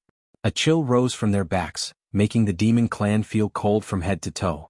A strong sense of despair emerged in their hearts, and they felt that they had lost all hope in the future. I am the celestial emperor, the master of all living beings in the world. So what if it's Pangu? I created the demon clan, established the heavenly court, maintained the order of the world, and found a chance for the innate living beings to transcend. I am limitless. Even if Pangu comes in person, I want to fight him. Right now he is just a fake body formed by the ancestral sorcerer. What do I have to fear? Kill. After all, he was the overlord of the world. After a moment of absent-mindedness, Jun recovered and strengthened his beliefs. He was fearless and looked straight at Pangu's real body. Just as Jun said, the greatest contribution of the establishment of the heavenly court was not to maintain the order of the world, but to find a chance for the innate living beings to transcend. The demon clan was a connate living being. No matter how many connate god fiends there were, they could not be endless. Of course, not all of the 3,000 demon gods of the demon clan were connate god fiends. Many of them were connate living beings. One had to know that the untainted land was the world of the connate god fiends. Under their control, how difficult was it for the connate living beings to attain the Tao? Before Jun established the heavenly court, no connate living being had attained the Tao. Daoyuo Jingxian had transcended. It was Jun. He was the one who created the demon clan, established the heavenly court and gathered supreme providence. It was as if he had split the world apart. He had snatched the opportunity to attain the Tao from the hands of the connate god fiends. It was because of this feat that the connate living beings swore to be loyal to Jun. Only then could he sit firmly on the position of Celestial Emperor. Otherwise, did he really think that the position of Celestial Emperor was something that anyone could sit on? In the connate era, obtaining the recognition of the connate living beings had great merit and great providence. Only then could one condense the position of Celestial Emperor. I have long heard of the strength of the great Taoist priests. He is the best in the world and no one can compete with him. Today Tai will have a good fight with him. If he wins, let the world know that the East Emperor is worthy of the title of number one in the primordial world. Let the demon clan know that they still have an emperor who can save their lives, and let those who have different thoughts give up. Use a bloody battle to completely determine the situation of the primordial world. If I lose, I will have no regrets dying in the hands of the great Taoist priests. At this moment, Tai's fighting spirit was completely stimulated. It was unprecedentedly high. He wanted to compete with Pangu's true body. Since the establishment of the demon clan, we have become the overlords of the world from nothing. Who knows how many calamities we have experienced and how many difficulties we have overcome. How can we fall here? Men of the demon clan, kill. Kill to your heart's content. Kill to the heart's content and show the power of the demon clan. We can't let the living beings of the primordial world look down on the demon clan. At this moment, Fushi's appearance had completely changed. His aura was incomparably fierce, and the scene of a mountain of corpses and a sea of blood was reflected behind him. There was no longer a trace of his previous gentle and amiable appearance.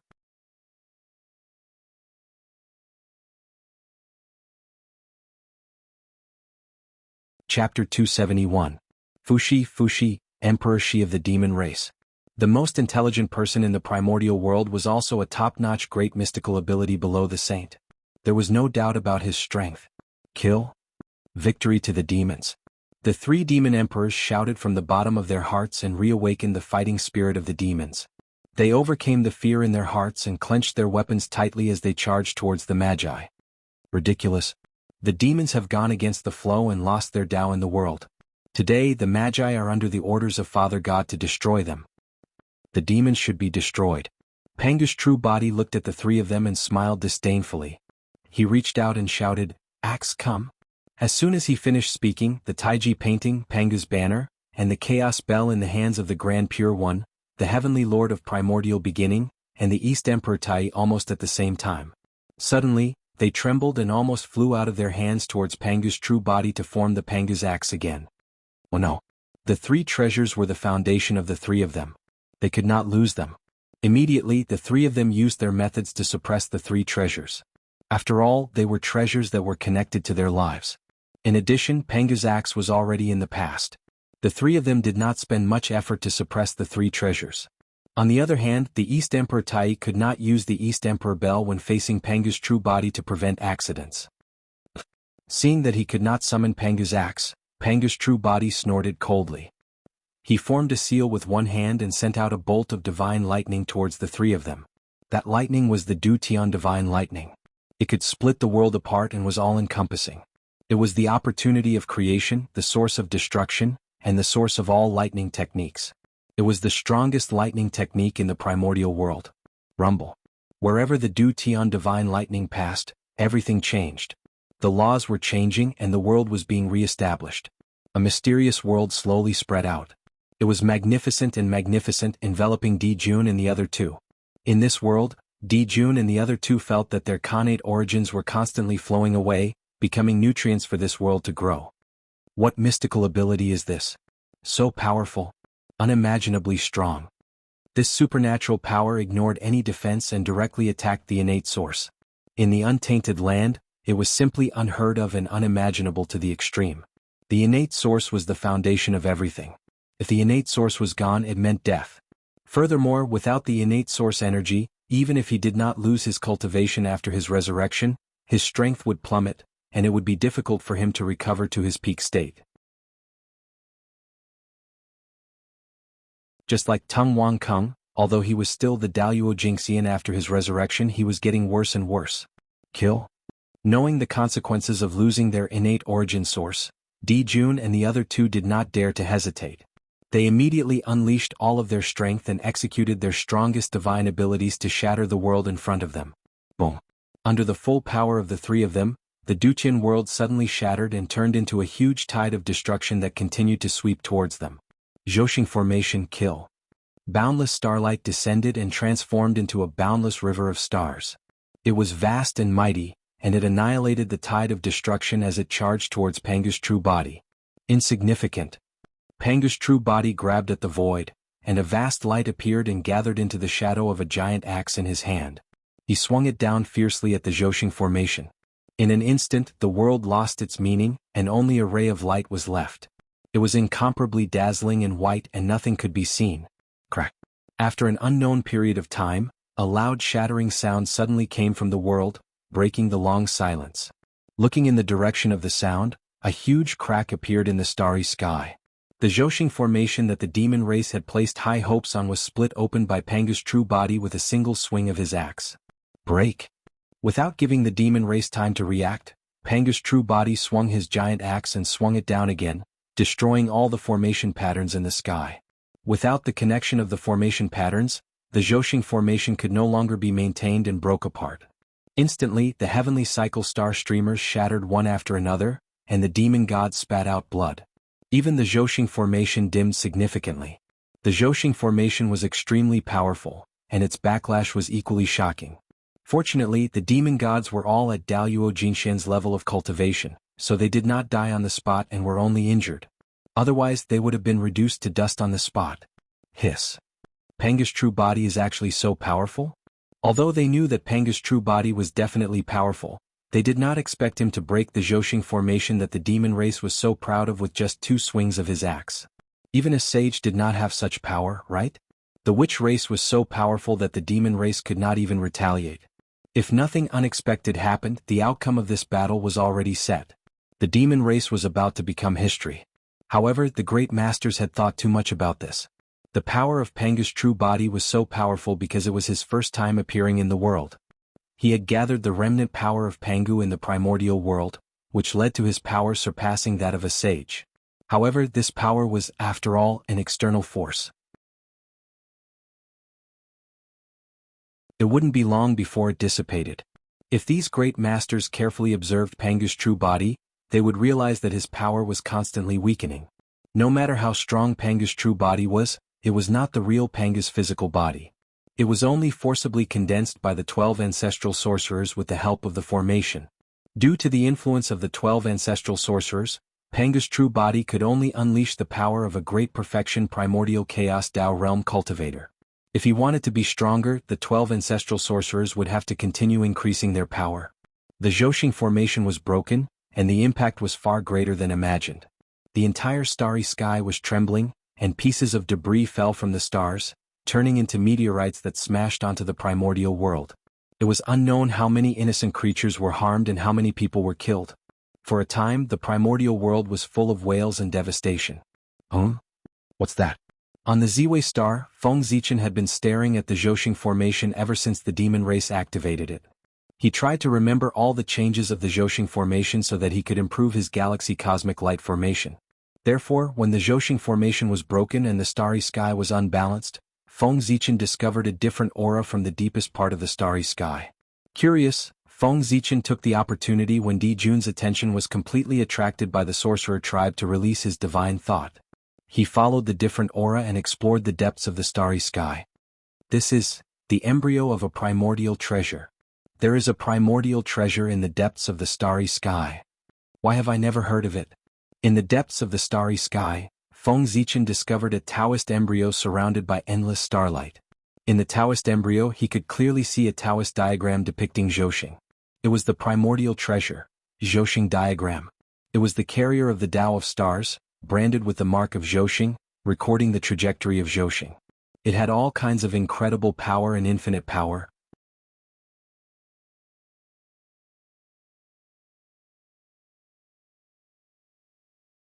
Chapter 272. The reason why the Zhouxing formation was not a match for the 12 divine beings killing formation was that it lacked the Zhouxing map as the main array. Although the He Tu and the Luo Shu were extraordinary and hid the secrets of the Khanate 9 palaces, they were supreme treasures of the primordial world and recorded the flow of the primordial world's water veins. They were not compatible with Zhouxing. Di Jun used the He Tu and the Luo Shu to preside over Zhouxing. How could he activate its full power? It was not surprising that the incomplete Zhouxing formation was destroyed when it fought against the complete Du Tian divine beings killing formation. That's right. Zhouxing is so important. It's normal for it to nurture a Khanate cardinal treasure. It's a big problem if it can't be nurtured. Zhouxing was the most important part of the primordial world. Only when the 3 lights were separated could there be the boundless space of the primordial world. Moreover, they corresponded to the Earth Spirit Cave one by one, releasing endless star essence and nurturing the countless living beings of the primordial world. It would not make sense if there was not a Khanate cardinal treasure suppressing such an important place. Tai was born with the Bell of Chaos, so the world thought that the Bell of Chaos was the supreme treasure that suppressed the boundless void. Little did they know that the Khanate cardinal treasure that truly suppressed Zhouxing had yet to be born and was still in the process of being nurtured. It was the supreme treasure in front of Feng Zichen, the Zhouxing map. It seems that this Khanate cardinal treasure was most likely not successfully nurtured. Otherwise, it's impossible that I haven't heard of it. Feng Zichen came from the future. Although he had never seen any treasures, he had heard of many of them. He had even heard of most of the famous Khanate spirit treasures in the primordial world, let alone the rarer Khanate cardinal treasure. If such a cardinal treasure really existed in the future, it was impossible for him to not have heard of it. From this, it could be deduced that such a Khanate cardinal treasure did not exist in the future. With that thought in mind, Feng Zichen grabbed a wisp of the Zhouxing map's aura and combined it with his memories from the future to use the Khanate 8 trigrams to deduce. The deduction method of the Khanate 8 trigrams was different from the deduction method that was passed down in the primordial world. It did not calculate through the heavenly Tao. Instead, he used the innate 8 phases to evolve the greater 1,000 universes and operate the laws of heaven and earth. He traversed through countless years and saw a trace of a secret from the mysterious and unknown future. I see. After a while, Feng Zichen finished his deduction and found out everything. In the near future, the great war between liches and demons would erupt. That battle was so terrifying that it was beyond imagination. The entire wilderness was shattered. Zhouxing, who was at the center of the battlefield, was not spared. The starry sky was shattered, and the heavenly cycle was in tatters. His source fell greatly. Countless small planets were completely shattered into pieces. As a result, Zhouxing was too busy to take care of himself. How could he spare the energy to create the Zhouxing map? Under the interference of the heavenly Tao, the innate origin of the Zhouxing diagram flowed backward and returned to the Zhouxing to repair the Zhouxing so that they would not collapse. At this point, the Zhouxing map, a Khanate cardinal treasure, had died before it was even born. It had completely dissipated in the primordial world. However, since I'm here, how can I allow this to happen? The Zhouxing map, a Khanate cardinal treasure, is mine. A Khanate cardinal treasure that truly belonged to the Tao of Stars and could unify the Zhouxing map was extremely precious. Of course, Feng Zichen was not willing to give it up. It seems that I have to make a good plan. After taking one last look at the Zhouxing map, Feng Zichen slowly retracted his gaze. Dijun, today is the day you die. Kill. Pangu's real body raised the giant axe and swung it at Dijun and the other two. The axe was ordinary. There were no innate runes or aura of the great Tao. There was only unparalleled power, power that was beyond imagination. Under the axe, it seemed to be able to sever the great Tao, destroy all spells and reopen the world. No matter how hard Dijun and the other two tried, they were only able to resist for a breath before they were sent flying and vomiting blood. Ah! Victory to the witch tribe. With a loud laugh, Pangu's real body chased after them. He took a big step forward and came in front of Dijun and the other two. He raised the Pangu map in his hand and was about to kill the three of them. I am the Celestial Emperor. Who can kill me? The heavenly realm is of the same origin. Add to me. Looking at the Pangu map that was chopping at him, Dijun's face was filled with madness. He suddenly formed a seal and attracted the origin of heaven and earth to add to his body. Rumble. Suddenly, a terrifying aura rose from Dijun's body, shocking the entire primordial world. At this moment, his strength rose to a brand new level, the primordial chaos Tao realm. It was the realm that many powerful people in the primordial world dreamed of, the primordial chaos Tao Jinxian. The heavenly realm was a world that was countless times more powerful than the great Kiliacosm. Its origin was so powerful that other than the origin of Earth, nothing in the primordial world could compare to it. Therefore, no one in the primordial world found it strange that Dijun had entered the primordial chaos Tao realm. If they didn't know that Dijun had this trump card, how could the sages tolerate Dijun suppressing them? Kill. Holding the sun god sword, Dijun suddenly swung it and slashed out a dazzling sword light. It was vast and boundless, illuminating the primordial world. Heaven and earth were completely white and lost their color. There was no doubt that this was the power of the Sword Tao. Not long after the Khanate Sword Tao was established, the Grandmaster of Heaven, Dijun, Mingi, and the others had successively attained the Khanate Sword Tao, causing the power of the Khanate Sword Tao to multiply. You overestimate yourself. Pangu, the pinnacle of strength. Even though the true body of Pangu that the ancestral which had transformed into was far inferior to the real Pangu, its strength was also the limit of its realm. It was almost invincible in the same realm. Clang. With a gentle swing of the giant axe, a vast axe light poured out, shattering everything. It easily wiped out the sword light that was enough to kill a quasi-saint. Then the axe light did not weaken and slashed toward Dijun. Seeing this, Dijun hurriedly raised his sword to block. Crack. After a crisp sound, the Khanate divine sword that had followed him for countless years shattered into countless pieces and scattered into the primordial world, never to be seen again. At the same time, the axe light also dissipated. Sunstar come. At this time, Tai also made a series of hand seals and absorbed the origin of the sun star into his body. Needless to say, the sun star's importance was self-evident. It was not difficult to create a primordial chaos Daluo Jinxian with all its origin on a person. Kill. Behind Tai, a huge wheel slowly appeared and crashed toward Pangu's true body. This was the Tai wheel, the great wheel of the heavenly Tao. It was Tai's strongest technique and also his supreme achievement. Tai was the Tao. The Tai wheel, the wheel of Tao, was an incomparably perfect ring that represented no beginning and no end. Its body was covered with connate runes, symbolizing the endless rules of the primordial world. As the Tai wheel moved, these connate runes shone, triggering the power of the heavenly Tao, the rules of heaven and earth, and all the power of the primordial world.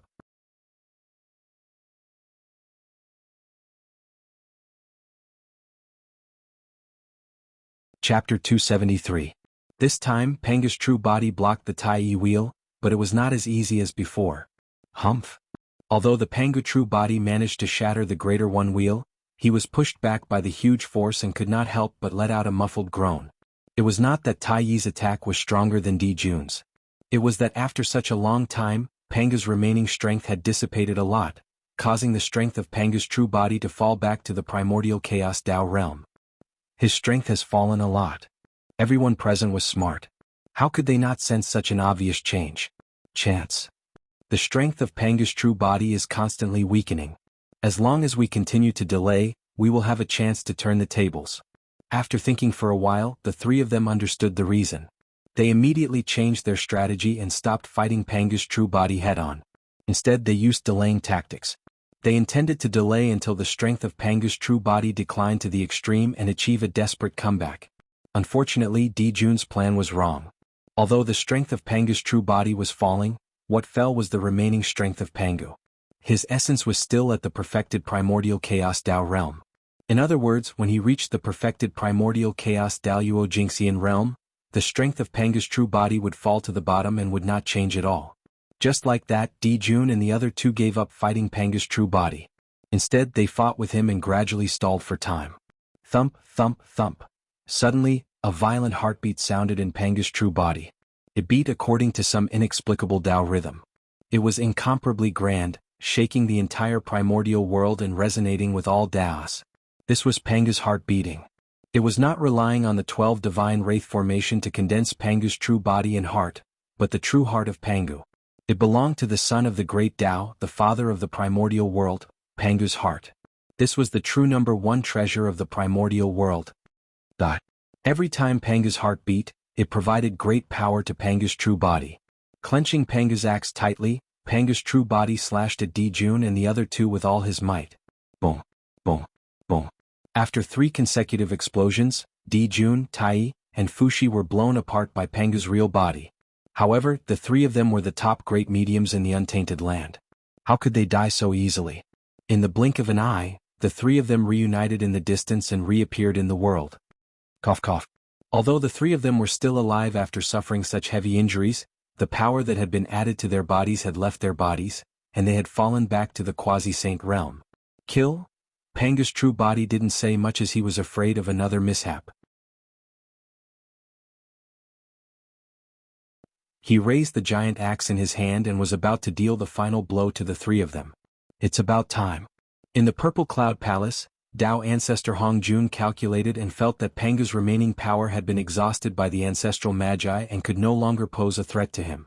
With a flash, he rushed toward the heavenly court. Stop. At the critical moment, Tao ancestor Hong Jun suddenly appeared and blocked the giant axe that was slashing at Di Jun and the other two, saving them. Hey, Tao ancestor Hong Jun, what do you mean by this? Panga's true body couldn't help but be angry when he was suddenly stopped and asked Tao ancestor Hong Jun. The demon clan maintains the order of the world. They have contributed to the untainted land and should not be destroyed. After sizing up Panga's true body for a while, Tao ancestor Hong Jun said coldly. Hong Jun, you, pointing at Tao ancestor Hong Jun, Panga's true body was so angry that he couldn't speak. I've long heard that Tao ancestor Hong Jun has merged with the Tao with his body. He is fair and righteous and will not easily interfere in the matters of the untainted land. Today I see that rumors are just rumors. They can't be trusted. After a while, Panga's true body said with a mocking expression. But then, his face suddenly darkened and he shouted coldly at Hong Jun. Today, the Witch Clan is under the orders of Father God to send troops to suppress the Demon Clan and stabilize the untainted land. Whoever dares to stop us will be the enemy of the Witch Clan. Hong Jun, let me ask you, are you going to make way or not? At the end of his sentence, Panga's true body was filled with killing intent. The heavenly divine baleful chi surged out and swept through the surroundings. The poor Wei said that the demon clan has contributed greatly to the untainted land and should not be destroyed. Shaking his head, Dao ancestor Hong Jun's tone did not change at all, as if he did not care about the threat of the witch clan at all. What a biased old man, take my axe. Seeing that Dao ancestor Hong Jun's attitude was so firm, Panga's true body was furious. He raised his axe and slashed it. Go back. Dao ancestor Hong Jun waved his sleeve and a terrifying power erupted, knocking Panga's true body down from the heaven realm and onto the untainted land. You.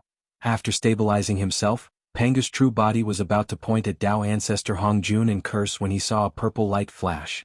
Panga's true body suddenly disappeared and the 12 ancestral witches appeared one after another. How could it be? This time the ancestral witches were well behaved. Looking at Dao ancestor Hong Jun in the sky, they did not dare to say anything even though they were furious. This, masters, teachers, strength is actually this strong? In the distance, the saints and many powerful people who saw this scene could not help but exclaim.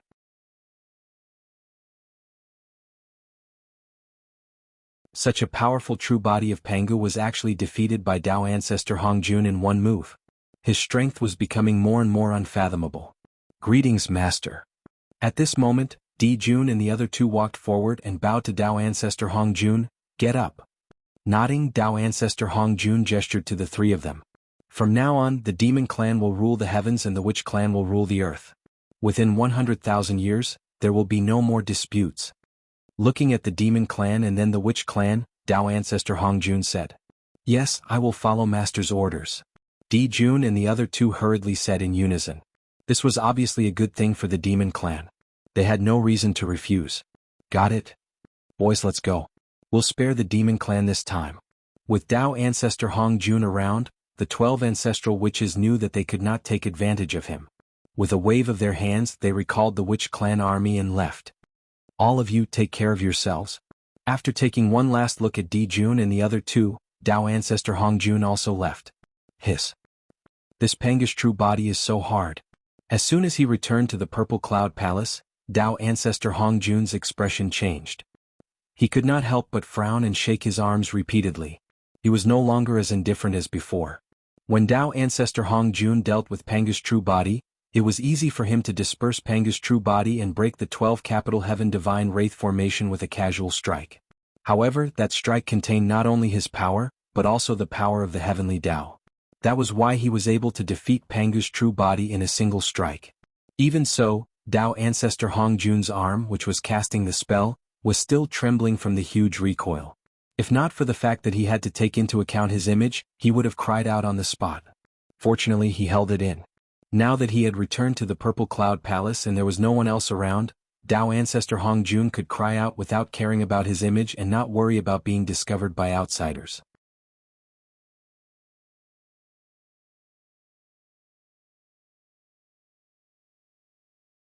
Chapter 274.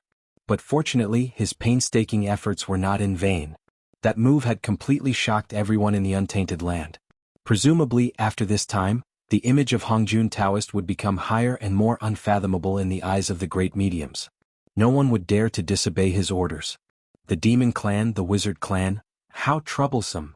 Thinking of the wizard clan and the demon clan, even with Hong Jun Taoist cultivation, he could not help but have a headache. Alas, these sages, can't you just calm down and focus on your cultivation? Why do they have to get involved in these secular affairs and make the untainted land a mess? With Hong Jun Taoist cultivation, Zhuan Ti thought that he had done it secretly and no one could find out. But how could he hide from Hong Jun Taoist's eyes? Taoist Hong Jun was naturally well aware of the reason for that. Brother, Hong Jun Taoist has gone too far. He is so partial to the demon clan and humiliated the wizard clan. He is really a Tao ancestor. I used to think that he was a good person. In the Pangu Hall, a group of ancestral sorcerers were cursing. A good person? How can Hong be a good person if he can live to this day? In the untainted land there are good people. It's just that the real good people are all dead and have been slandered. Anyway, the dead can't speak and won't stand up to refute. Isn't it just slander by the living? Hearing everyone's words, Dijiang sneered and said, Hong Jun Taoist has experienced many schemes to live to this day. If you think about it a little, you will know that he can't be a good person. Another name for a good person is a fool. Is Hong Jun a fool? Wasn't it? Doing good things in the untainted land was called smart. Being a good person in the untainted land was not a fool. There were so many bad people in the untainted land. Originally, everyone was the same and could not see any problems. But suddenly a good person appeared. With this comparison, everything was out. If those bad people did not plot against this good person, how could they live up to their identity as bad people? Isn't Hong Yun a good person? But look, after he died, who else wanted to avenge him except Zhen Yuanzi? Those who were helped by him in the past didn't even show their faces. They all pretended to be deaf and dumb. He pretended not to see something that alarmed the entire primordial world. You see that? This is what happens to good people. Let's wait a little longer. It won't be long before bad words about Hong Yun spread in the untainted land. His reputation will be completely ruined. Otherwise, those Khanate divine demons who are helped by Hong Yun won't have the face to stay in the untainted land. Dijiang had a thorough understanding of the innate godfiends' personalities.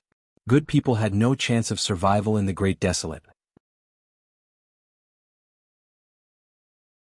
Alright, I've said so much, but I just want to tell you, in the untainted land you can do good deeds but you can't be a good person. Speaking of this, Dijiang suddenly looked at Hutu and said to her sternly, especially you. The Lady of Earth's benevolence is already spreading in the primordial world. Big brother, I hope you can grasp the scale well and distinguish the boundary between good and bad. The red cloud mirror is right in front of us. Don't repeat his mistakes. Dijiang was very helpless about his sister. Perhaps because of the influence of the earth, Hutu's personality was completely different from other ancestral sorcerers. There was no tyrannical aura at all. Instead, she was full of holy and auspicious aura. She was not like the sorcerer tribe at all. No, perhaps her appearance was the real appearance of the sorcerer tribe. Hutu was born with a benevolent heart. She was full of pity for all living beings in the untainted land. She had been doing things of merit in the untainted land and was loved and respected by all living beings in the untainted land. This was nothing. However, after Hong Yun died, Dijiang could not help but worry. If Hutu continued like this, it was hard to guarantee that she would not be used by outsiders and follow in Hong Yun's footsteps. That was why the scene before his eyes had occurred. Big brother, don't worry. Hutu knows what to do. Hutu nodded and replied. It's good that you know what to do. Then I won't say anything more. However, the matter of the untainted land needs to be completed as soon as possible. Hongjuan's strength is unfathomable. It's far from what we can compete with. With him protecting the demon clan, it seems that our plan to destroy the demon clan won't work. Now, the only way is to find a way to increase the foundation of the sorcerer tribe and improve the strength of our tribe. After 100,000 years, we will destroy the demon clan in one fell swoop. At that time, even Hongjun won't be able to say anything. During this period of time, I'll have to trouble you to work harder and strive to draw the untainted land map as soon as possible. Dijiang stood up and said. For the sorcerer tribe we will do our best. The ancestral sorcerers stood up and replied. Then they turned and left the Pango Hall. After this battle, the untainted land will never be peaceful again. On the coast of the East Sea, Feng Zichen looked at the sky that was gradually recovering and could not help but sigh. After the Second World War, the untainted land would usher in a series of changes.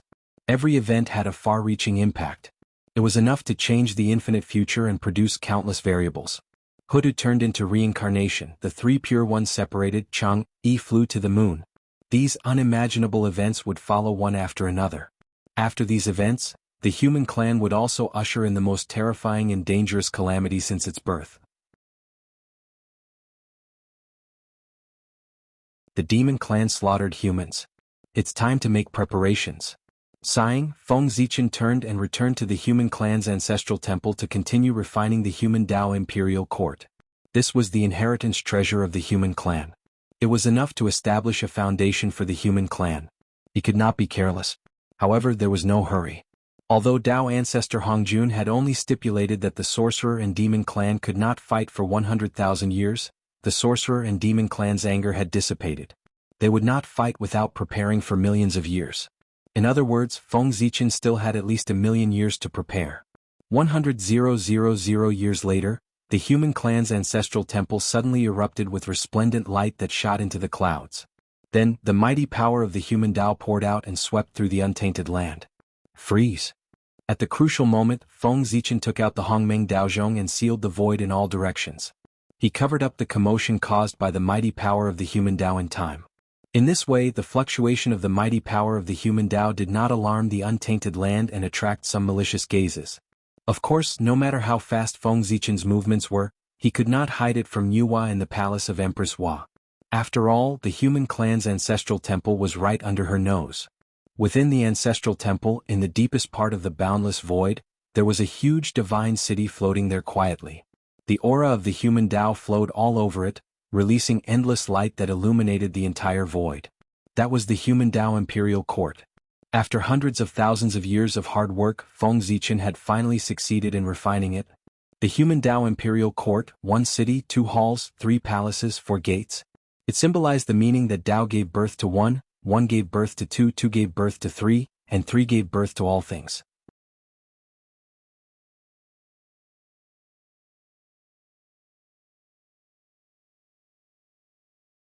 Chapter 275. The city referred to the human Tao imperial court itself, symbolizing the meaning of one origin. The 2 halls referred to the ancestral hall and sacred hall. The sacred hall enshrined Yuhua, the 5 elements sacred beasts, and the Daoyuo Jingxian of the human race. In the future, if a powerful figure appeared to protect the human race, they could also be enshrined there. The ancestral hall enshrined the martyrs of the human race. Those who had sacrificed themselves heroically for the development of the human race. Although they were dead, their spirits were not extinguished. They would sleep in the ancestral hall, forever enjoying the incense offerings of the human race, waiting for the day they returned. The 2 halls, one for life and one for death, used life and death to evolve the Tao of Yin and Yang, explaining the principles of Yin and Yang. The 3 palaces were the human emperor, empress, and crown prince. They used the 3 to balance Yin and Yang, operating the 3 talents, symbolizing the Tao of the 3 talents. The 4 gates referred to the 4 gates of the east, west, north, and south. They corresponded with the 4 cardinal directions and represented the Tao of the 4 cardinal directions. The 5 elements, 6 directions, 7 planets, 8 trigrams, 9 palaces, and 10 directions. These Tao of heaven and earth were all represented by buildings in the human Tao imperial court. The human Tao imperial court was a divine city built with the chaos formation as the foundation. The buildings themselves naturally had extraordinary meaning, corresponding to the 10 Khanate Tao diagrams that formed the chaos formation. This was the human Tao imperial court, a divine city of the great Tao. It contained the truth of chaos and explained the mysteries of the great Tao. It was all-encompassing and gave birth to 10,000 Tao. Good. Only such a supreme treasure can be passed down from generation to generation and be the indestructible foundation of the human race. With this imperial court, no matter how harsh and difficult the environment the human race faces in the future, it can guarantee that the inheritance will not be lost. In Feng Zichen's eyes, the human Tao imperial court was not only a supreme treasure, but also the future of the human race, shouldering the heavy responsibility of strengthening the human race. Chaos bead come. Feng Zichen reached out, and the chaos bead automatically appeared in his hand, blooming with hazy light. Go. With a wave of his hand, Feng Zichen sent the chaos bead into the center of the human Tao imperial court. Immediately, chaos chi surged out, and the Khanate Tao diagrams spread out one by one, forming a divine diagram of the great Tao and merging with the human Tao imperial court. Boom. The imperial court of human Tao's power was completely activated. Its light grew even more resplendent. Innate formation runes appeared. It was the chaos formation that had activated the imperial court of human Tao's power. Roar, roar, roar. At this moment, tens of thousands of spirits appeared and roared endlessly towards the sky. Vast divine might rumbled out and fully displayed the might of the imperial court of human Tao. Imperial court, the center of power of the world. Looking at the human Tao imperial court before him, Feng Zichen suddenly thought of something. In the future, regardless of the size of the imperial court, they all had imperial seals to show their legitimacy. He, the number 1 imperial court of the human Tao, lacked this item. In addition, the imperial jade seal's function was not as simple as symbolizing orthodoxy. It was also a symbol of power and had the ability to unify all forces. It could also suppress one's luck, making it the most suitable item to be used as a legacy treasure. With that in mind, Feng Zichen looked at the imperial court of human Tao again. For some reason he felt like something was missing. It was no longer as perfect as before. That's true. Although the human Tao imperial court has been completed, it lacks something to suppress it. It can't gather all the forces. Even if I want to pass it down in the future, it will be extremely troublesome. Looks like I still have to refine this human Dao Imperial Jade Seal. Thinking of the benefits of having an Imperial Jade Seal, Feng Zichen was tempted and decided to refine one himself. In the future, the human race also had their own legacy treasure, the Kongtong Seal. However, that was a supreme treasure nurtured by the era of the three emperors. It was still the era of the shamans and demons. Who knew how many years he would have to wait for it to appear? Therefore, to Feng Zichen, who was in a hurry to use it, the Kongtong Seal was useless. Since I'm going to refine the human emperor's seal, I'll refine the best one. I'll make it a true supreme treasure of the human race and lead the primordial world races. I'll inherit the fate of the human race and completely replace the Kongtong Seal. Feng Zichen had his own pride. It was fine if he did not refine it, but if he did, his seal had to be the number one in the primordial world. It completely represented the orthodoxy of the human race and the inheritance of the human race. As for how to deal with the Kongtong Seal when it appeared in the future, Feng Zichen felt that with the human emperor's seal, why would he need the Kongtong Seal? Anyway, in the future, although the Kongtong Seal was a supreme treasure of the human race, it had never been truly controlled by the human race. From the beginning to the end, there was only one owner of the Kongtong Seal, and that was the Grand Pure One. Even if the three emperors were at their peak and gathered the destiny of the human race and controlled the rise and fall of the 10,000 races, they were only holding the Kongtong Seal on behalf of the Grand Pure One. They were far from being its true owner. Thinking about it, as the symbol of the human emperor, the Kongtong Seal had gone through the 3 emperors and 5 emperors. It had gathered the destiny of countless humans. It was not an exaggeration to say that it was the human race's race artifact. However, such an important treasure was not under the control of the human race. Wasn't that a joke? The human race had fought for countless years. Countless ancestors had sacrificed their heads and shed their blood for it. However, they had to give a share of the fruits of their labor to the Grand Pure One for him to enjoy. Not only that, after sharing the fruits of their labor, they had to be grateful to him. How could he tolerate this? Since that was the case, there was no need for the Kongtong Seal. This was something that was extremely important to the human race but was completely out of their control. Not only would it not be beneficial to the development of the human race, but it would also restrict the development of the human race. It would also help outsiders snatch the fruits of the human race's labor. Therefore, no matter how good the Kongtong Seal was, if it could not be controlled by the human race, it could not be kept. Now, Feng Zichen was going to refine a human emperor's seal that truly belonged to the human race.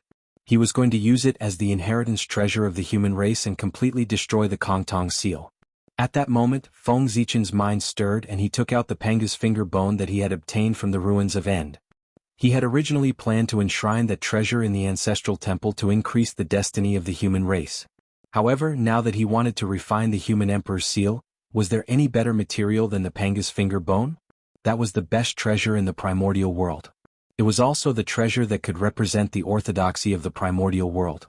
In the primordial world, what treasure could represent orthodoxy more than the remnant body left behind by the creator of the world? No. The Panga's remnant body was the most orthodox treasure in the primordial world.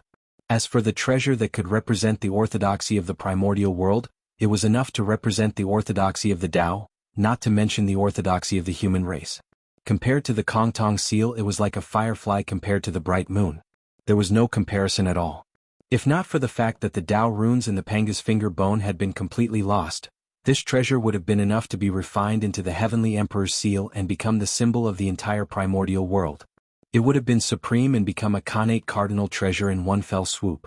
Unfortunately, in order to destroy the Chaos Fiend Celestial, the charm of the great Tao of this treasure had been completely lost. Apart from the indestructible bone body, there was nothing left. Otherwise, he could have directly turned into a Khanate cardinal treasure. There was no need for outsiders to refine it. Even so, the human emperor's seal refined with the Panga's finger bone would at least be a supreme grade Khanate cardinal treasure. It was much stronger than the Kongtong seal.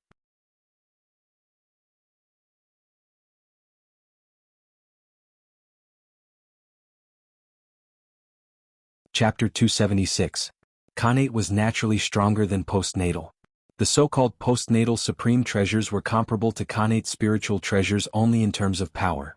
They were far inferior in other aspects. As for postnatal supreme treasures that were more powerful than Khanate spiritual treasures, there were only a few. In the entire untainted land there were only 3, Buddha Pagoda, Sky-Throwing Seal and Kongtong Seal. The materials of these three treasures were all top grade. Naturally, they could surpass ordinary Khanate spiritual treasures. But because of this, these three supreme treasures were not universal. They could only be found by chance.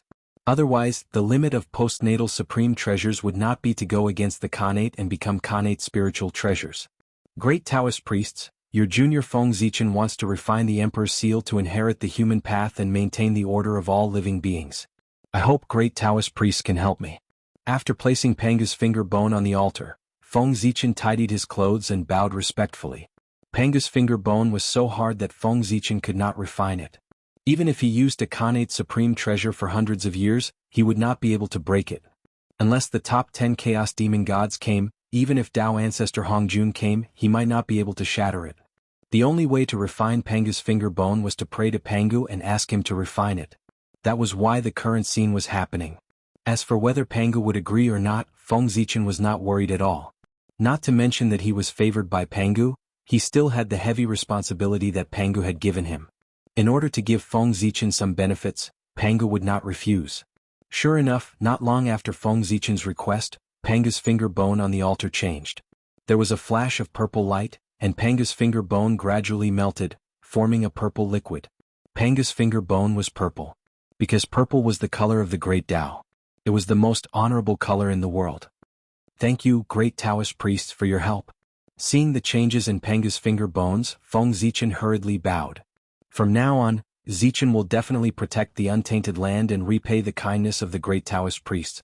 After thinking for a while, Feng Zichen swore. As for words of thanks, Feng Zichen didn't say them. There was no need for him to say them. Speeding up the evolution of the primordial world and protecting its safety was the greatest reward for Pangu. No matter how much he expressed his gratitude in words, it was not as practical as his actions. Of course, even if Feng Zichen didn't guarantee anything, Pangu wouldn't care. That was because Pangu's love for the primordial world was selfless. He did not need the gratitude of all living beings. The gratitude of all living beings was meaningless to him. Chaos Bead. After staring at the purple liquid in front of him for a long time, Feng Zichen called softly and recalled the Chaos Bead from the human Dao Imperial Court.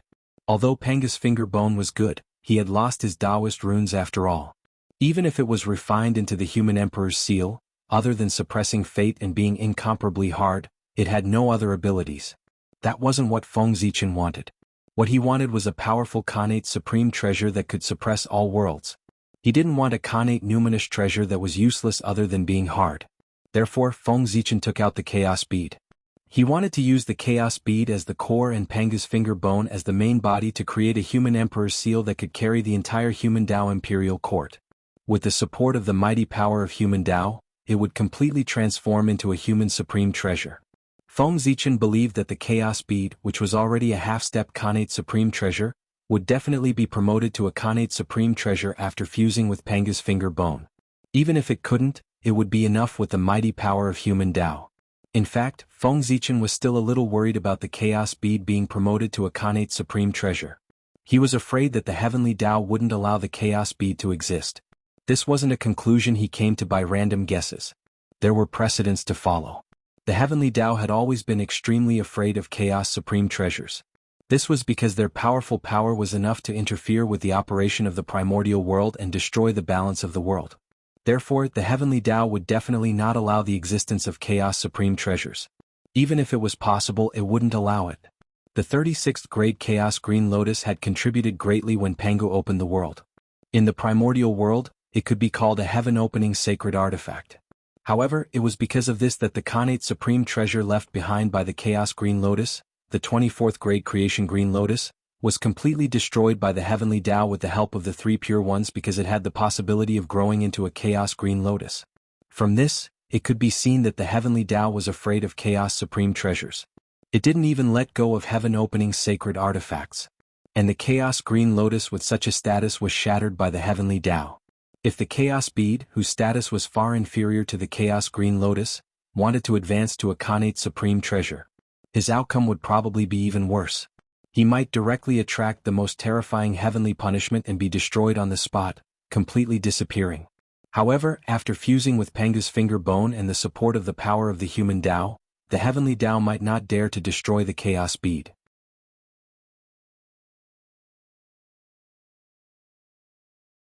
Between the heavenly Tao and the human Tao, Feng Zichen felt that the heavenly Tao should be stronger. However, Feng Zichen knew that the heavenly Tao would never attack the human Tao. The three paths of heaven, earth, and human were formed by Penga's essence, energy, and spirit. According to the principles of cultivation, among the three of essence, energy, and spirit, spirit was the highest, followed by qi, and essence was the lowest. Therefore, the heavenly Tao was the strongest, followed by the earth Tao and then the human Tao. However, the path of cultivation was to refine essence into qi, and refine qi into spirit. From this, it could be seen that essence gave birth to life and qi gave birth to spirit. Essence was the foundation of qi and spirit. In other words, although the human Tao was the weakest among the three paths, it was the foundation of the earth Tao and the heavenly Tao. Without the heavenly Tao, a new heavenly Tao might be born if the human Tao and the earth Tao worked together. However, without the human Tao, the earth Tao and the heavenly Tao would lose their foundation. They would probably lose the meaning of existence and completely disappear. The primordial world would also be destroyed. Therefore, Feng Zichen was sure that the heavenly Tao would not attack the human Tao. Perhaps in the end, the heavenly Tao could only pinch its nose and admit the existence of the Khanate cardinal treasure, the chaos bead. No, at that time it would no longer be the chaos bead, but the human emperor's seal. The human race will prosper. After shouting silently, Feng Zichen first placed the chaos bead into the purple liquid.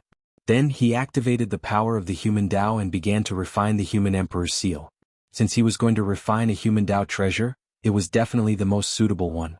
It would definitely be stronger and more perfect than the human emperor's seal that Feng Zichen had refined. After thinking for a while, Feng Zichen gritted his teeth and stripped the human emperor's Tao seat from his body and fused it into the human emperor's seal that was being refined. As the symbol of the human emperor, if it did not have the imperial purple qi, how could it suppress the four seas and control the universe? Not only that, after fusing the human emperor's Tao seat, the next person who held the human emperor's seal in the future would be able to reach the late stage of the sage-to-be and become the human emperor. This seal had completely become the symbol of the human emperor. The human emperor's seal was not an artifact of a person, but an artifact of a race. Only then could it become a true inheritance treasure.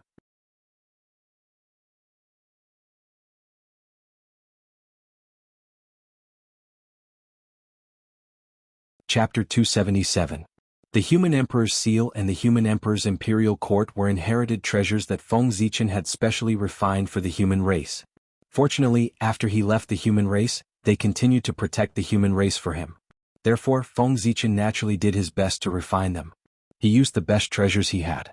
His path was in the boundless starry sky, in the center of the universe, in the wonderful primordial world, and not in this corner of the human race. He had to leave the human race in the end. After the massacre, Feng Zichen would leave the human race and return to the Ziwei star, waiting for the end of the shaman and demon tribulation. After that, he would return to the primordial world as the great emperor of Ziwei and create his own legend. Now, he would do his best to do whatever he could for the human race so that he would not have any regrets in the future. Khanate cardinal treasures were born from the creation of heaven and earth. They contained the truth of the universe and were true treasures of heaven and earth. In theory, Khanate cardinal treasures were the same as primordial chaos Daluo Jingxian. The amount of effort required to refine a Khanate supreme treasure was absolutely astonishing. Fortunately, Feng Zichen was only responsible for providing the materials for the human emperor's seal. The rest was refined by the human emperor himself. Otherwise, if Feng Zichen refined it himself, even if he had all the materials and exhausted all his effort, he would not be able to refine it. Just like that, another 10,000 years passed. The refinement of a Khanate cardinal treasure was too difficult. With sufficient preparation, even with the human emperor's ability, it took 10,000 years to refine it successfully. Is this a Khanate cardinal treasure? It's indeed extraordinary. At this moment, in front of Feng Zichen, the chaos bead in Penga's finger bone had long disappeared. Only a large purple seal was left. This was the human emperor's seal, a Khanate cardinal treasure. A Khanate cardinal treasure refined by the human emperor could represent the human emperor's will and carry the human emperor's seal.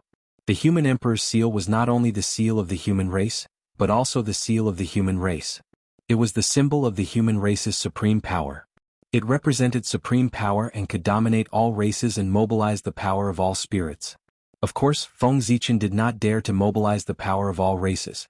Did he really think that the shamans and demons were gone? If he really mobilized the power of all races, the experts of the shamans and demons would sense it and kill Feng Zichen before he could do so. In the last battle, the shamans and demons had declared the human emperor's majesty. They did not fear of the saints. Therefore, Feng Zichen had no ability to resist the shamans and demons. Emperor's seal. Emperor's seal. Times had changed. Perhaps in the future, when the era of the liches had passed, the human emperor's seal would be able to unleash its full power. But now they couldn't. The light of the shamans and demons was too dazzling, overshadowing everything. Even saints couldn't compete with them, let alone Khanate cardinal treasures. Emperor, as shamans as God, as shaman his shaman was shamans. Just to wait. The races. Withdrawing his unnecessary thoughts, Feng Zichen looked at the emperor's seal. That was a Khanate cardinal treasure, the top Dharma treasure in the untainted land. It was his first time seeing it. The emperor's seal floated quietly in the air. There was no great Tao, no Dharma, and no strange phenomenon. Apart from the soft purple light that lingered around his body, which was showing his mysticism, he looked ordinary and could not even be compared to an ordinary acquired spirit treasure. However, this inconspicuous seal was a Khanate cardinal treasure that all living beings in the untainted land dreamed of. There were less than 10 of them in the entire untainted land. Return to nature. Only this sentence could explain the current state of the emperor's seal. Feng Zichen reached out and touched the emperor's seal. Boom. At this moment, the human emperor's seal erupted. It was like a resplendent galaxy. Incomparably dazzling light bloomed from its body. Galaxy after galaxy fell from his body, carrying countless stars. It was magnificent and exuded a terrifying aura. It swept through the vast void and even intimidated the heavens and shook the great thousand universe. For a time, countless people in the untainted land trembled and fell to the ground. They could not help but submit to it from their souls. They wanted to kowtow to it as if they were facing an emperor. The human path was all spirits. The human emperor was the emperor of all spirits. The emperor's seal was the symbol of the human emperor. It was what he relied on to control all spirits. Therefore, when the emperor's seal appeared, it was like the arrival of the human emperor. All spirits instantly sensed it and wanted to worship it to show their respect. Then the galaxy became brighter and brighter, emitting a monstrous pressure. The countless stars it carried also became bigger and bigger, revealing their true appearance. Those stars were not stars at all. They were clearly enormous figures. Because they were emitting a dazzling light, they looked like bright stars from afar. These figures were all spirits. They were the external manifestation of the human path. They contained endless power and wanted to destroy everything and return the world to its original point. They were like gods and demons that had descended. They were high and mighty as if they wanted to tear the earth apart. It was also like a vast world that had lost control and wanted to tear the entire universe apart. The aura of destruction soared. Even the great divines were shocked. This power was too terrifying. It was enough to shake one's heart and make one unable to resist. Even the world was trembling. A Khanate cardinal treasure was born. Moreover, it was a cardinal treasure that belonged to the human path. At this moment, a realization appeared in the hearts of many great divines, allowing them to know the reason for the matter. Khanate cardinal treasure. Where is it? Without any hesitation, the great divines moved. Powerful divine thoughts rose from their bodies and swept through the entire untainted land, trying to find the location of the human path cardinal treasure. Boom. Under their divine thoughts, the entire untainted land was shaking. The void creaked as if it could not bear the weight. Even the operation of the rules of heaven and earth was temporarily stagnant. The living beings of the untainted land were pressed to the ground, trembling uncontrollably. Their hearts were filled with extreme fear, thinking that the world was about to end. Unfortunately, these great divines were disappointed. They searched every corner that they could search, but they did not find any trace of the Khanate cardinal treasure. If it were not for the remnant aura of the Khanate cardinal treasure that was leaked when it was born, they would have thought that what they sensed just now was an illusion. Forget it. In the end, it's not fated with us. After a few sighs, the divine thoughts that were wandering in the void retreated one after another. The untainted land returned to peace. The shadow of death that covered the hearts of all living beings slowly dissipated. The Khanate cardinal treasure was flawless and contained a complete great Tao. It was the most perfect existence in the untainted land. Its essence was equivalent to the primordial chaos Daluo Jinxian. In other words, a Khanate cardinal treasure was equivalent to a primordial chaos Daluo Jinxian. You're tuning in to the Han Li's Wuxia Chronicles YouTube channel. We're so grateful for your support, and don't forget to subscribe to join us on this incredible journey through captivating stories.